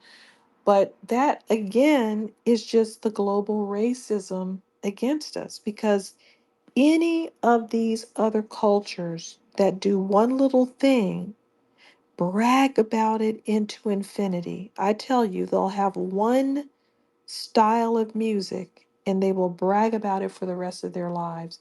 The things that I've read on this list, you take one thing, just like with the Jamaicans, they have a couple of little races that they participate in.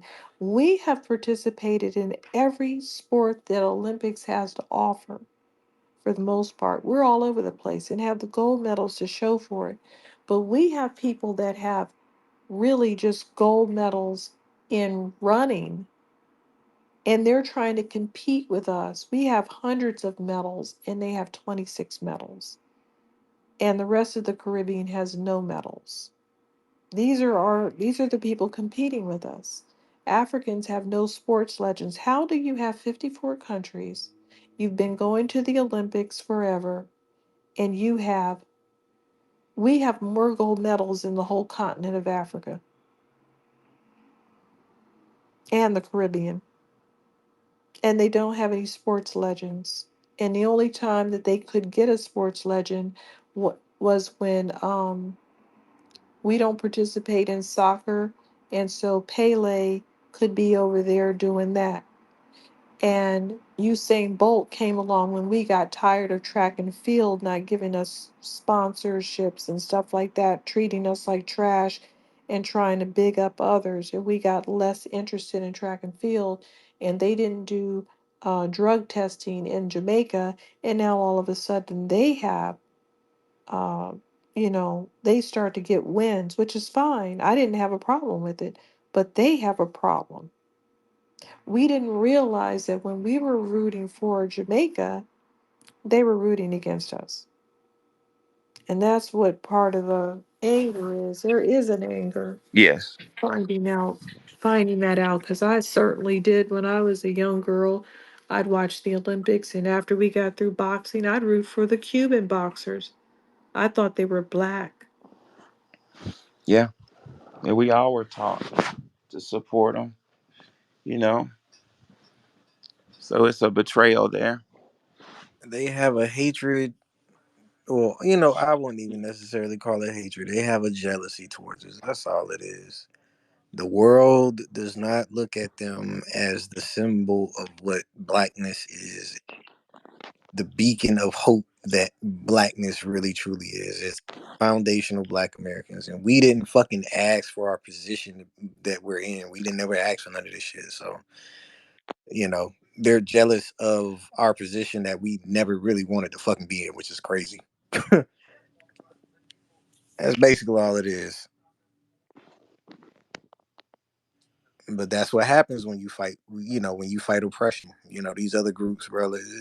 They basically bowed the fuck out. They just gave up. Yep. Let me ask you something. If someone sells you into slavery, you wouldn't necessarily consider that a hatred. But yeah, I mean, I take that back. Yeah, they do. But speaking on like the Caribbeans and stuff like that too, that's what I mean. Man, everybody feels the same way, man. F them people, man. I got my name on here, so I'm not trying to be shit on the internet list forever, man. Fuck them people, bro. Man, fuck them. I don't know what y'all talking about, man.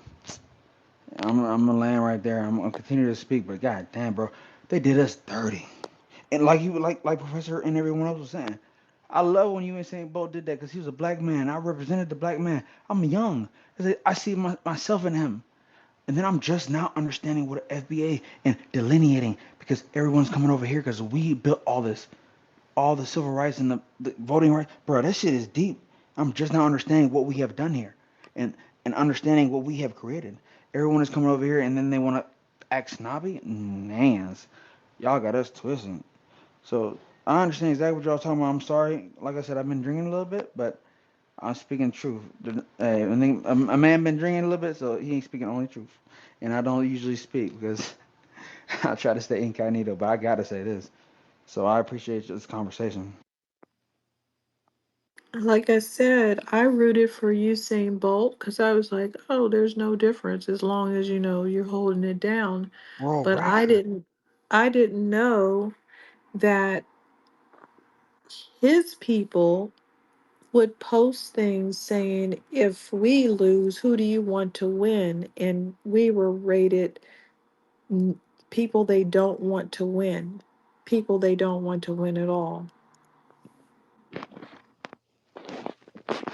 And I can't understand how they came to that. The whole time we were winning, they were seething, and I didn't know that. Like I was saying, I rooted for Cuba to win in boxing. This when I was a little girl. And I would see Caribbean people doing things, I'd root for them. And I did not know that Cubans felt a deep hostility and didn't feel that they were had anything to do with me. And they were right. They're Hispanic. They're not us. Hi, Spanish.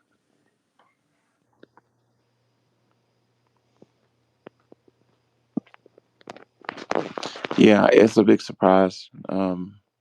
Basically, with our upbringing and the culture that we came up with in the '90s, postmodernism. Um, but it was a mix of perfect storms that kind of created the situation we're living in right now.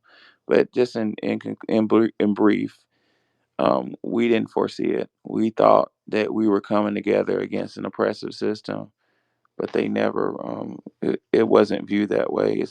It's a different psychology altogether. What I want to understand is why I'm not really concerned with their psychology. I'm concerned with our psychology. How did we get to a point where we, you know, are so hospitable and so kind and so loving? What is it? Just nature, or what is that? Maybe it's an overcorrection from Oh, good one, Ronnie. experiencing such acts of evil. We know what it feels like to experience those. So maybe we got a lot of our humanitarian leanings from that. That is deep and overcorrection.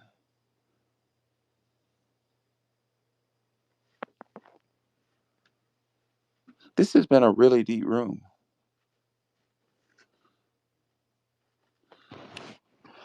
All right, we're gonna entertain it. I don't know how to pronounce that. I think that says Goyam. Thank you, Professor, for having me on. I just want to lighten up the mood a little bit. What's your favorite football team in the NFL? Mine's the Jets. That's not the purpose of this room, sir. Let me ask you a question, Mr. Goyam. What is your lineage? Where are your people from? Anyone who's a Jets fan, What's your lineage? What's your people? Where are your people from? What country? English, So you're of English descent. yes. When did your people come to the United States? 1556, around there. Okay, so you're claiming to be white Anglo-Saxon Protestant. He's a Mayflower. Oh wow, I rarely meet I'm y'all. just joking. I don't know what he is. So, given the fact that you're claiming to be, of that lineage, could you please explain to me why your name is Goyam? And I'm fully aware of what Goyam means. I'm just trying to piece it together. Um, I'm not Jewish or an Israelite, so I'm English. Th- So, that that's exactly what I'm trying to ask you, sir. I'm trying to figure out why did you pick that name. I'm just trying to understand. because we're all Goyams here. I don't get it. It's a theory. We're talking about channels, Wani. Did you have anything to contribute to the? Did you have anything to contribute to the titles, sir? No, I was just wondering if you're a Jets fan, I don't because, care. I don't care about okay, no football. worries. It's Football my bad. doesn't interest me, sir. All right, all good. My bad. Thank you for allowing me to speak, though, Professor. Have You a good got it. one. You too, buddy.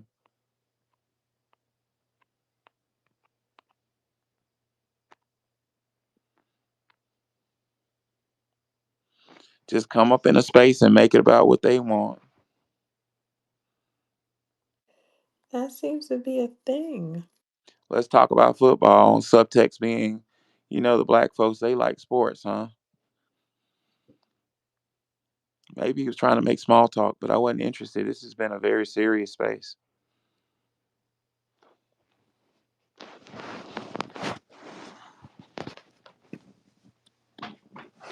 The term goyim means useless eaters. Yeah, I knew that. It's disgusting. Let me ask you something. What is, from an academic standpoint, what does real Black American culture look like? Are you going to answer Oh that? yeah. Well, even better than that, I'm going to show you.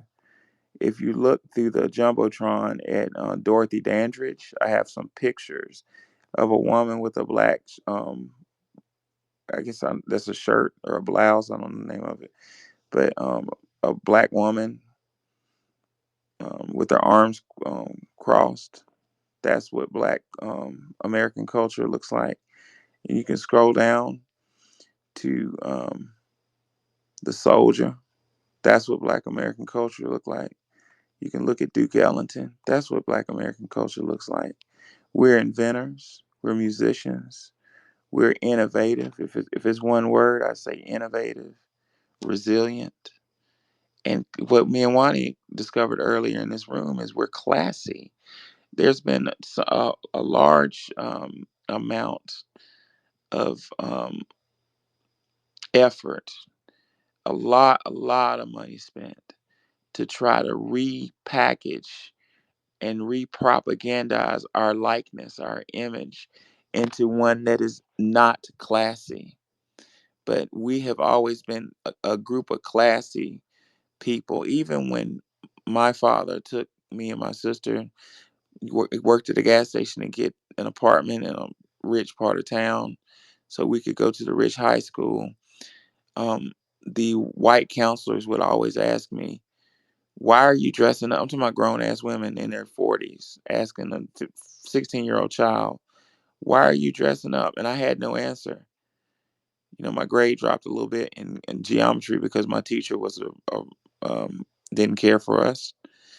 And she called me in. She's like, she told me something like, you need to stop dressing so nice and focus on your geometry grade. And I thought about it. I was like, why do I dress so nice? I had no answer for myself. It's ingrained inside of us to dress so nice. I ended up getting my geometry grade back up. But my point of bringing this up is it's just part of us to dress. It's part of us to look our best, smell our best, have a fresh hairline. And I've heard theories that it's overcompensation for um, the scars and badge of dishonor, quote unquote badge of dishonor. That's what academics say, Mm-hmm. which is slavery.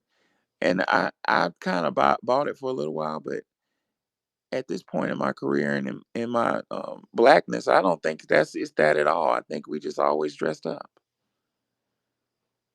It's a celebration of life, I think. Yeah. And I think I like dressing up. I like looking nice and polished, I guess you could say. But it was the culture to do so. Uh, our groups, everybody was dressing up. Everybody's grandmother was a good seamstress, apparently, because we didn't have any money. So Yes. Mm-hmm. Yeah. collectively. All, joke, all jokes aside, I'm gonna share something with you on it. But I'm gonna send you I had my students and I did a documentary on W. Du Bois and Booker T. Washington, and it was an academic documentary. And that's what we discovered. We discovered that Booker T. Washington was really a hero. He had to play the Uncle Ruckus role to get the funding that he needed to build Tuskegee and build an empire for foundational Black Americans. And he got criticized for being an Uncle Ruckus when he really wasn't. He was just showing the financiers what they wanted to see. And when they figured out his game, that Negro was tricking us, they had him killed. Nobody talks about how he was killed, poisoned like a dog. He didn't deserve it. Well, our brother Booker T um, went to Hampton around bougie, well-to-do Negroes, and Booker T came to a conclusion at Hampton that the Black community What we need is the basics. We need to build our own clothes. We need industrial education, is what he called it. Within his industrial education plan, foundational Black American men would learn how to be brick masons. They'd build the houses that they lived in. They'd work with their hands to create houses, to create um, um, to actually to make bricks. He had a masonry yard at Tuskegee where they made the bricks that they built the school out of, which is deep as hell if you think about it. Well, where did women fit into this equation?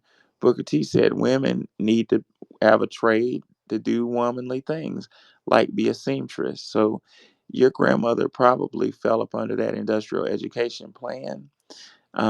And the idea of having foundational Black Americans build the house that they lived in and build the clothes that they put on their back gave us a Tulsa, Oklahoma, gave us a Greenwood.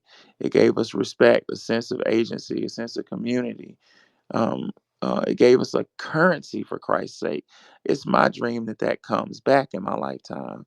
Um, it almost wells up tears in my eyes when I think about Tuskegee, one of the best universities on the planet and one of the most expensive universities on the planet.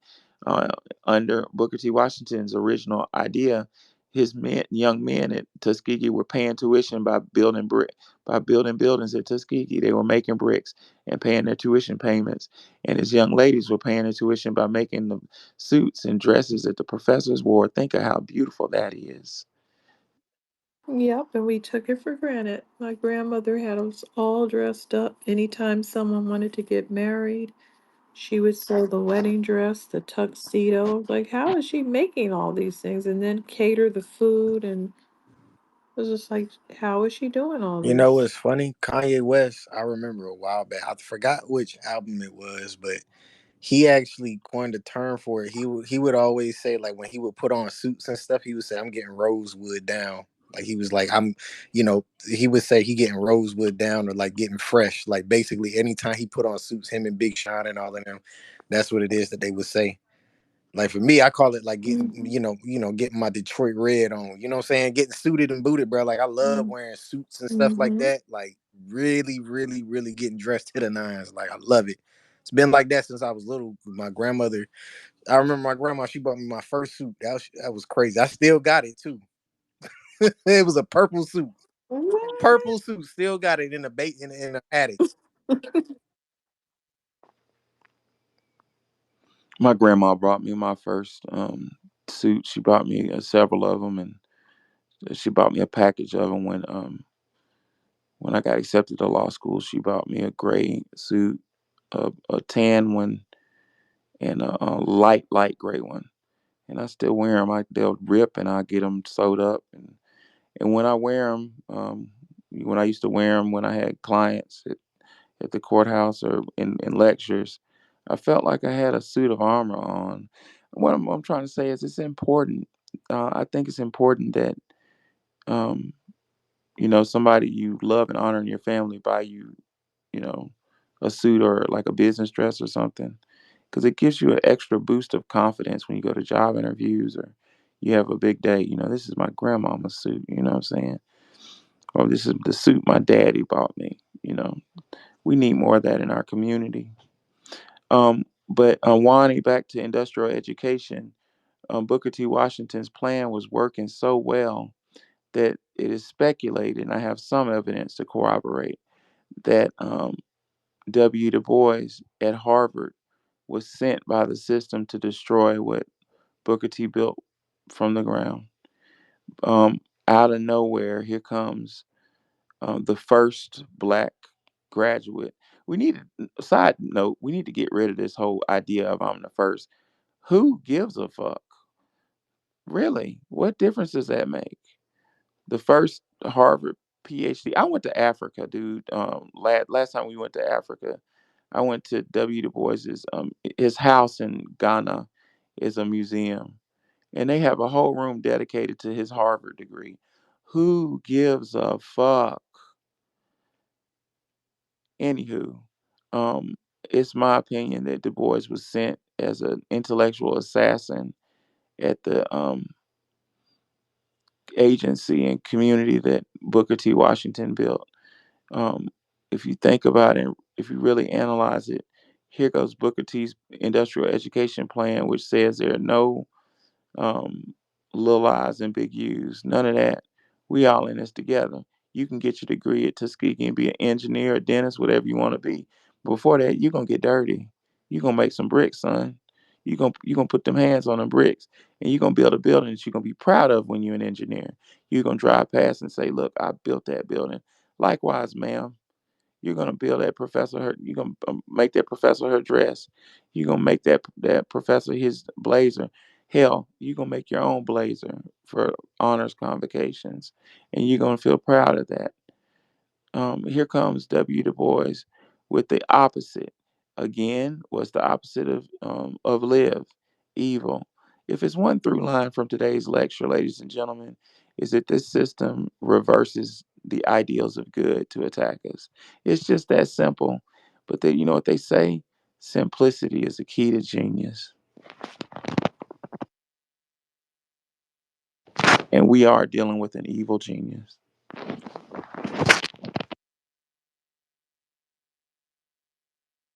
It is, and it's so ironic that we have similar numbers with German immigrants in terms of inventing things, and yet we were in slavery, coming out of slavery, going through all these tumultuous maneuvers to survive, and these other people are being given laboratories and getting patted on the head, and we have the same number of inventions during the same time period, and others are not expected to have anything. These people, that these model minorities that are constantly running their mouths, they have zero.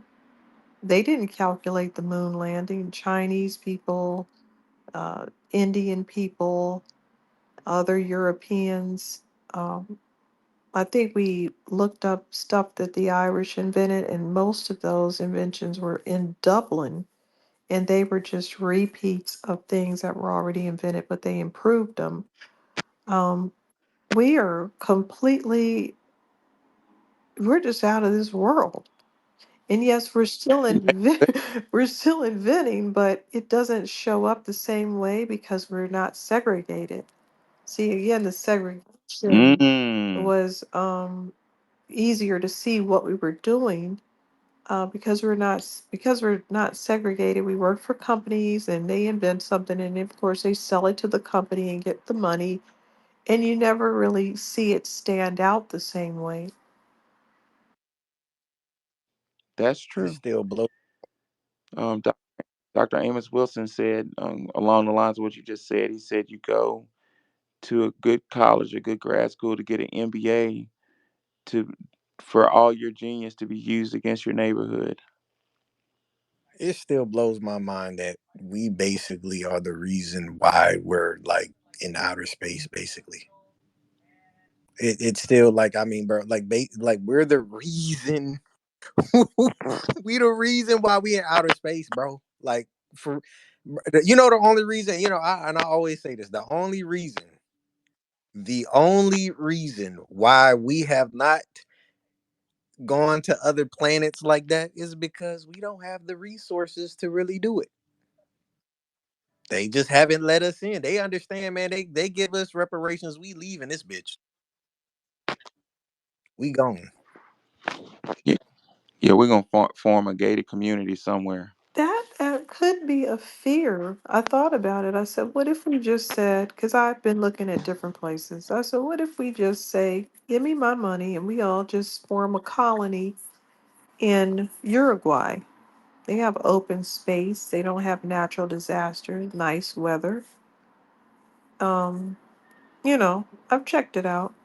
But anyway, But don't you think that's why they don't want to give it to us? It's because they know we'll abandon them. if we jetted out like that, they would just be a dirty Canada. So yeah, they wouldn't have anybody to bother. They would devolve into madness because what are they going to do? We go Well, somewhere. go Go ahead. ahead. Oh, I was gonna say that's a proven historical fact. Is we unified them and kept them together were the best thing that ever happened to them. And this is not being ugly. This is being factual. If you think about 50, and go back before transatlantic slave trade to the 1500s. Who was fighting who? The French was at the English's throats fighting bloody wars. The Spanish was fighting. Matter of fact, that's what these voyages were looking for. They're looking for gold to pay for their wars. They were killing each other. Um, I forget the scholar. I don't want to take credit for this because this wasn't my original idea. But one of our dear scholars said that the idea of us, we created the term white because the English and the Irish, not the Irish, the English and the German and the French were fighting each other in a bloody war. And when they saw us, they um, coalesced around a common enemy, which is us. And just the idea that we became they became diametrically opposed towards us. The term came up that would indicate that such said diametric opposition. The term is white. The opposite of white is black. So we became the target, and at our expense, at our scapegoat, we have provided so much peace and leisure for these groups that should we retreat back to our forbidden city, if you will, that hadn't been built yet, but it's going to get built. They're going to be faced with each other. And how do y'all think that's going to work out? I know one thing. If we buy up large pieces of land together, I guess they call it like we all buy parcels and make our own city, we would never be left alone. It is impossible for the other groups to give us breathing space. I feel like I have them riding on my back now. They won't leave Yeah, they us coming in a space. alone. Yeah, coming in a space with a name like Goyim. And Talking they about never did leave us alone. We were always bombarded with these people in our neighborhoods. Oh, what are you guys playing? What are you Negroes over here doing? We had a that's what white man on the Negro Leagues. yeah, that's What do you literally. think about buying up our own places, um, creating a city council and our own policing? I mean, but all of our city infrastructure and city administration, if it were black, what do you think about that? I think it has to happen. I think that has to be part of the reparations package. Is both and we need our cash payments, but we also need allocated margin masses with our own incorporate government, just like the Native American. You go to Arizona, Native American reservations have their own police department. I was Hmm. looking at their court system. I want to say they have their own, like kind of like their own bar. It's a Native American bar association. What that means in layman's terms is there's a y'all know it's a whole section of Native American law. I They have law, but Yeah. Yes, I do. because they have Mhm. traditions and certain cultural practices where the law has to um, differ from the surrounding jurisdiction. I guess in brief, that's what I'm saying is Native American land is its Yes. own fucking jurisdiction. Take a moment, ladies and gentlemen, and just let's use the taxonomy of imagine. Let's just imagine if we had a plot of land, hell, let's say in Mississippi.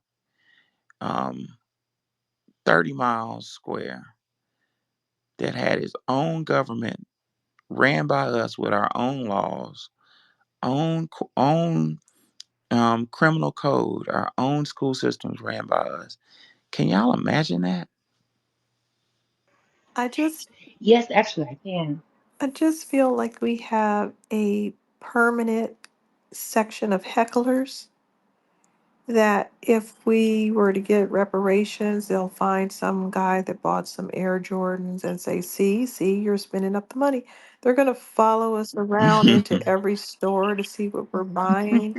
And if we have our own city and we commit a crime, they're going to be broadcasting it. Oh my God, they committed a crime over there in Niggerland. Ah! It's gonna create new news. It's gonna create news platforms. Just 24-hour coverage of what are they doing. They can't leave us But let me alone. ask you something. Let me ask you something, Wani. Once we create our own black canon, once we create our own network, um, our own infrastructure, even with the permanent set of hecklers that we have, when we begin speaking and deconstructing our place, I know you're serious, and I am No, too, because you agree with me. I know how dangerous our hecklers have been, because that's how we got to Tulsa Race Massacre. Our hecklers actually foment violence against us. So, although we can joke about it, we do know how serious that is.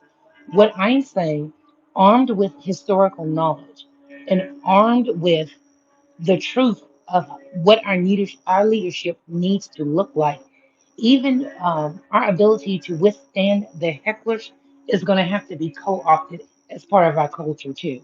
And by that I mean we'll create canon to encompass the white obsession. And I guarantee you, once we start doing things like that, it'll change as well. I think when we do build, you know, we basically have like our own piece of everything. You feel what I'm saying? Like here, like I actually want our cities and towns to basically kind of be like, how like military bases, like you have to have your ID to get on. Like they have to have, if you really want to come around, that's cool. Like yeah, Yes. you can come hang out, but you gotta have special permission to come into where our shit is gated off. We don't Hmm. want none of y'all motherfuckers here. Segregation, yes, absolutely. You get your wish. But that's why we need protected You're gonna status. have to have clearance We to come in actually there. need protect. We actually And need protected status, just and our like the and our Native Americans. and our schools, brother. I like that idea. Our schools will be in the inner sanctum, past the armed guards, in a whole nother section, so people couldn't run in there and fuck with our kids, because our kids, as we discovered the other night, are our main vector of attack. They mess with our children, Yep. man. Our Do you think Americans, Black Americans, will be willing to give up our HBCUs? I think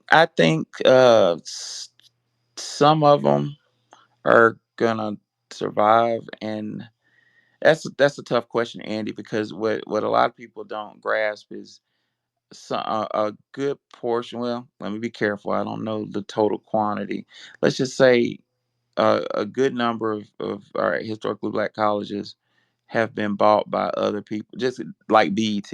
They have a black face, but they're not ours. But then again, you have historical black colleges like Tuskegee that are still holding strong, and it's always going to be a beacon of light and truth for our people. But Tuskegee's outrageously expensive. What I would like to see once we get our reparations is we just go ahead and form a whole nother group of colleges. Now, I don't want to see my historically black colleges crash. A historically black college saved me when I ran out of money at Harvard, gave me a full scholarship. And a historically black college made me a professor and an administrator that made me legit. You know what I'm saying? Made me into a legit college professor, administrator, and, congressional scholar. I'm eternally grateful to historically black colleges. I don't want to see them crash and burn, but I think we do need to go ahead and create some more that don't I don't have want to that. see them either. I hope you're not misinterpreting what I'm saying. When I say abandon them, I'm seeing that if we do get reparations, it's going to be with a lot of conditions. And if we're still holding on to those things that they know we have an emotional tie to, I think that can be used negatively against us, such as claiming that instead of getting reparations, it needs to be funneled through the black Yeah, through the colleges, historically black i.e. colleges. goes, yeah, i.e. through Yeah. the hands of Pan-Africanism and different things like that. So when I say Hmm. abandon them, I'm talking about abandoning those things that keep us anchored to whiteness through blackface. Yeah, in a perfect world, and I see what you're saying now. In a perfect world, Andy, when we get our reparations, we'll form other. One of the first things I'm going to do is form like Georgia Tech and MIT. We need a black technical college where these kids need to learn how to program. Where I'm focused on putting out engineers, medical Hmm. doctors, that type of thing. But to drive home the point, it will just be I haven't figured the acronym out, but it wouldn't be historically black college. It would be something kind of like yeshiva. The it'd be a school where only we can attend it. You know what I'm saying? Like enough. The rules would be different. It'll be a private school where only we can go there. Because not only do our secondary, middle, and high, not only do they need their own schools and elementary need their own schools, we need an undergraduate serving institution that just has us. They have Just they has have us. it. They have something like that out here in Hawaii for Hawaiians specifically. Like you actually have to have this like certain amount of like they go by blood quantum, so you got to have like a certain amount, a certain percentage of Hawaiian just to get in. If you don't have that, you're not getting in at all. So basically, what we have to do, everything that we do from this point on, got to be lineage based. So you want to get into our schools, if you don't have the fucking lineage, you're not getting in. I don't care. You at least got to have one parent or somebody who has the lineage or both. If not, you can't get in. Sorry, that's just how it is. When it comes to our political situation, you have to have the lineage. You cannot have just one person. If you want to speak for foundational Black Americans, you must have both parents foundational Black Americans. You cannot come in like Barack Obama and shit like that. I don't care about, no shit like that, bro. Like you gotta be everything has to be centered around our lineage. Everything.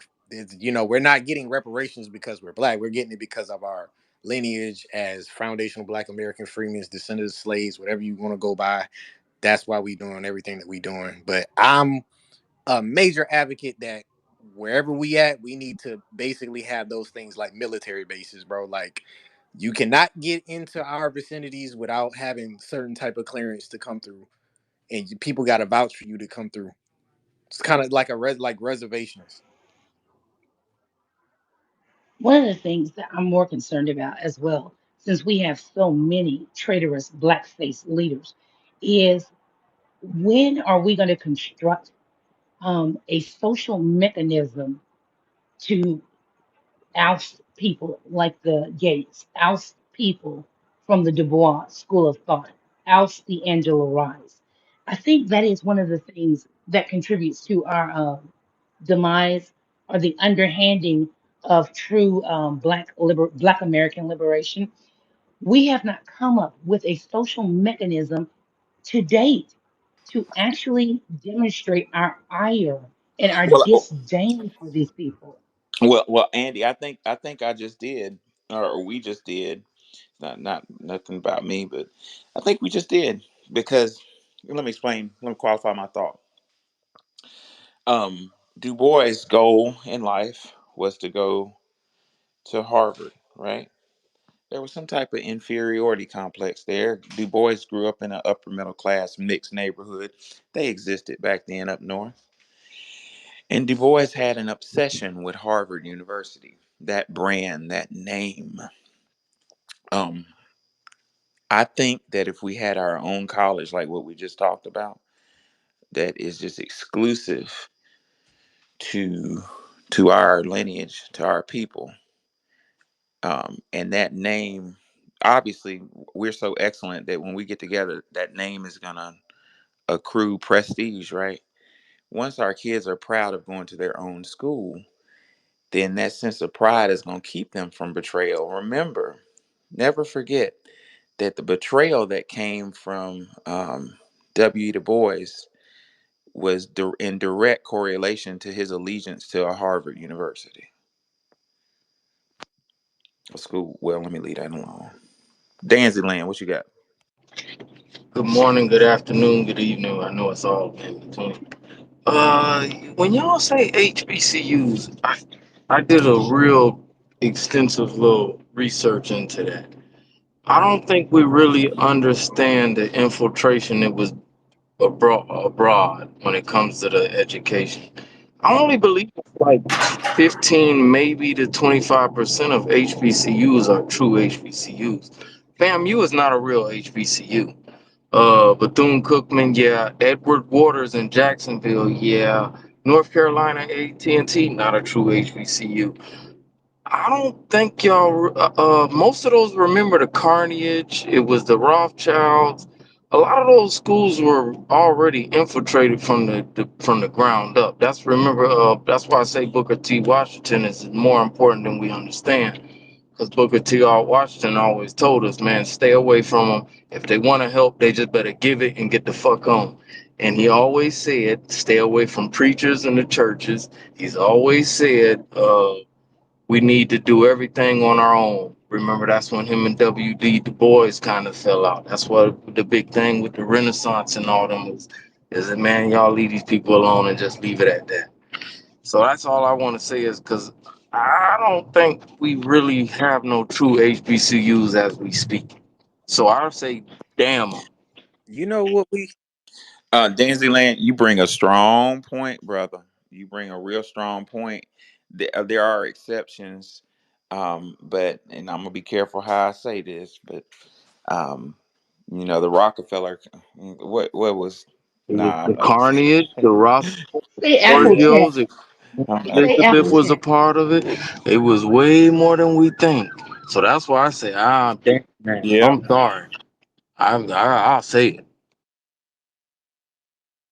yeah, that's the truth, bro. And these some of these schools have a legacy of creating um people who have a history. I'm just being factual here, have a history of turning on us, All Bootleg it's baked into the educated sauce. So Negroes many. from HBCUs, all of them. They seem to pump them let me out. put it to, It's like a let me put it to factory. you this way.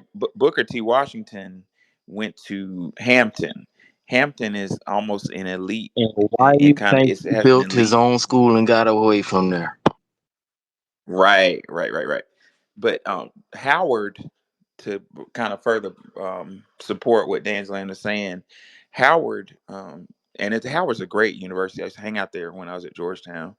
But Howard was named after General Howard, a suspected white supremacist who had a who used to in his off time, you know, used to shoot at Indian, do target practice with Indian children. Howard was formulated to facilitate education for mixed children who were created during the slave trade. People forget that. So Howard was created for mixed babies. My grandmother got accepted to Howard back in the 30s, and they accepted her, but back then they wanted a picture.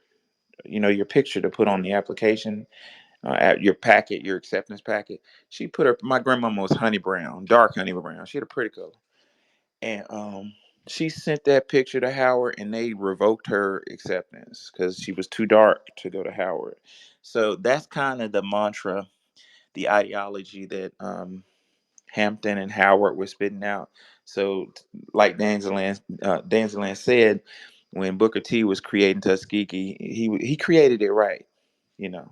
So Tuskegee is an exception, and there are several exceptions, but I think we need to start over Edward again. Waters is a, We is a true HBCU. Bethune, is slightly, but they bought it out. They all them doofuses.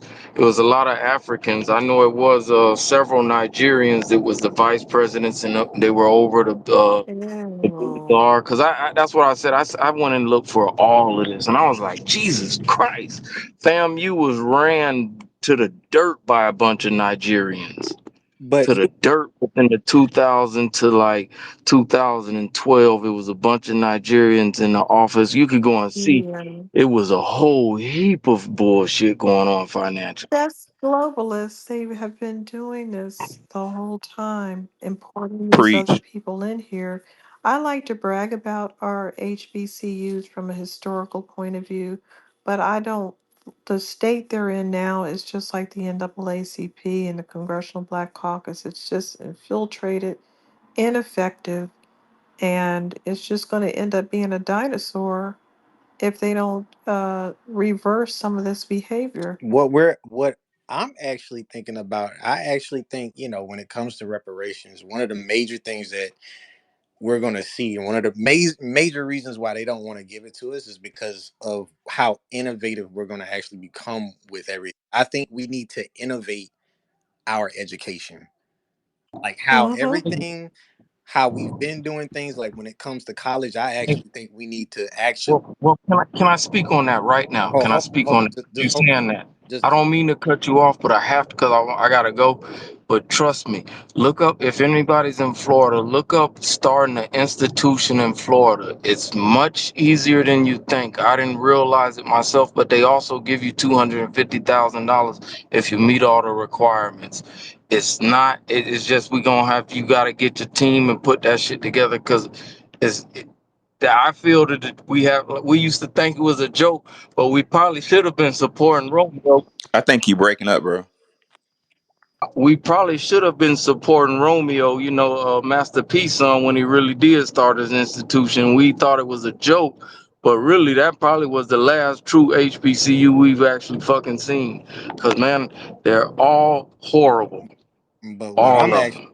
but what I'm All. actually even saying, I'm thinking about it even in a deeper perspective, that we actually probably don't even actually need colleges with the way how things are going. I actually think that We need there's a trade. I don't want to, Can y'all hear me? I don't want to go too deep into it because I know we have some of the quote unquote enemies listening right now. But I know Totally. Professor, I can shoot it to you in the back channel of what I'm thinking about. But I Do that, know bro. I Let's know collab. for a fact, if we go about it in this way, it would literally speed up everything that we actually are trying to. It would literally propel our economy. It would literally, like literally, the quote unquote the schools and colleges that we have right now, they're like what it is that we would do. All of these major Ivy League schools, they would literally disappear overnight if we go about how we're going to go about things. I can tell you that right now. I won't go into. Yeah, send me that information in Yeah, back I channel, bro. won't go into too much detail with it, but I just think we need to innovate education completely. I think the current structure of education is failing. So, yeah, I'm all ears. I wish I could say it on here, but I just know I can't say it. I just Don't know do I it. can't Don't do say it. it. But I just, yeah, it's you're gonna have to innovate education. It'll be vertically integrated in a way where it's like, holy fuck, yeah, these kids cannot fucking fail. There's no way that they can fail. Yeah, send me back channel and yeah, we'll discuss. 'Cause I got some information from Booker T. I think Booker T solved the problem, and I think that was the problem. The problem was Booker T solved the fucking problem and then had enough sense and intelligence to play Uncle Ruckus in these folk face. Because you need money, you always need money. And Booker T got his loans from the Carnegie Rockefeller class.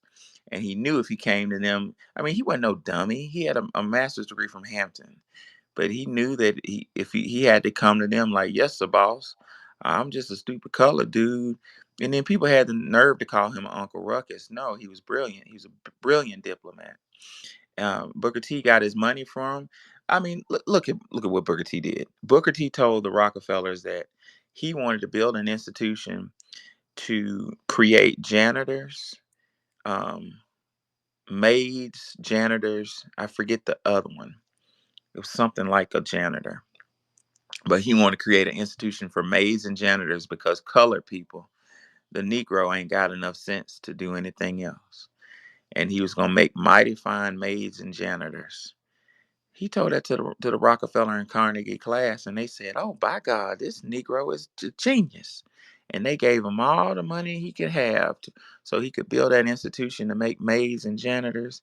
And Booker T went and made one of the top schools of engineering and advanced physics in the fucking planet.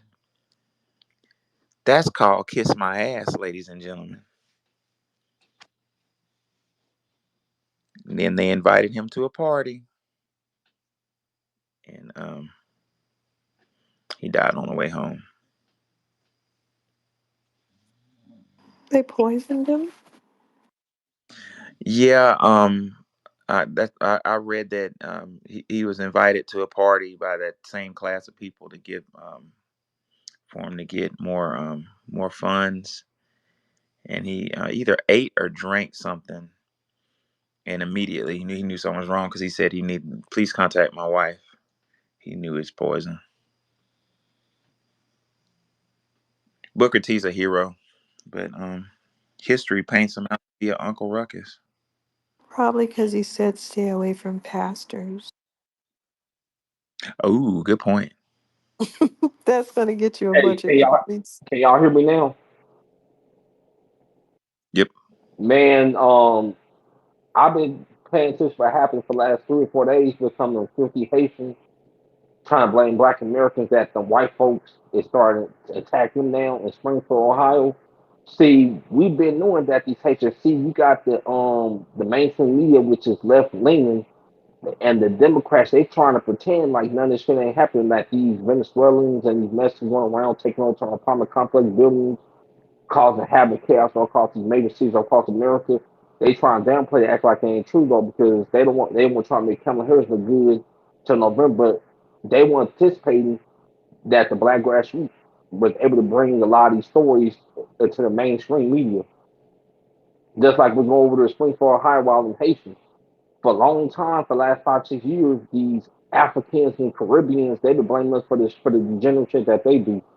For the last 5, 6 years. Hey, hold up. You want to address the topic? What does real American culture look like? We're not talking about Haitians and Africans and all that.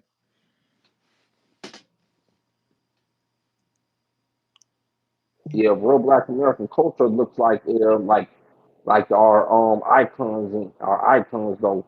Like other cultures though, they don't have icons or inspirational people like we do. We got the Dr. Martin King Jr., the Malcolm X. We got the people like the Tupac Shakurs, the Matula Shakurs, the George Jackson. We got a whole bunch of revolutionaries or icons that matter to our people. Another part of Black American culture is our food. We have a whole cuisine that's a mile over the world, though. Like, when people think about food, they talk about Black American food, though. Like soul food, though. Our food is well known all over the world, though. Another thing is our music. Our music genres are practiced all over the world, especially hip hop. Hip hop is a Black American creation too, breakdancing. So our hip hop music, that's why you got other cultures trying to claim onto our shit like they created hip hop music, which is a lie though. That's a form of a Black American culture, hip hop music, jazz, blues, reggae, R&B. That's a that's how Black American culture look like. See, Black American culture is respected and be worldwide. Right on. Danzland, what you got? I would have to say, based on historical events, we are innovative. We are the innovative culture of the entire world. Okay, you know what I mean? There has not everything came after the America's culture. Everything, pyramids, advancements. To this day, we still advance everything to the internet, to the gaming systems was all. They say Nintendo, it was a black man that was behind Nintendo. Nobody likes to talk about, you know what I mean? Innovative is our culture. That's the way the world moves today is the black American. Yes, sir. And that goes to my point. If you wanna, your enemy will tell you who you are, and how will they do that? They'll tell you who you really are by the things they try to keep you away from. So then that begs the question of what do they try to keep? What subjects do they try to keep our children away from at all costs? The answer to Yeah, that is STEM. Professor. Hey, Yeah, check out your yes, DM sir. right quick. We are still only 2.4%. Got it. Nah, it's not. Nah, I didn't. It's not fleshed out all the way, but just tell me. Just give me a yay or nay, like what you think about it. But That's what I foresee as what Oh yeah, oh, that's it. That's it right there. That's it. That's the that shit. solution. Our They kids will be that's it. propelled so fast. Yeah, that's it. That and I, you know what? That's kind of in my students' documentary. But yeah, Booker T had it, but you had a little flavor to it. I like your little touch, but that's what it's gonna take. That's what's gonna get us out of this hole. But once we coalesce and really decide to do that, um, history tells me that there's gonna be some type of civil unrest. If you think about it, in Greenwood, that started to happen. It didn't quite get to that point, but Greenwood became Tulsa became real financial. Greenwood, rather, Oklahoma became very financial and started going that direction.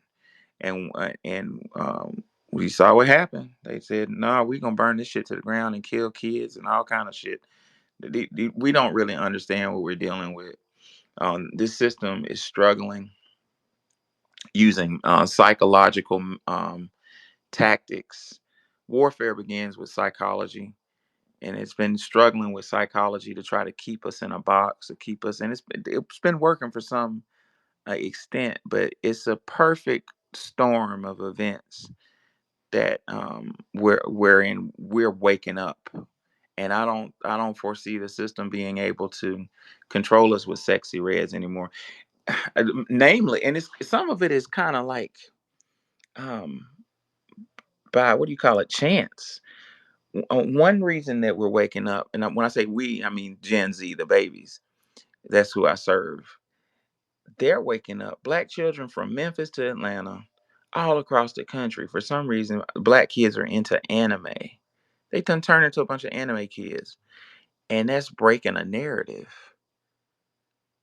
And the media can't control that. And the thing about anime, I know y'all think that's kind of unrelated, but anime is open minded. It's a different direction. It's just enough to break the spell.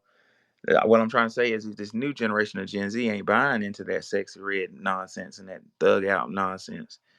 You know what I'm saying? They're more aligned towards tech. But that was a good suggestion, my Professor, friend. can I speak on that? I would say that Absolutely. we are the originators of anime. Because remember, Ninja Scroll, the only reason it was popular was that within the black community and Fist of the North Star. This is in the 70s and the 60s. I used to watch Ninja Scroll over and over and fucking over I again. would say it's really a distraction. I think that's why they made it so sexual now, because of that. Because Oh wow. if you think about it, most of the black women and black dudes that are into anime are they're they ain't finna fight shit but a goddamn a video of going kameyami or some shit. No disrespect. I love anime, but I ain't no fucking weirdo. So I see it What as what more what? of a Oh, distraction. I was just saying it's breaking the spell. Like we were in a That ain't the trance spell we of need. it may not be, brother. It may not be. You're right, but I'm happy to see the spell of that pipeline to prison shit. Making being a dumbass look cool. You know what I'm saying? Sexy red ism. Yeah, but those are the ones Like, that's still going to jail. Those are the girls that's run, like the one chick that said I didn't do anything, that ran the red light at 80 miles and killed that young family. She was a big anime freak. They ain't no oh, I missed that. man. Like I say, I've actually I've done so much extensive. Like the most dangerous person in America is a white woman. White women kill over 3,000 people documented, but that's not undocumented. You gotta like white women are so dangerous. They actually kill. They're the ones that some mysterious car accident. I don't know how my brakes went out, but yeah, this is what I'm like. Dude, no, we don't need none of that. Because if you watch anime now, it's all overtly sexualized. That's not what we need. We don't need it. Well, you know That's what? just my, In your that's just defense, my, because I, in your uh, defense, in your defense, you're right. I haven't watched any updated anime, so I don't know. So maybe you're right. Hopefully you're wrong. but in a way, I'm happy to see a change. Harriet Tubman, Peace, power, and reparations. How y'all doing, family? doing well, my friend. Welcome aboard. First, I want to answer the question to the room. What does real Black American culture look like? Y'all ever seen Marvel comics? Like we that in real life. We real Marvel comic superheroes. To survive slavery, Jim Crow, redlining, World War I, and be the reasons why America won both and need us for part three, but things gonna be different. That's our culture. You know what I'm saying? That's real Black American culture. Another thing that's real Black American culture is family, together, Yes, yes. togetherness, making sacrifices for each other to get ahead, thinking about the future, putting our own differences and being selfless to people around us. But that part, that last part that I just said, that was the old way. The new Black American culture that we're ushering in is for us to practice self preservation. Because the people around us, all they've done is learn throughout history, just take from us, take from us, take from us. And we've been sacrificing for so long, and we can't afford to do that no more, family. We need to be self-preservant in this third trimester of us being here and us being fully American. We've learned so much about ourselves and our history over the last few years. And what prompted me to talk in this space is because y'all been having y'all been having private conversations publicly. Y'all been dropping y'all been dropping private gems publicly. Y'all been kicking knowledge so much, and that's how great that we are, family. I want to come up here and make this point about the educational system, family, respectfully to all schools out here, or what have you. But I've learned more about my Black American, my foundational Black American history, my American freedmen history here on this Twitter app than I have in any school in my entire life. We as Americans and as people Facts. in general, we should be getting degrees just for being on X. X to me is the most educational social media platform I've ever been on. Elon Musk, if you start giving out degrees for people being on X, you know who said it first. You know what I'm saying? Yes, the school system totally needs to change. There's no reason why we're going to school for 4 years, taking class after class, when we consume so much information on a daily basis and just learn it. We learn a class worth of information a day just being online. Like, we shouldn't be held up by an institution to learn something. We should learn it and be able to just move on. I believe more colleges and more institutions should have a self-based learning more than anything, so you can just go at your own pace and finish when you can. You shouldn't be held to paying money over a course of years and just be handhold. And we're past that. We're in the information age, and it shouldn't cost as much, and it shouldn't be be held captive and slow us down. I could just keep going, family, but I'm gonna slow down there. Well, Harriet, do you know why our educational system is like it is? So, when we were freed from slavery, obviously we possessed all the skills in trade. What they did was bus in, well, boat ship in a bunch of unskilled labor to close us out of the markets. So then we built our own industrial schools, educational schools. They immediately appointed uh, what I'm gonna call black overseers to kind of suppress who could and could not access education. Because used to be when you graduated from eighth grade, you could teach high school. And if you graduated a little bit above that, you could write out or test out for a college degree and you could be a teacher. So we were basically a trades nation. What they have kept doing to education is to create it and make it more exclusive to exclude the Negro. So yes, it has backfired on them. Ronald Reagan was, matter of fact, he was the one who made all this college debt come about because Black people demanded that Black history be taught in colleges. Hence, He started pulling a lot of grants, a lot of Pell grants, and a lot of low interest loans. So he privatized them. And that all of this is being done to keep us out of education. The certifications and all of that, you didn't need that. What we had was a lot of apprenticeships. Well, they unionized and they excluded Black people from apprenticing. So everything that is that could be make that actually could make this country great is sabotage because of white supremacy and racism and their desire to keep us shut out of the market. So I wholeheartedly agree with you. I do believe our education definitely needs to be innovated. It needs to go back between a mix of two things: foundational educational tenets such as writing, public speaking, mathematics, philosophy. We need that. We need music. Okay, so it's all those classes that we do need for to create a foundational educational basis. But yes, more importantly, you also have to create things that are going to be marketable or financial. We need a lot of agriculture. We Black Americans have lost their agricultural knowledge. We're going to have to regain that, so to speak. Technology, they've shut us out of that as well, as you know. I work in that field. I source and recruit for IT people, so I know all about what they do to us and what they do to us in schools as far as STEM education.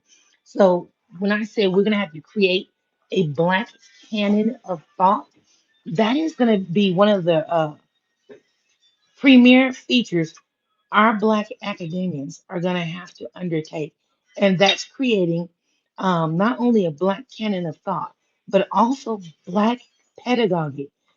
Until we eschew everything that the white institutions have skewed and used as oppression tools, we're not going to be successful. Now, do I believe that this will happen? Yeah, because I believe reparations is going to happen. But just like Juanie said, she calls them hecklers. I don't call them hecklers. I call them apple checks people.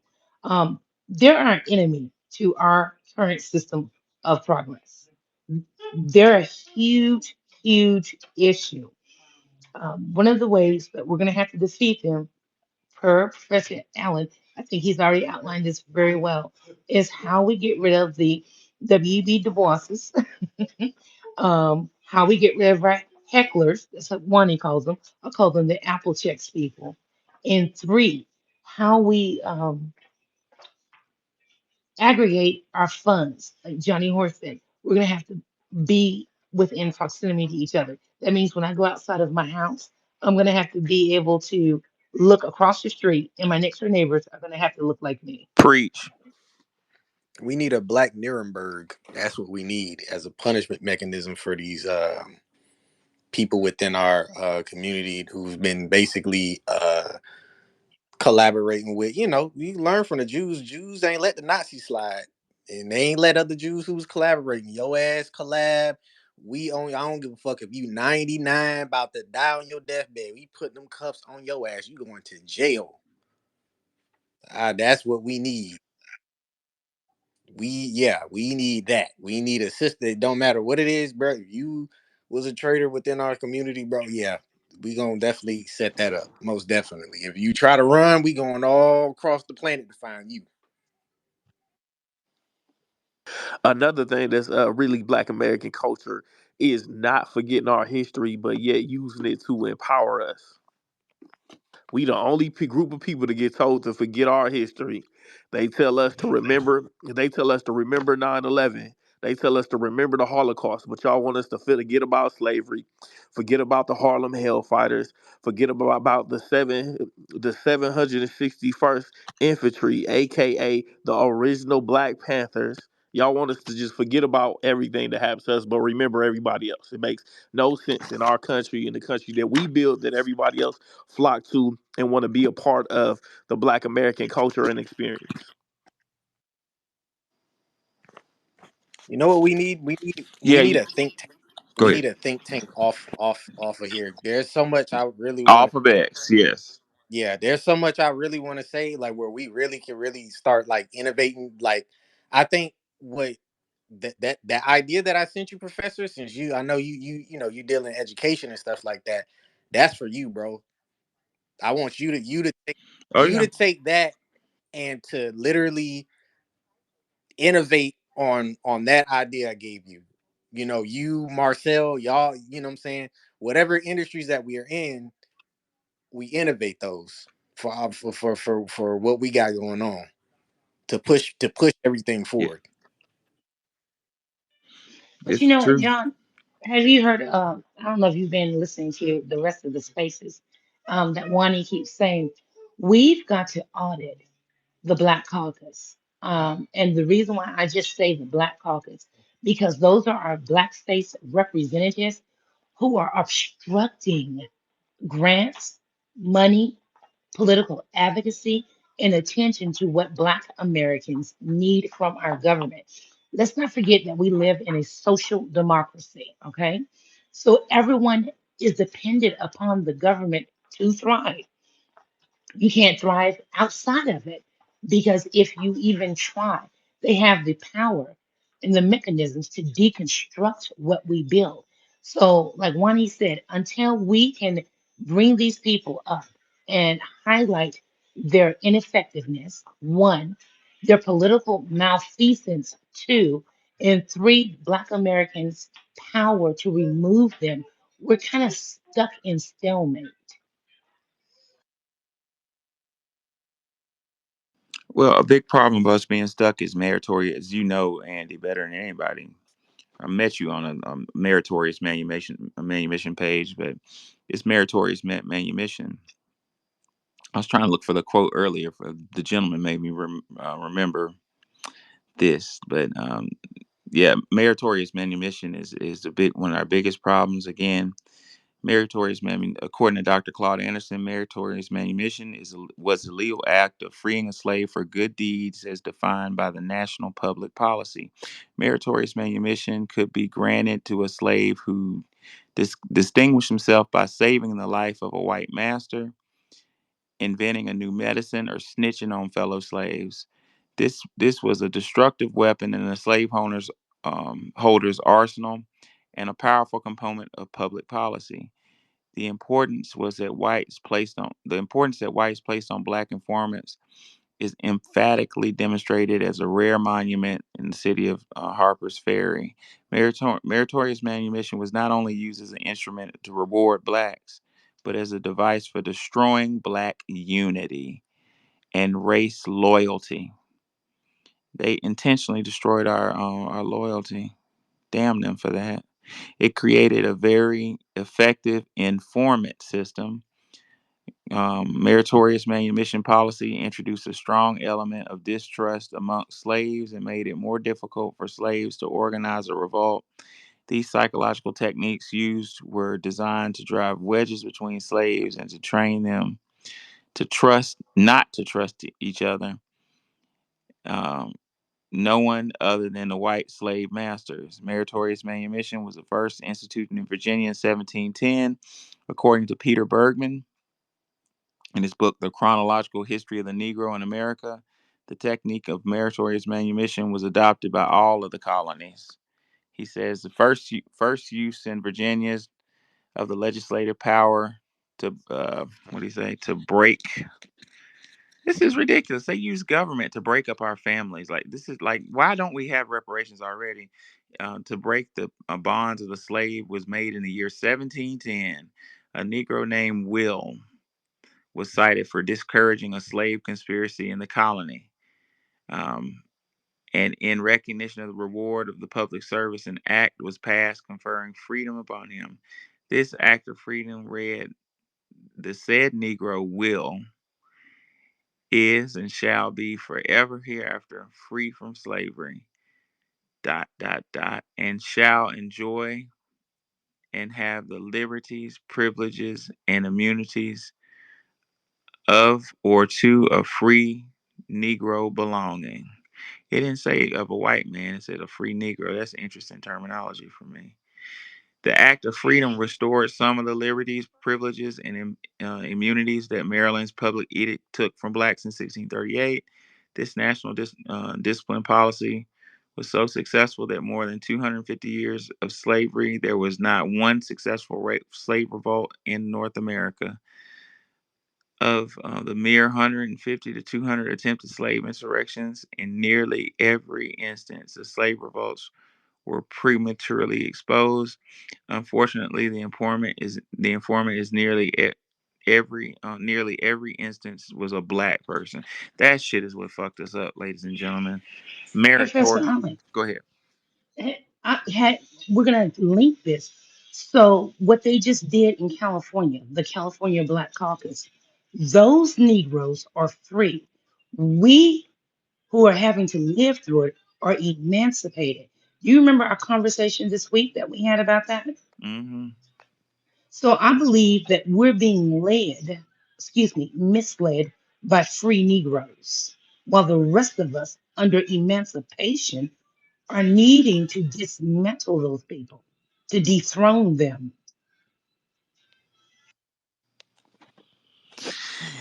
Yeah. It's our brother Tariq Nasheed brought up a really good point in one of his recent spaces. He said both and. He said the reason why we were so successful during the civil rights movement is we had a 1-2 punch of people like my family who were nonviolent and stood up at 16th Street Baptist Church, my home church, holding hands, getting hit with hoses, and marching in our suits and ties. We had them type, but we also had a group of people on the roof with sniper rifles that y'all ain't never heard about. So it was kind of like good cop, bad cop.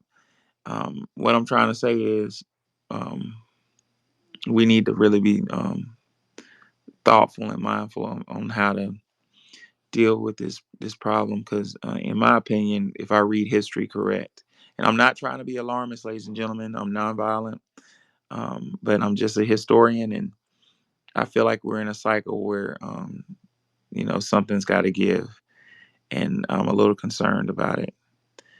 Harriet. To be quite honest with you, family, I'm not gonna underestimate us. I really believe that we're like in a new Black American cultural renaissance, or if we want to upgrade the language, if we want to pull history forward, we in an American freedman cultural renaissance. So I know that we're on the right track, and in this very moment, I believe we need to look through our past for to let it energize us politically, and then we need to look to our ancestors and pray and just really get grounded and push forward. We just knocking at the door. Tupac, he has this an analogy. He was talking about a people. He was talking about black people. You knocking at the door. Like they got a lot of food in there. They got everything in there, and like we hungry. We've been knocking at the door for so long. Everybody's just been eating off our plate. And we just sitting there watching them. You know what I'm saying? Now we just knocking at the door. We just been knocking at the door. Now we banging at the door. You get what I'm saying? And then he like made an analogy like now we got a gun in our hands. We to pick the lock. You know what I'm saying? He was saying, and then he goes on to say in this quote, it's like a 1994 MTV interview. He's talking about he said after that, after he made that analogy, and I'm paraphrasing it, he was talking about he had said that we was asking with the Panthers, we were asking with the Civil Rights Movement. We not asking America no more for our repair. We're demanding our repair at this point. This is a demand because we see what who has been done to us and we see how it's affecting us now, and for America to allow other groups to jump over us in any form capacity at this present time in history is totally beyond disrespectful. So America, United States of America, I'm a United States Navy veteran. I approve this message. We are demanding lineage-based reparations. We're demanding the anti-black hate crime bill.